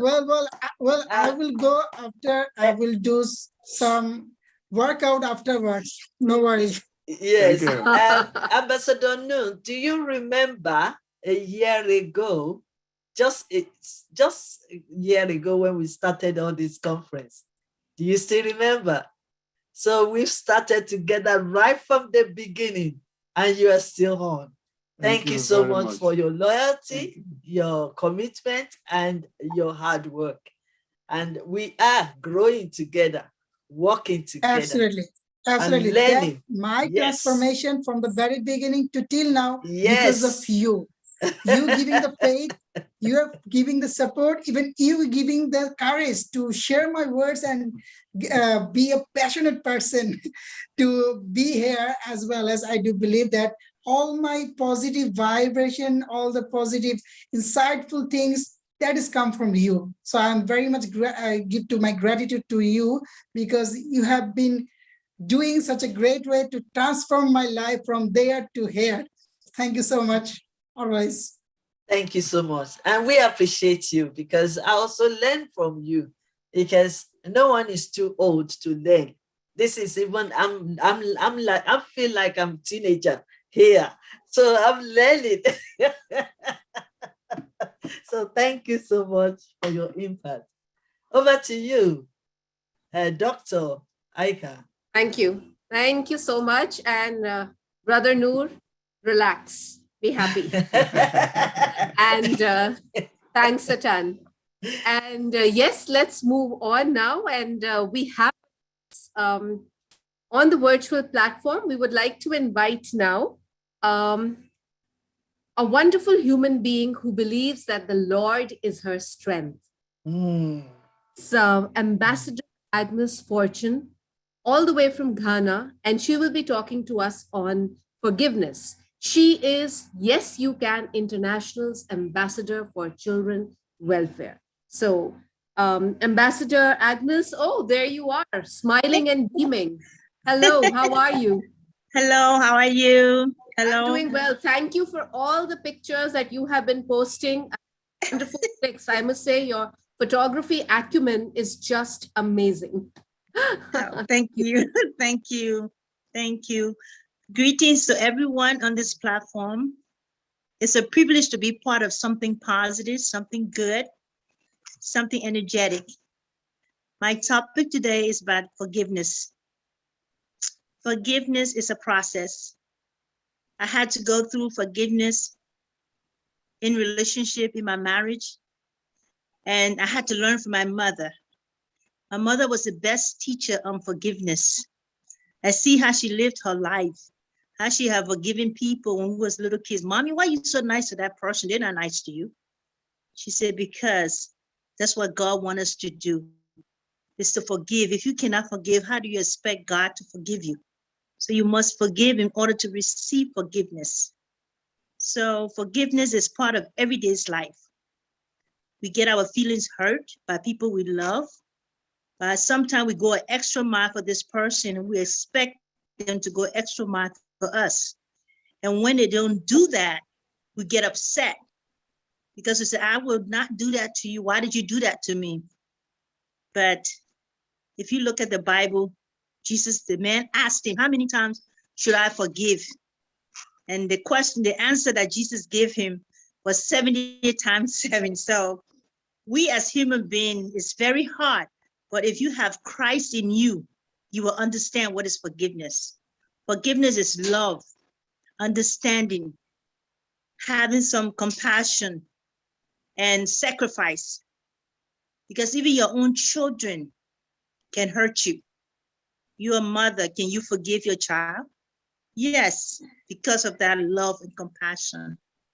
So once we practice forgiveness in our life, we will go a long way. We don't expect people to treat us the way we treat them because we have love. Love conquers everything, no matter what. We learn how to forgive.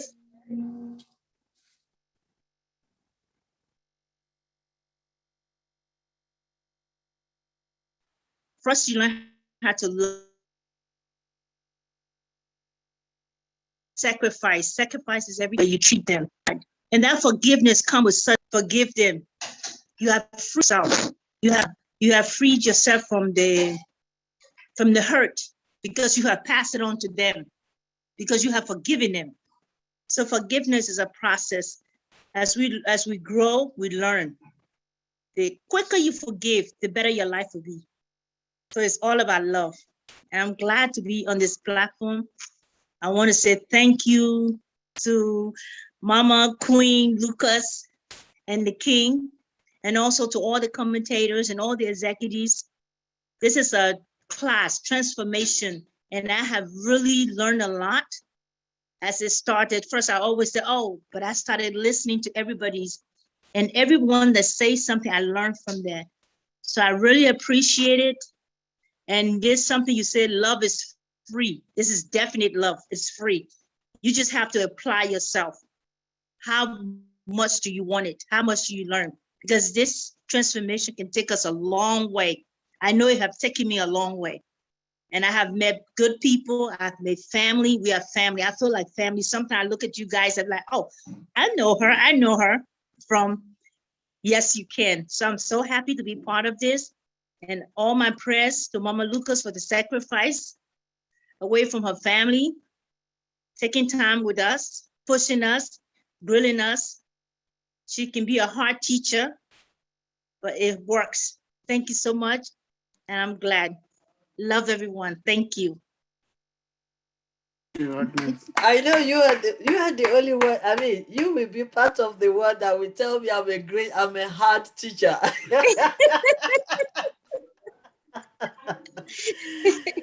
If we don't push, people will not do anything. So we have to push them because I see greatness in them and they can do more than what they're doing right now. So I appreciate that and I accept that title, hard teacher.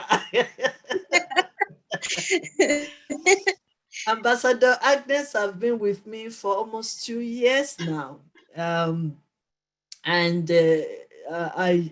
really thank God for our transformation as well as Ambassador Nu. They've been with me for a long time and they have been so hard. Yes, I will be, because looking at them now, it's worth it. It's worth it because I want people around me to work hard, to focus on their future, to focus on their future, even their purpose. Because if you don't focus, if you keep being distracted, then you won't do anything. And it's not about us. It's not about Y.Y.C.I International. It's about what they are doing that they need to progress more. They need to move forward. They need to progress. They need to do better than what they're doing. And not only that, not just doing one thing, because we all have many gifts in us that we don't discover. But when we start discovering them and developing them, you will see that we can do more than what you are doing right now. So I want to appreciate you, Ambassador Agnes. Thank you so much. Yes, it's hard sometimes, but it's worth it. It's worth it. And I know the Ambassador Nu also can say the same thing. And even an Ambassador Lukman can say the same thing. Even our own co-host can say the same thing. I always say that. I always say that, and one very good thing that Ambassador Agnes said that, guess what? We're sharing on this platform and each and everyone has something to say that we're learning from. And this is love, and love is free. And this is what the power of human connection is. So thank you. Gratitude. Thank you. And yes, that little story of yours that, if you do not forgive, how can you expect to actually be forgiven? Because we all make mistakes. And this is nature. I mean, I'm going to make a mistake. But yes, I have the ability to forgive others. I will also get forgiveness. So that was a wonderful reminder to all of us that we are imperfect, but yet we have greatness within. So thank you. Heartfelt gratitude. Thank you. Thank you. And another thing I want to say, woman. And another thing I want to add to what she just said to us. The moment you decide not to forgive is the moment you are telling yourself you are perfect. And the question is, are you perfect? Perfect, yes. Because if you are not perfect, then be willing to forgive. That's simple as that. Thank you. Absolutely. Thank you. Thank you. Wonderful. Thank you. Queen, do we have any more speakers? Because everyone has. Oh, yes, we have. We have. I can see Mr. Olukoya. We can see His Excellency Mohammed. Oh, yes. Can we call on Professor Ravida Rena from South Africa? Okay, all right. Yes, yes. And then from there, we can call on Ambassador Mr. Odukoya Olani. And from there, we can move on to any other. I think Ambassador Lukman, my personal secretary, is here as well. If you want to call. Oh, yes, we have Dr. King James Nku. So we say have a lot. Yes, please. Okay, all right. So let's move on. And I see on the platform, the very smiling, ever smiling, charming Professor Ravindra Rena, all the way from India. So namaste to you, Professor Ravindra. And yes, we would like to hear from you, your thoughts on love and emotions, and the general theme of today's conference. Absolutely, Alkaji. Good evening, and Dr. Elizabeth. Good evening, ma'am, and all other fellow speakers from across the globe. Good afternoon, good evening to everybody. Well, it is indeed always a pleasure to be part of this particular event organized by our beloved sister, Dr. Elizabeth. Yes, UK International. The topic is very pertinent. We all these 7.9 billion people living on this planet, they should learn on how to forgive each other and how to love each other. The forgiveness and love, there should be the two sides of the same coin. And so without which, if we do not love, that means we are not forgiving, and vice versa. So they should be part of our life. Let me give you an example in the interest of time.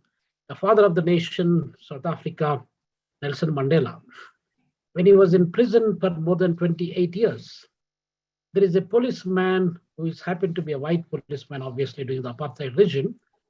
He was giving, instead of whenever Nelson Mandela needs water, instead of giving the water, he was giving his urine.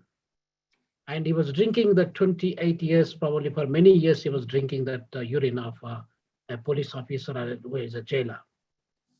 He wrote in his book, Long Walk to Freedom, that I was reading, and he said that probably he didn't drink the amount of milk from his mother's breast in his lifetime, while he was an infant baby, but he drank more than the milk of his mother, and he drank the urine of that man.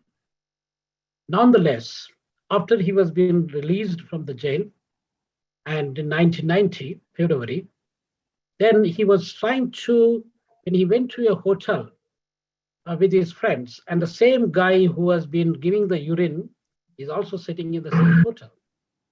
Then Nelson Mandela, he asked him to come and join at that lunch, just to forgive him, not to retaliate what he did to him, but to forgive him. Do we have any leader or any human being in this world that can forgive to that extent? We need to question ourselves. When you could able to forgive, or when you could able to love your child, your husband, your girlfriend or boyfriend, the same heart, you can also forgive somebody even if they hurt you. So if we could able to forgive, the whole world that we see today would have been a better place for every one of us. So ladies and gentlemen, we need to learn how to forgive and also need to love with a smile. We got more than 5,000 languages in this world. We don't understand all the languages, but smile, love, you don't need to have eyes to see or ears to hear, but you can feel them. So therefore, let us carry the love and the forgiveness to build a better world for us. Thank you very much for the opportunity. Thank you so much, Professor. Thank you so much. We really appreciate your time. We appreciate what you've shared with us this afternoon. And thank you so much. I don't really want to say too much because I believe Dr. Aika will do the justice. Thank you so much, sir. Dr. Aika. Well, Professor, that was impactful and impressive, both at the same time. I mean, that story, that anecdote from Dr. Nelson Mandela's life, the time that he spent in prison and how he managed to survive based on resilience, based on his inner strength. He, whatever people did to him, he just accepted and he still forgave. And that, I think, made him the great man that he is today. I mean, we still know him, we still remember him. And in so many schools, I'm sure all over the world, at least in India, yes, we celebrate Nelson Mandela Day.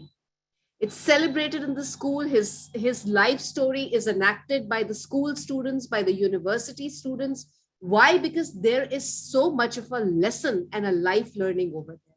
So that was brilliant and a great reminder that he who could forgive despite so many things happening. I mean, if somebody just says something to us, we start scowling, making a face, frowning. We have a long drawn face. But just think of that man.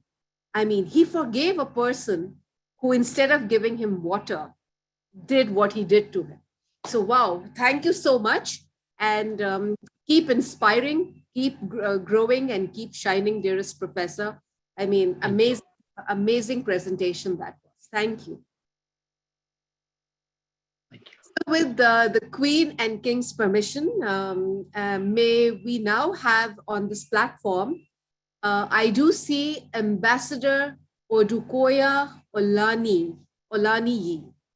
So Ambassador Odukoya, I think you are from Nigeria. We would love to hear your, take. I think you will be talking to us. Maybe you can tell us the topic that you're talking. Oh, yes. You are from Nigeria, but your topic is not mentioned in my list. So perhaps whatever it is, the theme is going to be love and emotion. So the stage is yours and let's hear your thoughts. Thank you very much. Greeting to everyone, the whole house. Another opportunity given to me. I'm so grateful. I hope I'm audible enough. Very, very impressive voice. You've got a baritone. Thank you very much. Now I will be speaking on fear. Why I have subtitled it the fear of the unknown. So many a times we want to venture into one or two business and we're not certain. We're afraid to take that next step. That is the fear of the unknown. Maybe you are into a paid employment and you now decide to go and run your own business, but you're not sure. That fear is there. Let me just start by taking the Bible quotation, 2 Timothy 1:7, that says, "For God has not given us the spirit of fear, but of love, power, and of love and of sound mind."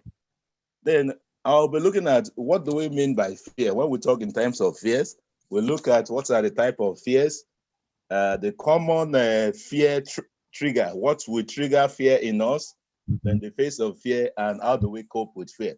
I'll be moving a little bit fast because of time. When we talk of fear, we're talking of an unpleasant emotion that is usually caused by threat of danger. It could be pain, it could be harm, something that is threatening us. That is what we refer to as fear. And we can also, there's one thing about fear. Fear permits us to be able to actually serve as an important role in keeping us and making us not to run into danger. Yeah, that is one aspect of fear. If you're afraid of a certain thing, you'll be more careful. Just like the little lad, the little girl that spoke earlier.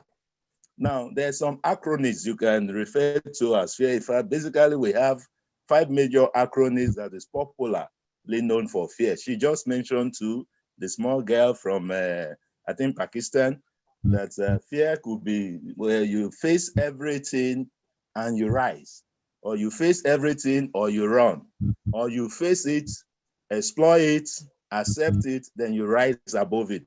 That could be another meaning of fear. Then the fourth one, false evidence appearing real. That is when you take the first evidence appearing real, or you can also, which is the last one, fifth one, first expectation appearing real, but it's not true. Now, there's some the different types of fears that we have, but we can break the fearful experience into three: intensity.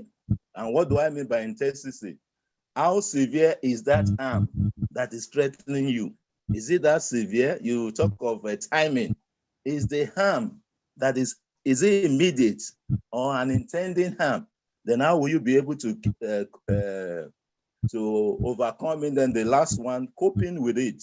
You need to ask yourself question of what do you have to do, if anything that you can do? What action can you take in order to either reduce it, eliminate it, or even ameliorate it, or reduce to the barest minimum? Now, what are the different kinds of fears that we can have? There's so many, but because of time, let me quickly just run some. We could have agoraphobia.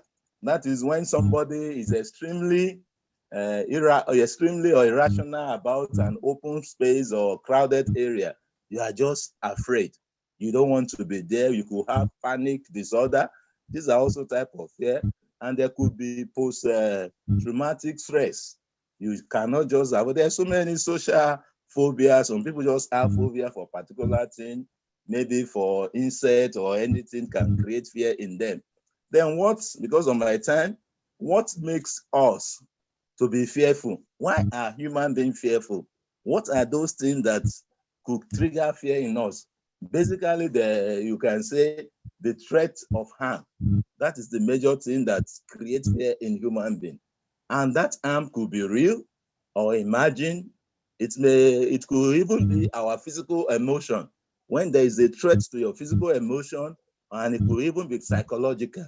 Then we're psychological in terms of our well-being. There's a threat to it, then that will create fear. Then what are the symptoms you see? You should be able to recognize that a particular person is afraid. Now, there could be some expression on the face.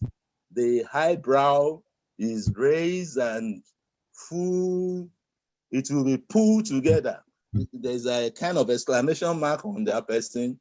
It could even be the upper side. There must be an expression on the face of that person. Then how do we cope? Or how do we deal with this fear? The fear of the unknown. The fear that makes us not to want to take a step. The fear that wants to limit us where we are. That does not want us to forge ahead. How do we deal with this fear? One, we can deal with it by realizing that God himself has given us that ability to overcome that fear. Then we can also get a social support. And when we talk of social support, what are we referring to? It could be from people, supportive people in your life or even your line of business or whatever you do. You can take a practical mindfulness. Just be mindful of the environment or people that could be of help to you. And the third one, you could have use stress management techniques. That is, you can take a deep breath.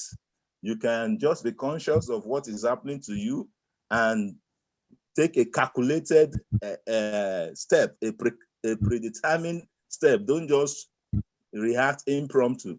So there are so many things that could trigger fears in us. But above all, God himself has given us that power to be able to overcome fear. So we don't have to, because of fear, now refuse to move forward in life, refuse to bring that our dream into manifestation. Whatever you can dream, whatever you can imagine, you can achieve it. Let me just stop here because of our time. Thank you very much. God bless you all. Whatever we can dream, whatever we can imagine, then we can become, or it can happen. I'm just learning. Imagine. Thank you so much, Dr. Miss Ambassador Odukoya Olaniyi, being my very, very, very first mentee since 1986. and you are still with me again. He's a pastor.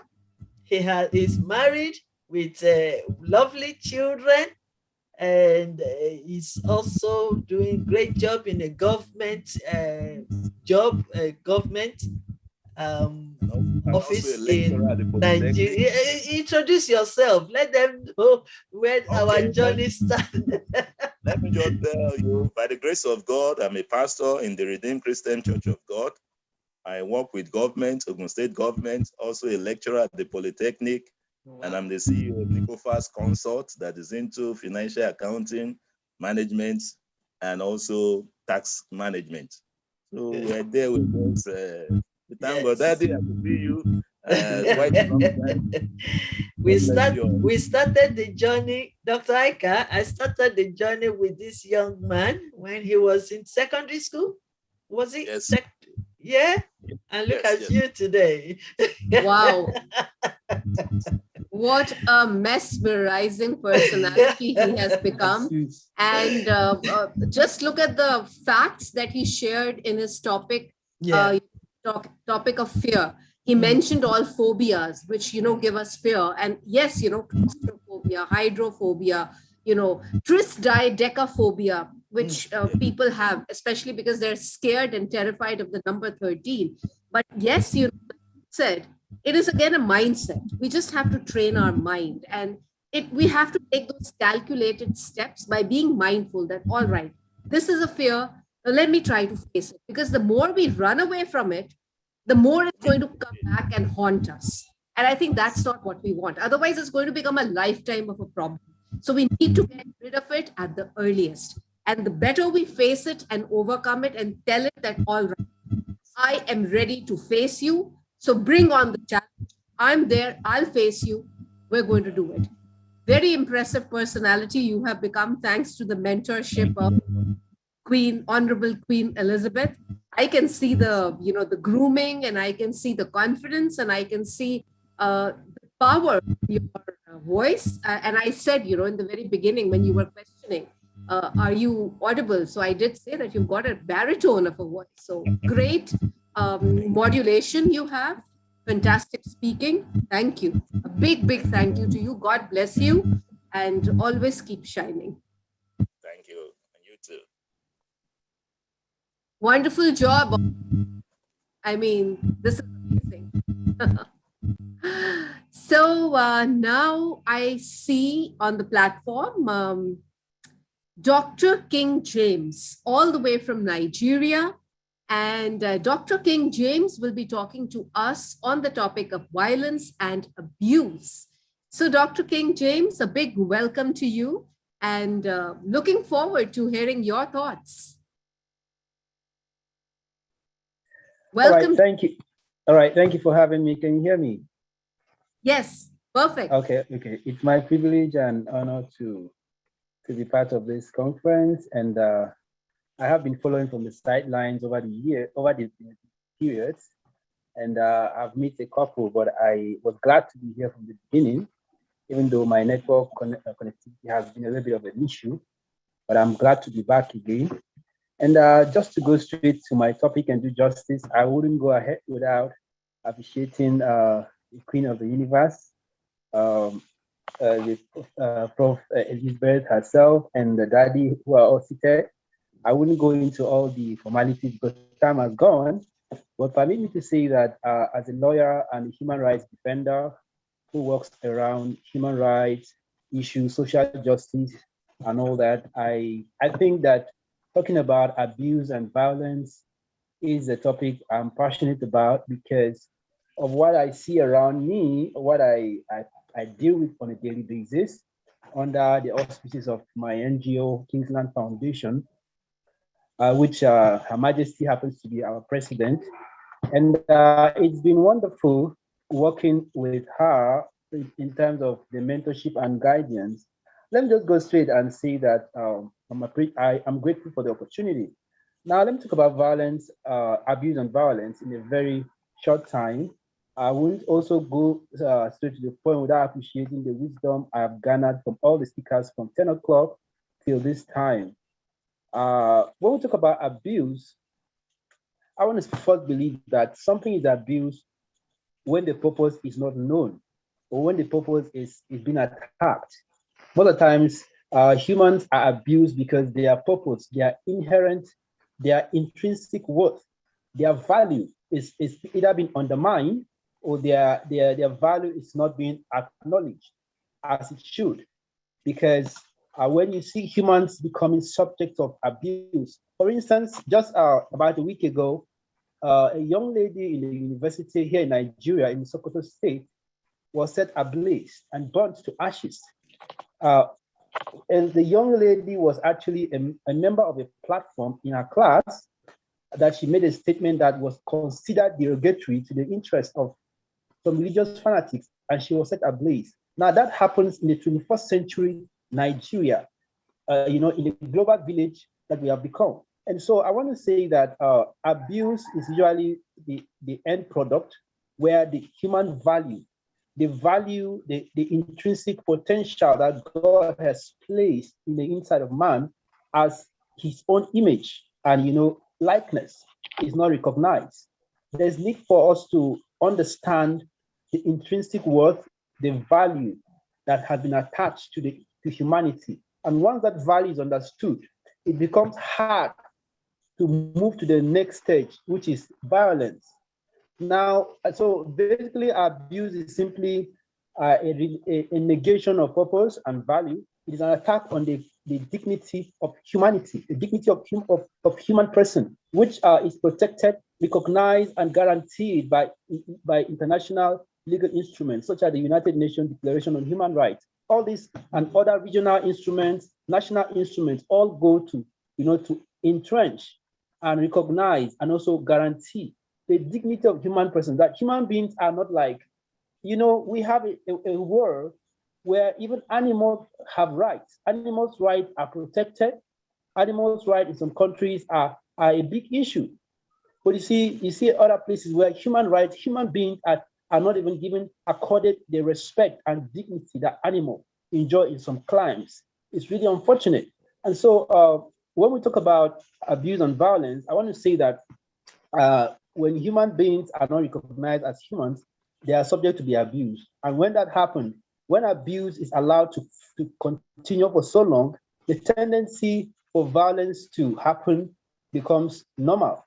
And I want to say that, so while abuse is an attack on the human purpose or human value, violence is actually a violation of that purpose. Once that purpose is violated, people have been attacked. And of course, violence is not restricted to the use of force or assault or battery. Violence could actually even be, verbal abuse. It could be rape. It could be all kinds of torture. Today we're dealing with extreme violent extremism. Talking about what's that now? I mean, terrorism and all kinds of violent extremism around us, especially even in Nigeria and in Africa, because certain abuses, certain patterns of abuse have been allowed to continue for too long. So what's my way forward as a legal person? While we have we can talk about prayers, we can talk about mind reorientation, we can talk about sensitization, as some of us do within the the NGO circles. I want to believe that one of the greatest force you can use to deal with this decisively is using the instrument of the law. Like I said, certain laws are not being enforced. It's not enough to have the laws in place. It's also okay to enforce those laws, because when the laws are not being enforced and jungle justice is the order of the day and people take the law into their hands, then what you expect is chaos. So I'm advocating that for every leadership transformation, there's a need for rules and order. And in our context, where I'm speaking from, in Africa especially, what we basically need to rise from where we are to where we ought to be is to enforce the laws we already have. And that is basically what we do at our level of civil society, to encourage government to see that these laws are in trend, especially the ones that has to do with human rights, social justice, and peace. And that is basically the focus of our effort. I want to thank you for the opportunity, and I want to stop here so that I wouldn't have to talk too much. But I Thank you. appreciate you for listening. Thank you so much. We really appreciate Thank it, you. sir. Thank you Thank so you, much. doctor. And I'm looking forward to your full teaching next week because you are also one of our mentors that will be teaching us on some stuff during our master class. So thank you so much for your time now. Dr. Aika, I think it's about time. Thank you so much, sir. Yes, I think it's about time for me to choose the people I used to choose towards the end. Oh, yes, yes, yes. As I we know are your game. I know the surprise game of yours. Yes, so that we can round up the whole thing. Yes, yes.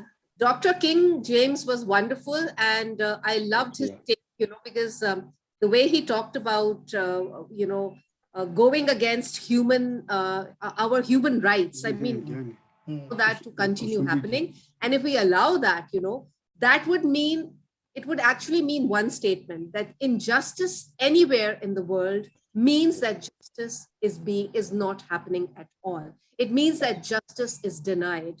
So we have to, it's not only a question of one part of the world. It's not only a question of UK or India or Bangladesh or Nigeria or US. It's about all of us together. We may be from any part of the world, but even if one person in any part of the world is being, victimized for whatever reasons, we need to take a stand. And of course, it begins from people from the same country, but if it doesn't work out, then obviously we together can raise a voice. So I think that was wonderful and very impressive indeed. Thank you so much. It was wonderful listening to you. Yes, my dearest queen, now your surprise game begins. So let the surprise come on. Okay, the first surprise, they are still part of the speakers, so I just want them to also share their thoughts with us. They are still part of our speakers because they're being invited, and I just want to name them quickly so that they can share with us, and then from there I will announce again and again the special gift for this occasion. And let me also say that this gift that we are given is in commemoration of the celebration of our Queen of England. She's 70. She's going to be clocking 70 years on the throne. Queen of England, not me. I know we share the same name. I'm not even 70 yet, so it's not me. But our Majesty, Queen of England, will be celebrating 70 years on the throne. Yeah. So we are celebrating the Platinum Jubilee.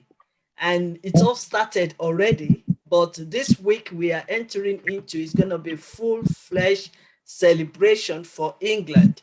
We have our street party. We have one way or the other things to do. So you are invited to come and join us on our own masterclass, because that is the way we learn as we celebrate. Let's put it that way. So first of all, use our 2 hours in the morning to learn. And then the rest of the day, we go out and do partying. So, but before then, can I call on Honorable Mr. Mohamed Sivano Kamara from Sierra Leone? Are you here, sir? Okay. Can I call also Mr. Kandel Campbell? Yes. Okay. I'm here. All right. Can you speak to us, please? Yes. Good morning, good afternoon, and good evening. It depends on the part of the world you are. I want to appreciate and acknowledge Her Excellency Queen Elizabeth Lucas of Y.Y.C.I International for giving me this opportunity to speak in this wonderful and transformational leadership conference. I also want to thank and extend my regards to other speakers for such a great presentation. I am Kande Kabo from Sierra Leone. I want to talk on the topic fear. But my main focus It lies on the type of fears and leadership and how to overcome fear as a leader. Let me go straight to my point because of time. Type of fear in leadership. 1, we have fear of failure. 2, we have fear of being abandoned, fear of criticism. 4, fear of being under imposture, fear of making a mistake. As a leader, you must not fear all these things for you to become successful in life. And let me go to my second point, how to overcome fear as a leader.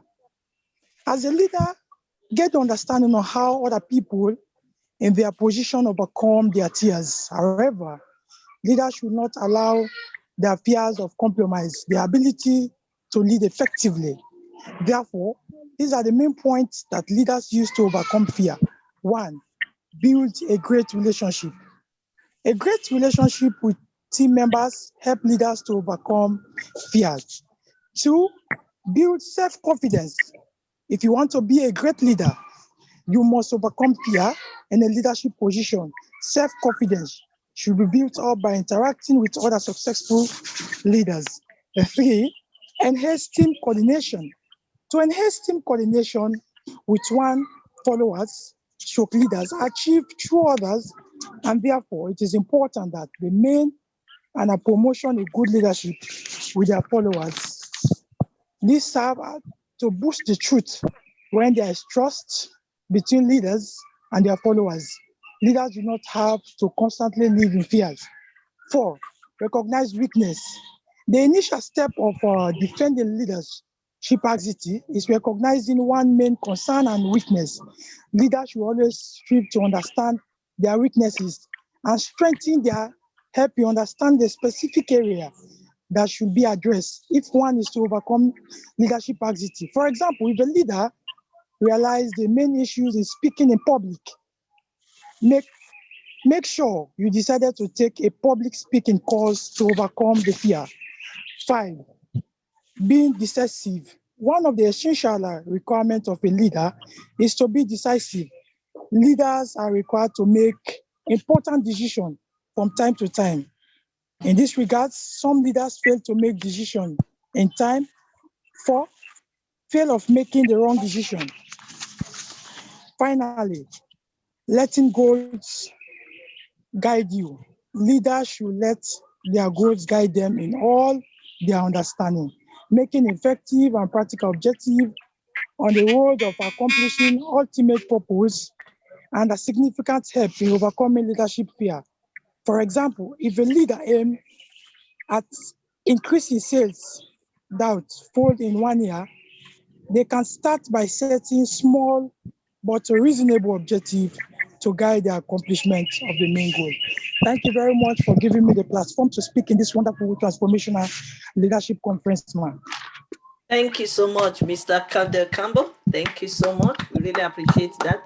And thank you, because I think this is your first time as well speaking, because sometimes we need to give our leaders opportunity to come and share.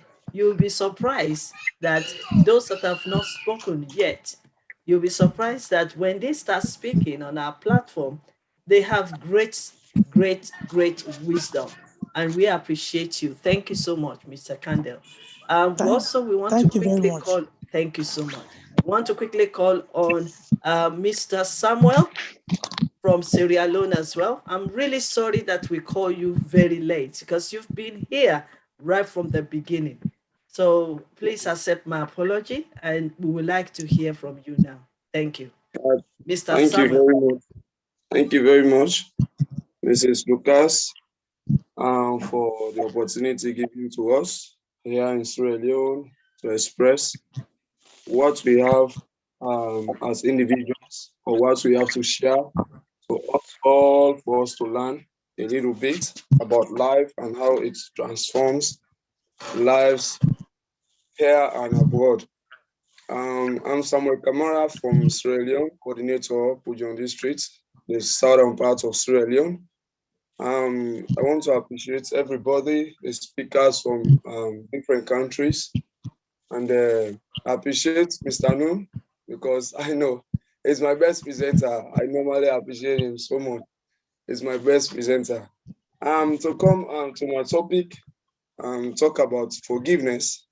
We say it's a voluntary internal process of letting go feelings and thoughts of resentment and bitterness caused by someone.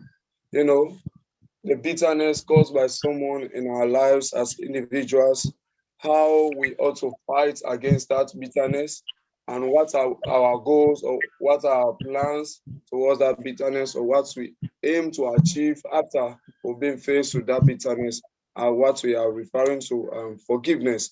You know, and we look at Matthew 6:14-15 says, they say, for if you forgive others people their sin against you, your heavenly Father will also forgive you. But if you do not, your heavenly Father will not forgive you your sin. You know, forgiveness is not easy because, believe in me, I personally experience it a lot. You know, just to forgive someone for his or her wrongdoing at that moment is more or less um, not easy. But we have to try as individuals. That's why we are on this transformation and conference. That is to learn more about forgiveness, learn more about how it impacts our lives as individuals, or what we ought to do as individuals of today, or people growing up today as youth, children, and adults. The first step to forgive. Steps to forgive. We have quality, make a quality decision, depend on God, understand your emotion. You know, these are some of the points I highlighted about steps to forgive. That is making a good decision, quality decision when you are being hurt. Make how to depend on God just to forgive others. Understand your emotion. That is to forgive others because you have to forgive yourself first before forgiving others. You know how to make good decisions. You know, for you to forgive, I say it's not easy. It's a serious decision that makes overcome again and probably be unfortunate or even painful. But through the process, always be worth it in the end. You know, when you forgive others their wrongdoings, you know, it's worth it at the end. They say at the beginning it's painful, but at the end, it's worth it. You you laugh at the storm at the end. You know, for example, if somebody hurts you and you feel pain, devastated, you know, but for that courage you have to forgive the individual counts a lot, and it heals you and make you an individual that is free of mind, free of sickness, free of devastating life. You know, all of this. You know, we talk about why is it important to forgive. You know, we forgive someone. You know, you forgive someone for their wrongdoing when they forgive you, or you forgive someone when you forgive yourself. You cannot forgive someone if you don't forgive yourself your sin or your wrongdoing towards yourself. Forgiving gets you out of victim of mood. You know, forgiveness breaks the bond that ties you negatively to another person. You know, you cannot forgetting that what depends on you is what? Forgiveness, or what lies in your life is forgiveness. Because when you forgive, you move actively. When you forgive, you can never be shocked of when you see the individual appearing to you in physical. You know, the other one says is a forgiveness frees you as individual. You know, it allows you to take your power back, the energy and emotion you have so deeply invested in a certain person's situation, and now free to be moved to someone sometimes in a positive on growth and emotion, psychologically and physical health of an individual. You know, so Can you forgiveness round helps up, you, please? Can you yeah, round up, Mr. Samuel, to please? move Can you round up? freely and make you become healthy as an individual. So I want to thank you very much for giving me the audience to just talk about this forgiveness. I know it has helped us move further and grow in a better way to help Mama Sierra Leone and the world at large. Thank you so much. Thank you so much. Okay, let's move on. I want to call on. Thank you so much, Mr. Samuel. Thank you for your presentation. Well presented. Let us also quickly call on Ambassador Osondichi Emmanuel Oluwatosin. And next from there will be Dr. Simeon Peter Olushola.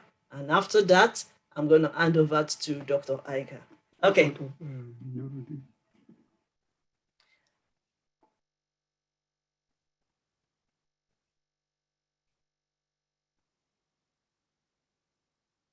Hello? Can you hear me? Hello? Hello? Yes, we can hear you. Okay. Hello, everyone. Yeah. First, I would like to thank my director, Professor Dr. Lucas. Thank you very much, and others. I appreciate you all for giving me this opportunity to be here today. I would like to speak on my topic, fear. We all know that fear is an immediate response to specific threatening stimulus, and everyone experiences fear at one point in their life. Our brain was wired to fear. It helps us to identify and avoid threats to our safety. And there are causes for this fear. Number one, trauma is part of it. Most often, the loss of loved one can cause fear. Not believing yourself, lack of faith, not believing in God, power, especially His love and willingness to act on our behalf. Thirdly, lack of love. If there's no love, there will be lack of trust. If there's no trust, that will lead to fear. Are you with me? Then sin, doing wrong thing most of the time by stealing, cheating, gossiping, manipulating, and so on can cause fear. Are you with me? And this fear have impact. The impact of fear is that when you fear, you cannot fulfill your destiny in life. Your destiny could not be, your destiny that God has for your life will not be fulfilled. Two, when you fear, it keeps you awake with nightmare. Three, it will keep you from overcoming past emotional and physical wounds and so on. And the solution to this fear is that we have to pray. Pray is the first solution. Pray towards the spirit of fear to conquer it. Secondly, be calm, be still, focus, be positive, and think and meditate night and day. Things that are true, noble, right, pure, lovely, admirable, excellent, and so on. Seek community. Get some friends and go for a nice long drive. Clean out your house, walk through crowded mall, and maybe you can be skydiving. Skydive. Just go for it. In my conclusion, please allow any spirit of fear hold you back from enjoying everything God has to offer you. Have faith in God, believe in yourself, and yes, you can. Thank you all. Absolutely. Thank you. Thank you so much. Yes, we can. And we'll continue to get ourselves better and better as we're learning and we are understanding what love is all about. Because that is the overall of this conference. This is the theme of this conference. And we are going to work together. And yes, by now, after spending almost 5 hours, we by now should know that fear, we can overcome fear. We can forgive, and we can tolerate others, and we can understand others, and we can communicate clearer and better, and we can stand together loving ourselves and loving others. So thank you so much, because fear, we can overcome it. And yes, we can. So thank you so much. The next one, quickly, is Dr. Simeon Peter Olushola. Yeah, good afternoon from here. Good afternoon from here to everyone. Am I audible, please? Yes, you are. Okay, thank you very much, Ma. I am Dr. Simeon Peter Olushola from Lagos, Nigeria. I am very happy for this great village to make my presentation on forgiveness at this wonderful International Leader Conference. Well, briefly, I want to quickly mention a topic that says forgiveness, a key to great leadership. Forgiveness as a key to great leadership. Firstly, what do we mean by forgiveness? I can simply say forgiveness is ability to forgive others or to let go. Let me just say ability to let go. As a leader in any organization you find yourself, you should be able to let go of whatever grudges or whatever anyone has against you, or whatever you have against anyone. As a leader, leadership requires a great deal of compassion. In fact, I can break my compassion into two ways. Compassion has two steps, with the sympathy level and the empathy level. So a synthetic leader should have compassion, should be able to sympathize on behalf of others. Like your followers, you should sympathize for them. You should know that they are bound to make mistakes. They are all human beings. And human beings make mistakes, including you as a leader, make a mistake. So no one is above mistake.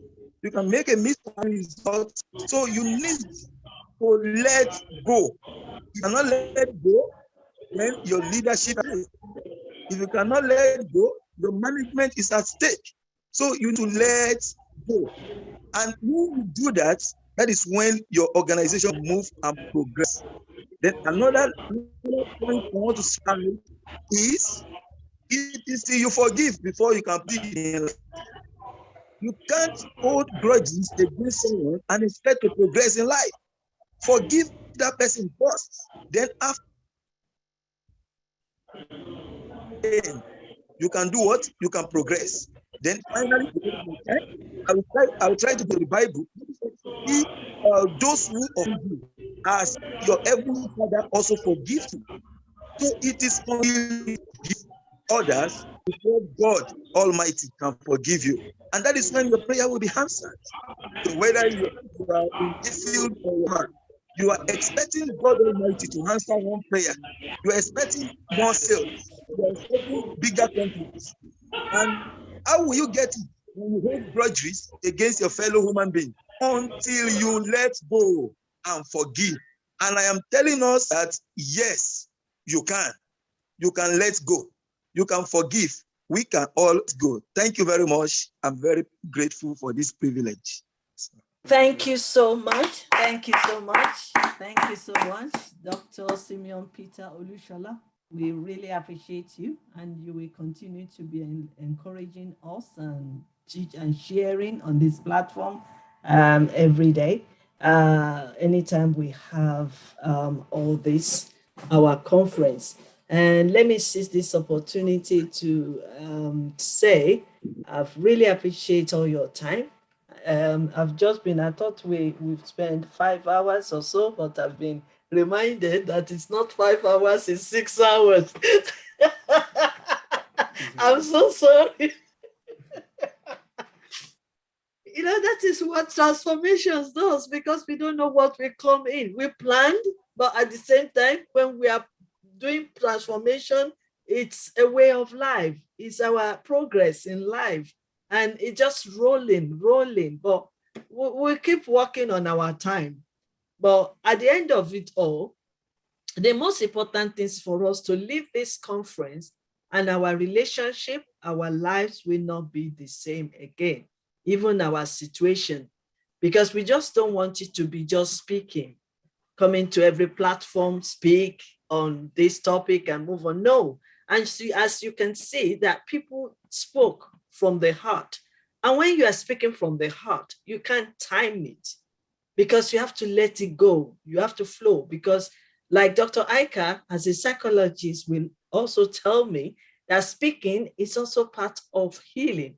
It's part of progressing in life. It's part of releasing yourself. And it's part of learning as well, because you release what you have to gain from others. So that is what transformation is all about. And we are feeding our mindset. And I want to believe that after this conference, there will be good stories, testimonies, good news about somebody that have really spent time with us today. And they will come back and report.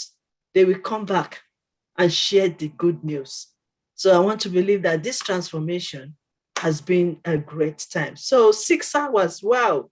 Thank you so much for all your patience, especially my pastor, Pastor Nelson. I see him sitting down, relaxed as a father. Carry on. And even my husband today. Can you believe it? It's been right from the beginning. He's going nowhere. He's staying with us today, all day. Thank you, sir. We really appreciate you a lot. It's not. And Dr. Y.Y.C.I has quickly permitted me. I wanted him to be the last person to give us a vote of thanks. But my husband and Dr. Y.Y.C.I has given me the permission to call on my personal secretary, personal secretary, personal assistant, the one that has really, really worked hard behind the scene for me to allow him to express himself on the topic he has chosen. And then after the closing remark of Ambassador Nu and Dr. Y.Y.C.I, he will need to come back for closing vote of thanks. So permit me, please, to call on Honorable Dr. Prince Lukman Nuruddin Adeniyi to share with us.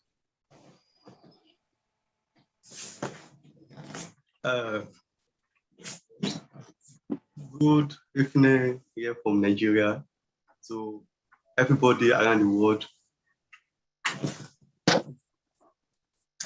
My heartfelt thanks, my all praise and adoration to the Almighty God for making this conference a reality. Over 5 hours is a long journey, and we pray to God that this completed with harmony and peace. My heartfelt thanks also go to the founder and director of Y.Y.C.I International, Dr. Elizabeth Lucas. She has been working hard, and I pray God Almighty reward her abundantly. Without missing words, let me go to my topic, forgiveness. Forgiveness is one of the most essential cause that people even ignore or even recruit. Yes. Because what? Because they didn't know the essence. They didn't know the importance. Yes, they didn't know the prominence in that particular word. Forgiveness is not only happening between you and your wife or you and your husband. Yeah, it's not only personal. Yes, we have to find forgiveness. We have to practice this forgiveness in socially. Yes, and society. Yes, and wherever we find ourselves, where we are working, what we are doing, between ourselves, between our family self, between our friends, and between our family, our people in the society. We have to practice this word forgiveness, and that's how peace and harmony can reign, whatever we are doing. Forgiveness. Many people, especially between family, husband and wife, we always hear news. Yes, bad news here and there. That's what that divorce, beating, maiming, and killing. Yes, because of what? Because of misunderstanding. And when there's misunderstanding between the couples, between the spouses, we what? Because the forgiveness they have to practice in that matter, in that situation, is what? Is eroded away. Yes, it's eroded away. So we have to practice this forgiveness. And what are the importance we can see in this forgiveness when we are practicing it? This forgiveness is meant for everybody, the young and the elderly, the poor and the rich. Yes, everybody, the single, the married ones. Yes, everybody what? The old. Everybody has to what? Have to practice this forgiveness. This our God, the greatest, often calls himself what? The all forgiving. That is, he forgives everybody. When you repent, I what? I forgive you. And when we people, we mere people, just mere, now look ourselves that these people, I won't forgive him. I won't forgive them. You know, we are what? We can say we are even contradicting. Yes, our ways of life are even contradicting what? The ways of God. Because this God said what? Said we should what? We should be all forgiving. That is, we should forgive whoever sins against us. They are who in this world, even the prophets, they sin against God. And what? And God forgive them. So we man, yes, the pastors, our fast, yes, the spiritualists, everybody, yes, we have to practice this thing because when we are seeing this world going into turmoil, yes, plunging into turmoil, sinking into oblivion, we can see that what is this forgiveness. That's what that we fail to what to practice, to take into our life, to practice in our life. So when we start practicing this, that this forgiveness will place more importance to it than what than the former. We can see change. We see transformation in our life, in the society, yes, in the nation and the whole world. We are talking about peace. We are looking for peace. So I think everyone must have experienced something that we want peace, we want, and they won't even practice it. We want love, they won't even practice it. It's not only about writing that we want peace, it's not only about speaking, but we must take it to action. Because action speaks louder than voice. This forgiveness, we must practice it so that this peace, this love, will reign. This harmony we are longing for, as the oldest thing people have been longing for. So we have to practice this forgiveness so that all these things will prevail in the world. We are now looking at people as these things are going to turmoil. Yes, there's poverty, there is suffering. I'm the greatest sufferer in the world. How will you not suffer?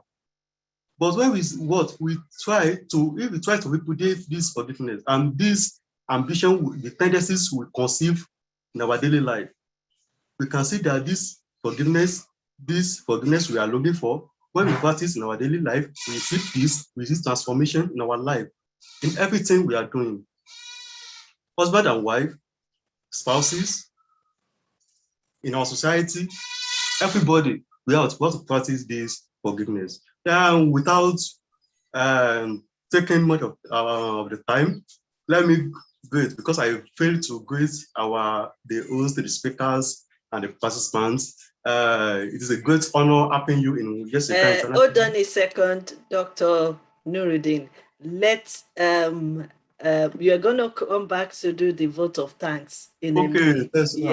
So let me call on our honorable co-host, chairperson of this Y.Y.C.I International Transformational Leadership Conference.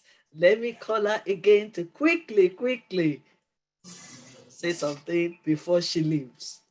Thank you so much for your hard work of 6 hours. Oh, wow.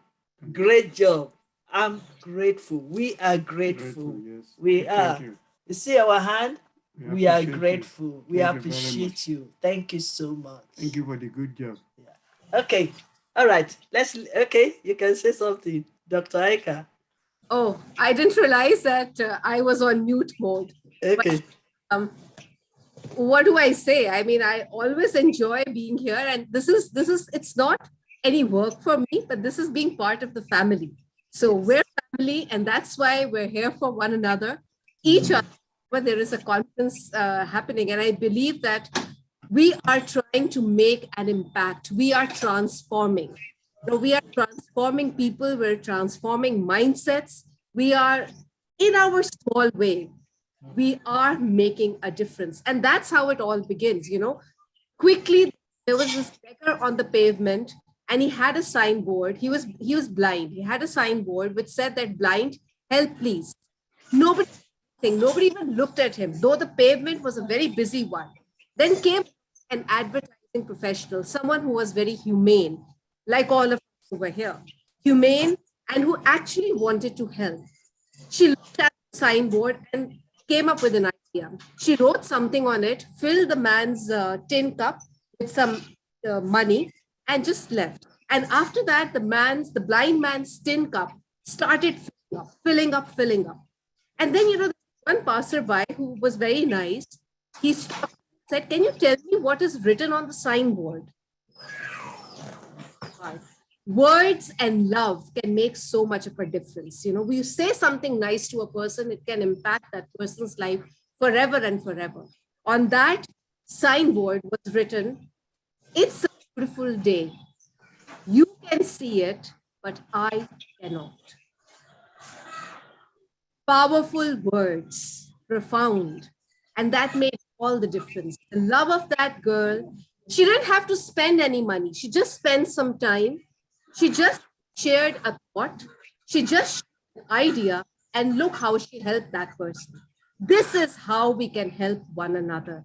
And I believe and I know that all of us here are true leaders who will definitely transform the world, just like that young advertising professional who, with those powerful 4 or 5 words, actually helped that blind beggar who didn't have anything, who didn't get anything despite being on a busy pavement.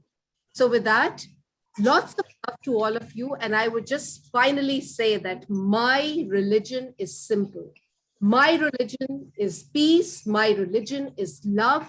My religion is compassion. My religion is being a global citizen. And all of you are my family, my brothers and sisters. And I love you all. And love you, dearest Queen. Love you, dearest King. And all of you who are here, Ambassador Nuruddin, Dr. Inga, Pastor Nelson, everyone, Professor Charles, Ambassador Agnes, my brother Noor, everyone, Mr. Azhar Gill, and this lovely young lady who gave a very nice, she used graphics. The lady in yellow, the name is not there, so I'm saying the lovely lady in yellow, and everyone, even if I've missed out your names. Loads of love to you, blessings to you. Let's always be together and bring this transformation. With that, take care and goodbye. God bless you. Thank you. Thank you. Thank you so much. Thank you so much. Thank you. Thank you, everyone. God bless you. I pray for you daily. Thank you. I never forget all of you in my prayer. Words cannot describe what I wanted to say, but in a simple way, I will say thank you. Thank you. Because I know Thank you. means a lot from my heart. Thank you so much. For Congratulations. co-hosting this conference. We love you. We are family, and we are together. Yeah. And this note also, let me quickly, before she leaves, Together, let me also say something quickly before she leaves, because she's about to leave us now. She's also a powerful lady. She's the founder, the CEO of Chipaco International, which I and my husband are the patron and matron of this organization. I am proud to be involved in that organization. And we are working together. And that is the uniqueness of Yes, You Can. Yes, You Can will never stay alone because the word itself is powerful. Yes, you can. You can. Yes, Yes, we you can. And yes, I can. I can. So feel free to ask her anywhere you bump into her about Cheaper Coach International, because that is also the extension family. And if you are part of Yes You Can International, feel free also to be part of Cheaper Coach International, because we own it, we run together, and we progress together. And then we touch the world and make a difference together. So on that note, I will say thank you so much, Dr. Aika Mahajan, and say our own greetings to the Father, your King in the house. Thank you. Thank you so much once again. Loads of. So on this note, I know that Dr. Aika's got some secret program, but I'm not going to mention it here. But next week we will open out that secret. So let me just not be tempted to say anything else. But she also have a great program on our platform, which I am fully involved. But she said I should just keep quiet. I will keep quiet at the moment. So I'm not going to go for on that. Thank you so much, Dr. Aika. So permit me to call on our great global secretary and global moderator, our hero, our ambassador, the youth inspiration, the one that is challenging us and empowering us with his unique way of moderating and guiding and leading us on our platform. Permit me to introduce him, welcome him back to do his own closing remark. Ambassador Dr. Noor Ahmed from Bangladesh, for your closing remark. Thank you. Thank you so much. Because all of the credit goes to you first. And definitely 6 hours is not 6 hours. It's just 6 hours of learning, 6 hours of empowering, 6 hours of connecting each other, and 6 hours of taking some notes for changing their life and changing our life. So I would like to give my gratitude to my sister, as well as to all the eminent speakers, as well as whoever now is still joining with us. So every single of your contribution, every single of your work, everything actually very much touching, very much empowering. And yes, you can international highly appreciate each of your contribution. Now I feel honored to be the part of Chilparco International, as well as Yes You Can International both. Thank you. Thank you so much. Thank you so much. And thank you for believing in me, for standing by for almost a year. We've been together, working together, and I have seen a lot of progress. I've seen a lot that you are doing out there, representing the youth, not only from Bangladesh, but also for the world. And I want to say thank you. Thank you for little advice that I can share with you. Thank you for being motivated to do extra miles, because like I always say, teacher will teach you, but you need to go extra miles if you want to learn more, because teacher will only teach you, summarize it, but you need to go far by doing more. And that is what Ambassador Noor is doing. He's leading, he's guiding other youth, he's showing example, he's an inspiration, he's a role model to the generation to come, and even now. And I also learn from him sometimes because nobody's perfect. I'm a learner because I'm a leader. If I'm going to lead, I have to listen, and I have to learn, and I have to read. And this young man has really empowered me to motivate and to mentor others. So on this occasion, I will say thank you so much, Ambassador Dr. Noor Ahmed from Bangladesh. Thank you so much. We really appreciate you. Okay, we are now rounding up. I don't know if Dr. Charles is still here, but I can see Pastor Nelson is still here. So as we are rounding up, I would like, is Dr. Charles, Professor Charles? Are you still here? It's a pleasure. You have done a great work here. Yeah. So closing remarks, sir? I give everybody kudos. Okay. God, thank you so much. God want to sustain you. Amen. You tried, and I pray that God is going to give you all the graces you need. Amen. My brother, my excellent brother, my handsome brother, God will going to expand your knowledge too. God going to guide you. Very much, sir.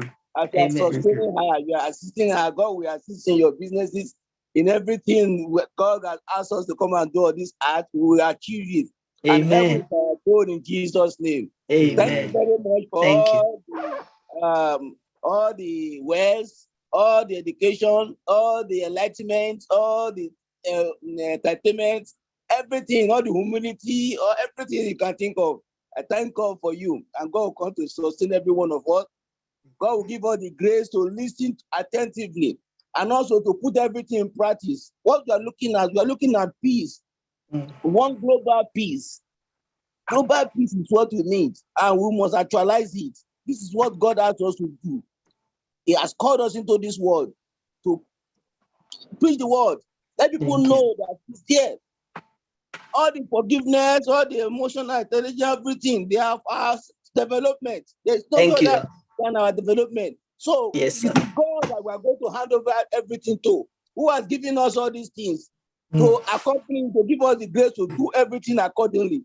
And I give you kudos for God using you to enlighten the world. May God come to bless every one of us. Amen. God every one of us alive. Thank you very much. Thank you, sir. Thank you. Thank you, sir. And thank you for being there for us personally. Thank you for being there for me as my mentor. And I look forward next week as you're coming back to give us your masterclass training. We really appreciate you, sir. Thank you so much. What can I say again? I cannot express all my gratitude enough. But I believe that even with the little words that my personal secretary, my personal assistant, my prince, Lukman, will express on my behalf. So, where are you? Closing remark and vote of thanks. I think he's not there at the moment. Okay. He's there. Oh, all right. Can we hear the vote of thanks, please? It is, I'm privileged on behalf of Y.Y.C.I International to do vote of thanks on this Transformational Leadership Conference.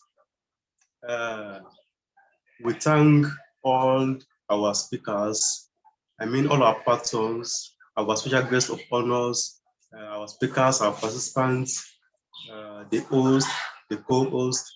All of you have done a very, very good job, and we appreciate that a lot. Coming to attend in any particular conference is what is just an harmony to everybody in Y.Y.C.I. Yes, and we continue to appreciate you, and we are looking forward to meeting you next time in our conflicted conferences. Our guest of patrons, our founder and director, Dr. Elizabeth Lucas. You are the pillar of of this conference of this Y.Y.C.I International. Yes, we are so grateful that that you've been a role model to us. You've been a mentor to everybody. A great what? A great pillar in what? In Y.Y.C.I International. Continue the good work in creating this platform. Yes, may God bless you more and more. May God be with you in every stand. Our daughter Femi Lucas Apolalu, yes, we thank you enough because you are what? You are very supportive. You have your assistance is completed, is beyond measure because you always appear in all our conferences. Yes, and you can see that what you are immersed in promoting peace, wellness, youth development in what in the world. Yes, may God bless you more and more. May God grant you favor in all your endeavors. All our patrons, everybody, from King Promise to everybody. Yes, patron and matron, we are so grateful. Yes, may God bless you. And whatever you are doing in goodness, may God assist you more to what? Do more and fulfill your life in goodness. And we thank our host, co-host. You are doing a very good job. Our moderators, you are doing a very good job. Continue the good work. We at Y.Y.C.I we appreciate you so much. Our speakers, for the very start to this moment, yes, you are doing a very good job. Thank you for your precious words, for your prophetic words, for your inspiring words, transformational words. And I pray words will not dry from your mouth. Good words will not dry from your mouth. Yes, too late. Our participants that are listening to every word, every drop of word, it is a great honor that to break this occasion with your presence, with your very, very great presence. We appreciate you very much. May God bless you more and more. May God bless you more and more. Thanks very much. And I pray that after we complete this conference, God's blessing in abundant measure, God favor, God harmony, God perpetual grace be on all of us. Yes, may we witness great things ahead of us. Thanks very much, everyone. Thank you so much. Like I said, I cannot do it better than what he has done for me. So I want to say thank you so much, Dr. Lukman, for speaking on our behalf as our PA and our personal PS, our prince. Thank you so much for being there. Thank you so much for your hard work. The reason why he's taking all this responsibility is because he's the one designing everything. He's also the one doing the job day and night to make sure that everything is organized. Sometimes, yes, we make mistakes. And apology for everyone if we have made any mistake about your names and the conference and the flyers and the certificate. We are getting better because we are not afraid to make mistakes. So I want to say thank you so much for expressing and doing the vote of thanks. For us to now end up this conference, let me quickly just show you this. I think I'll just show it to you now. Then after that, Pastor Nelson will do the closing prayer for us. Right. Strictly, this certificate is going to be the one that you will receive. I hope we are all, are you seeing it? So we are going to be issuing this beautiful certificate designed by my PA. And also you're going to receive you're going to receive the two last editions of our magazine. The first and the second magazine, very good to have so that you can read more of powerful articles being written in that magazines. And the next magazine will be launched next week, Saturday. And guess what? It's going to be powerful because our own very Queen Elizabeth II of England will be featured in that magazine. If you still have if you still want to add yours because we nearly round it up. If you want to add your own so that we can add it to the magazine, you have 24 hours to do that. So connect with us. Either you email me or you WhatsApp me. 24 hours, because after 24 hours, there will be no addition to it anymore. And on top of it, for only those people that has participated in this conference of 6 hours and also have spoken well, imparting into our lives, only those ones that will receive my free ebook, Yes, You Can, Inspirational Nugget of Wisdom, free of charge, ebook. If people want to buy it, they have to go to www.amazon.com. But for the purpose of the fact that you waited for more than 6 hours, and the fact that you are celebrating with us, Queen Elizabeth II, 70 years on the throne this week. So that is why we are trying to be generous and be a giver so that we can celebrate together. So this is the package of the gift only for those participated and those speak during this conference. And how do you get this gift? Like I've said, and I've announced it, we are not going to post any certificate on the platform. If you want to receive this good gift, you will need to email elizabeth.lucas49@gmail.com or elizabeth.lucas@ymail.com. Let me quickly give it in case you want to write it down. This is what we're talking about. Forget about this because it is not Ymail, it is Gmail. The first one is Gmail. elizabeth.lucas49@gmail.com or elizabeth.lucas@ymail.com. It is very important. And if you want to join us, why not? Feel free to join Yes You Can International by first of all, visit our website, register your email, and then we can show you the process because it is not automatic. Then you can go through the process because before we can admit you to become a member and subsequently to become an ambassador. So that is what I need to share quickly. So I want to express my gratitude. I want to thank you all.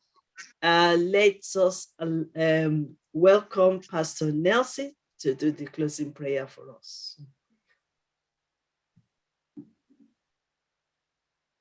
Yes, Father, full of mercy and grace, we are thankful for guiding us and leading us in the whole meeting. Thank you for Yes You Can International. Thank you for our dear sister, Dr. Professor Queen Elizabeth Lucas. And also, thank you for the whole time you helped us and guided us. Thank you, Lord. Bless our speakers, bless all participants and moderators. We need your wisdom and strength. Without you, we can't do anything. So thank you for this special day of celebration. So bless us, Lord. Bless the word. And I pray for global peace during this war situation and global healing during this pandemic. Bless all of us. In Jesus' name I pray. Amen. Amen. Amen. Thank you. So as we are all leaving, let me just quickly put this this flyer of 3 days masterclass from 2nd of June to 4th of June. So I appreciate you all. Thank you for coming. Thank you, Ambassador Nu. Thank you so much. Thank you, Mr. Odukoya Olani. Thank you. Thank you, Mr. Kande Campbell. Thank you so much. Thank you, Professor Charles Ebuoria from Nigeria. Thank you, sir, my mentor. Thank you so much. She calls herself big daughter, but she is more than that. Ambassador Queen Agnes, thank you so much for coming. Thank you so much. Dr. Simeon Peter Olushola, we appreciate you. I know the connectivity wasn't permitting Mohammed Kamara to speak on this occasion, but we still appreciate your presence. Thank you, sir. He is the coordinator, overall director of Y.Y.C.I International Sierra Leone chapter. Thank you so much, sir. Thank you so much, Mr. Jill. All your everlasting time with us. Every time we are having conference, we appreciate you. And our greetings to your parents. Thank you, sir, from Pakistan. We appreciate you. We also want to thank the Almighty God for making it happen for us to successfully complete Y.Y.C.I International Transformational Leadership Conference, 28th of May, 2022. We give God all the glory. Thank you, and God bless. So I'm just gonna, while you are moving on, I'm just gonna show our next program, if it is possible. So thank you all for coming. So we are launching this 2nd, 3rd, and the 4th of, and these are all our great speakers that will be teaching us great stuff while we are celebrating the 70th on the throne of our lovely Queen, Her Majesty, HRIR, Queen Elizabeth II of England. And we want to celebrate together. And I look forward to see you there. Thank you. And this conference declare close. Thank you, ma. Thank you. Thank you. Thank you. very much. Thank you, Thank everyone. you. Thank you, sister. This conference is for 2 days because no, in Australia it's Sunday.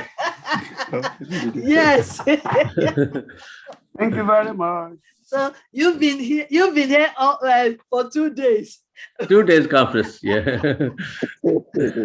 Thank you, sir. We really appreciate you. I really appreciate you. Okay, thank you very much. God bless. Thank you, Mr. Odukoya Olani. Thank you so much, my biggest brother from Bangladesh. Thank you so much. Ambassador Nu, thank you so much. Ambassador Agnes, I love you so much. Thank you. Thank you. You can now leave. You see, we've spent more than 6 hours and we're still relaxing. 6.5 hours. 6.5. Close to 7 hours and we're still, please, you can go now. Thank you. Just taking us away. We are enjoying the forum, man. Absolutely. Because of we are in family. Yes, we are family. Yes, we are family. Well, I appreciate you all. Thank you. Thank you so much. Thank you, sir, and thank you, Pakistani Thank you so much. leaders and church members. Thank you. We appreciate you. Thank you. Professor Thank Charles, you so thank you. There she go. Mike Thank on you, Pastor. Thank you Pastor. so God bless you. Thank Thank you, Akshay. Nu. Ambassador Nu, Thank you, thank you. I really appreciate your time for 6.5 hours. Wow. Thank you so much. But you're still relaxing. We finished the conference. Ambassador Nu. Yes. I love to hear. That's why. I love you. I love you too. I love your time. I love everything you do. I mean, we are family. Family don't leave one another. So that is why. Exactly. I can leave right now. If you are not closing that, we're gonna leave here. Okay, I will close. Give me permission. Can I close it? Can I end it? Yes, yes, yes. Okay, yes, I can. Thank you. Yes, we can. Yes, you can. I love you all from the depth of my heart. You are the best family I've ever had. Thank you so much.